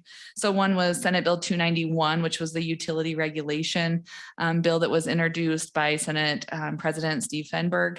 It was supposed to be the answer to the public for increases in utility bills this winter and now moving into the spring. And as you all know, as our residents know, we feel it personally, we're all facing prices that are increasing double or more from previous years. This bill sets out to make a number of changes of how utilities set rates and recover costs from consumers. And then it also commissions 2 studies moving into the interim. The bill did pass the Senate just today. It passed on second reading with amendments, and I have not seen the pre-amended version of what happened today, but more to come, but we are following that bill. House Bill 1255, which is the regulating local housing growth restrictions, which, as you know, is one of the big bills out of Representative Lindstedt. I think he's the prime sponsor on that bill. We haven't actively been tracking that since Broomfield has already repealed our growth ordinances, but just wanted to provide an update that did pass the House on third reading. So it's on to the Senate, but it has not been scheduled for first reading and referral to committee. House Bill 1192, which was the additional protections in consumer code, which we all call the construction defects bill, which we do oppose. It has passed the House. It's currently parked in the Senate Judiciary. It's been laid over for a couple of days this week, but it is scheduled again for tomorrow. I anticipate it will be laid over again, but more to come. 1101, which was the Ozone Season Transit Grant Program, that had a little rough patch. It was making a lot of speed and then it had a little hiccup. Senator Winter kind of talked about her amendment to look at transportation funding, and it derailed that bill for a little bit, but it did get back on track and it has officially passed. So that's off to the governor. Senate Bill 166 was the establishment of the Wildfire Resiliency Code Board, which we do support. It has passed the Senate and it was referred to the House for floor work today. There was a 2-hour filibuster. I don't know if anyone listened to it, but it did pass with amendments. And we think that that was probably the biggest battle of this bill and think that it will have no hiccups tomorrow on third reading. And then a couple related to oil and gas that I want to mention. So one is 1069, which is the study of biochar and the plugging of oil and gas wells. So this is the creation of biochar and oil and gas well plugging to create an advisory group to make recommendations. So oil and gas somehow always just keeps coming back around. So we're monitoring that one. It was scheduled for today, but there was no update. There's another bill around oil and gas, 1242, which is the water conservation and oil and gas operations, which is something we're very interested in. So analyzing that bill with more to come. The next one is House Bill 23-1294, which is the pollution protection measures. And I want to give a shout out to Councilmember Anderson and Lim. I know this has been a big work. We asked for late bill introduction. Unfortunately, it's going through quite the battle. It has been pretty much pared down to just being a study, which is good. That's still forward progress. So more to come on that one. And then an update on 201, which was the forced pooling bill. Unfortunately, it was postponed indefinitely with a vote of 5-2. All right, now into the big one. So Senate Bill 23285, which is the energy and carbon management regulation in Colorado. It has changed a lot since it was introduced. And so essentially this bill it changes the COGCC to this Colorado Energy and Carbon Management Commission. And this one was also pared down tremendously as well. And essentially they removed carbon sequestration from the bill. And essentially it's creating a study for hydrogen and pipeline. So more to come on that. And it will give regulatory authority to this new COGCC, the CECMC. So new acronyms we'll all get to learn. It does give them regulatory authority over geothermal and natural gas storage. That one is kind of a companion bill to Senate Bill 16, which is greenhouse gas emission reduction measures. And wanted to let you all know that that has passed the Senate and is into House appropriations now. And this one essentially looks at Class 6 injection wells and updating the state greenhouse gas emission reduction goals and commissioning a study on electric transmission capacity. So again, in alignment with our goals. So those two are kind of moving together. And we will say the amendments we have less concerns from Broomfield's perspective and local control with what we're seeing in the changes. All right, and then the last one now is Senate Bill 213. So just an update hot off the press. So Manager Hoffman had talked about 3 amendments. So there was amendment 036, 052, and then 073. I did just get confirmation from our lobbyist, Ruth Aponte, that 036 and 052 are no longer on the table. So that makes things a little bit easier to analyze just one 40-page amendment. Can you just summarize those real quick? I don't have them all memorized. Yes, of course. I'm sorry. You're not living and breathing every moment of land use. The 036 and the 052 was actually a bipartisan amendment from Senator Kirkmeyer and Senator Zenzinger to kind of retry. So there was the Amendment 10 that Mhm. Kirk Meyer had brought forward in the housing, local housing committee The that study. failed. And so then they tried with a bipartisan approach.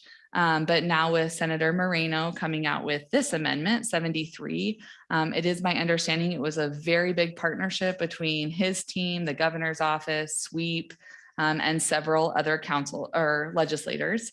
So this is the one that's on the table. And essentially, and I'm going to look at Anna and Jeff for help, but we have reviewed it as well as the concept. You all should have received the amendment concept language. And this time we actually felt that it really captured what was in the actual amendment language. So it was a pretty accurate update. It's a huge strike below amendment and it addresses almost all of the preemption. There's one little area of preemption that staff identified. And that was in regards to, let me find the note really quick. So it was in regards to the menu of urban municipality affordability strategies. So number 5 talks about enabling regulated affordable housing as a use by right in housing types and areas consistent with the goals of increasing housing affordability. So that's the only mention where we saw preemption still being in this draft language. Otherwise, it's been stripped out everywhere else. The other good news is it takes STOLA out as a regulatory agency and instead tries to make it a true partnership. I think the one thing that I would mention is this is a huge, huge win, huge progress. And it also is kicking the can, right? So it's setting us up for next legislative session to have a lot of the conversations that we've been having for the last couple of weeks. So I would just put that caveat on this amendment language. It's And an even year, though. True. Makes And it different. true. And the only other thing I would mention is it's scheduled to go in appropriations tomorrow morning, I think 7:30 a.m. And then I've heard rumors tonight that they will push it to the Senate floor tomorrow. So we will continue to monitor, but that's the most updated from the Capitol just moments before I got up here. So that concludes the legislative update. Ms. Brouillard, does the amendment, so it's kind of like almost being pregnant, does it take preemption out? I think, and I'm going to look at Anna and Jeff if you agree with this statement. I think we feel comfortable that it does in all areas except for that section that I just highlighted in the urban affordable housing strategy section. And it's hard to, it's very, it's not clear exactly what that means and how that would apply in Broomfield. So that is one caveat to it, but that's the only place we saw in the amendment language that still mentions preemption. Until the next piece of legislation that further expands. Councilmember Schaaf is shaking his head. Yes, so. Well, let's go ahead and get to Councilmember Schaaf because he's waited all night for his words. Thank you, Mayor. So, it's gone a long way, and this amendment helps. So it looks like that everything before the bill of Article 33. I'm not quite sure what happens with all of that language because a lot of that language before Article 33 in the original bill had a lot of stuff that set up the rest of the bill. So I'm curious to see what happens with that language because to city and county managers' point, future legislation could build upon some of those statements that happened before that Section 33. So I'd be very interested to see what happens along the way with that language. It's not as binding as the stuff later on, but it sets up a lot of that, those pieces. You talked about preemption, and I saw the same thing in the affordability. I also saw two others sections where there could be preemption. One of those was in the occupancy limits that it says no jurisdictions shall institute occupancy limits, which our neighbors to the west in Boulder still have an occupancy limit. So that will be interesting for them. And then there was also one with regard to mobile homes and manufactured homes. And that talked about how no jurisdiction will regulate or put certain requirements on manufactured homes and mobile homes. So just which I think those fall in line with what Broomfield is doing. I don't think that I don't have any concerns about those. I would ask though, with what this amendment does have in it, the thing that kind of jumped out for me is it does feel like there is an unfunded mandate from the state to even do this little bit. And I'm curious, because we're already doing a lot of this work in terms of our housing needs assessment, pieces like that, how much of a lift is that going to be for Broomfield? And are we going to have to be adding FTEs just to comply with what is this watered down version of this bill? Well, we don't know what we don't know, and it's always best to have that final outcome before we make that determination. On the affordable housing, again, we're doing so many of these components. It depends on, again, it's such a ready, aim, fire approach, right? Which has been the approach on so many of these bills, that you do the rules and regs after you pass the bill. So right now, in its current form, a lot of conversation, Mr. Romine and I were having a conversation about that affordable housing piece. It's so squishy that you take advantage of it so that it would apply to Broomfield. So how concerned are we right now? Not very, other than the precedents that it sets, because it's still preemptive. So, I mean, that 15 million will be swallowed up by these communities that can't afford a housing needs assessment, if they can even find somebody to do a housing needs assessment. So that $15 million is really already gone by the time they pass the bill. Very true. Very true. Plus those FTEs that need to be hired by DOLA and other agencies to cover the work that needs to be done. So I agree, 15 million is going to go very quickly. You know, one element of this that I think is interesting is the transportation funding will be closer tied to that strategic plan and the specifics of this bill. So that's something that we asked for is, hey, we've been doing all this work. Where's our transportation and transit funding? So that'll help. I'm curious to see how that all works out in the end. Scrolling through my notes, because I do have another question.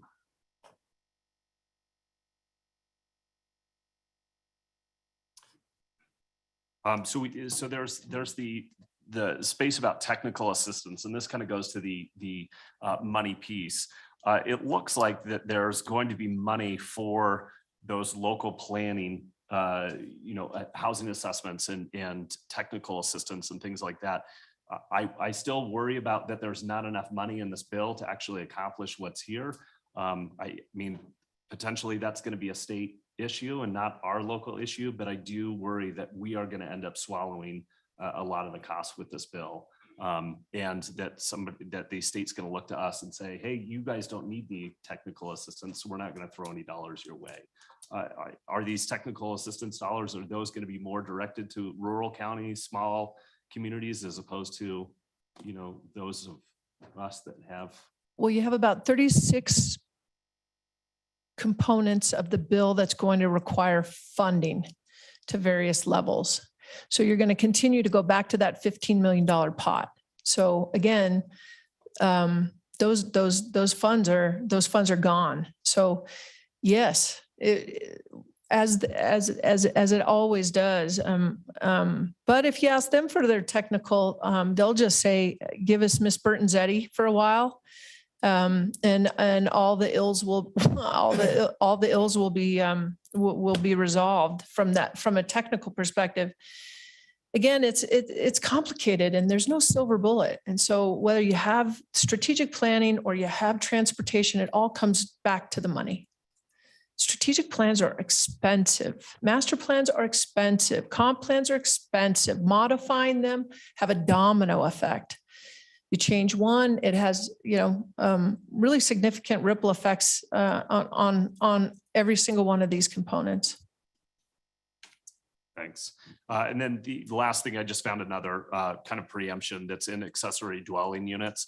So this is in section 10 towards the end of the bill. And this talks about that accessory dwelling units as used in the subsection, reasonable restriction means a restriction that does not unreasonably increase the cost to construct, effectively prohibit the construction of or extinguish. So I think that some of those are little details that we just got to make sure that we're in alignment. But I do believe that we are in alignment with the goals of that. So it's just those little pieces that are, dispersed throughout this entire amendment, I guess now that we're talking about it, that we just have to make sure that we're in compliance of. But I think that this has gone a long way from where it was. So I do appreciate staff's work on this and all of council's work that's engaged. I think that this is in a much more reasonable way. And the last thing I'll say is my uncle reached out to me, who lives in Oregon, and he reminded me that in Oregon they've been doing statewide planning since 1973. And so when he told me this, I looked back and I got 6 seconds. Oh no, I'm plus. So pardon me while I take another 15 seconds. So he reminded me that Oregon statewide planning started in 1973, and where they started was very similar to where we are now. And so, yes, we're behind the 8 ball in all of these conversations, but we have to start somewhere, and we can't put too many layers on top of this unless we get this beginning foundation right. So I'm glad to see that we're more in alignment with where Oregon started out. And I think that we'll probably end up where Oregon currently is at some point, hopefully not next year. Hopefully the $70 million that they. It was billion. Washington has, yeah. A lot of these Dollars attached states makes they're it much using easier to as do. examples for, zoning overlays, their state budgets included funding to go along with it. This Yeah. comes with nothing. It's all on our backs. So that's the difference. They're not putting any money behind this. Something else to think before we pop the champagne. Still has to get through the House. And there's no guarantee that this amendment, as nice as it looks now, is going to look anything like it. So, and there's no guarantee from the governor that this amendment will stay intact, according to my sources. And so that's something we need to, I say, keep the pressure on, stay vigilant, and, ensure that it's something that we can support without state preemptions. And we'll see. Well, Mayor, you are certainly captain of that ship, and with Devin's role as vice chair on CCAT, staff plays a role, but elected officials play a much more impactful role. I know. But we need to retain our local land use authority and our home rule authority. That is the line in the sand, as far as I'm concerned. Any other comments? Questions? No? Can I ask one quick? Sure, go ahead. Thanks, Mayor. So the right of first refusal bill, that looked like it was going to die, and we have some life back into it. Are we still moving forward with that, or is it stalling out again?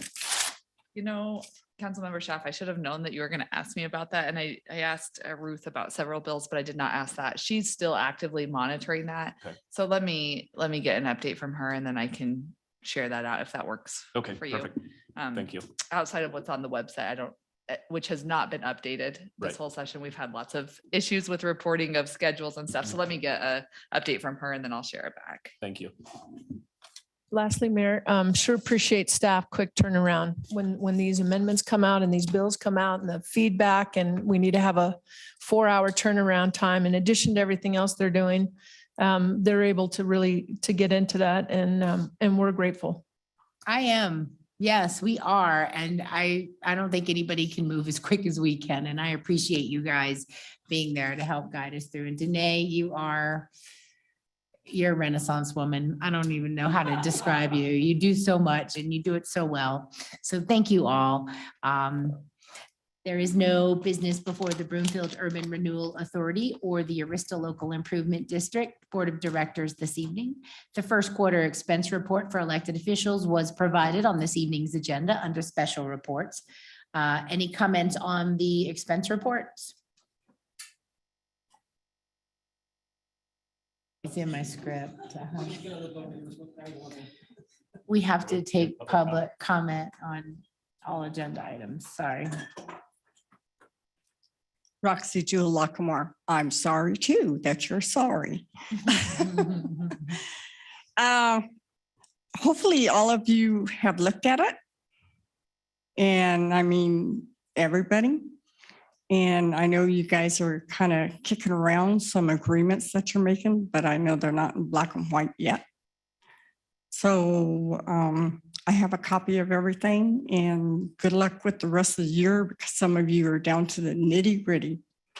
So enjoy the rest of the year. Thank you for that. Does any questions from council? All right, there being no further discussion, we'll move on. There are no requests for future action this evening, concluding the items on the agenda. Is there any other business to come before the council? There being no further business, the council meeting is adjourned. Thank you. The Access Live event is in music hold.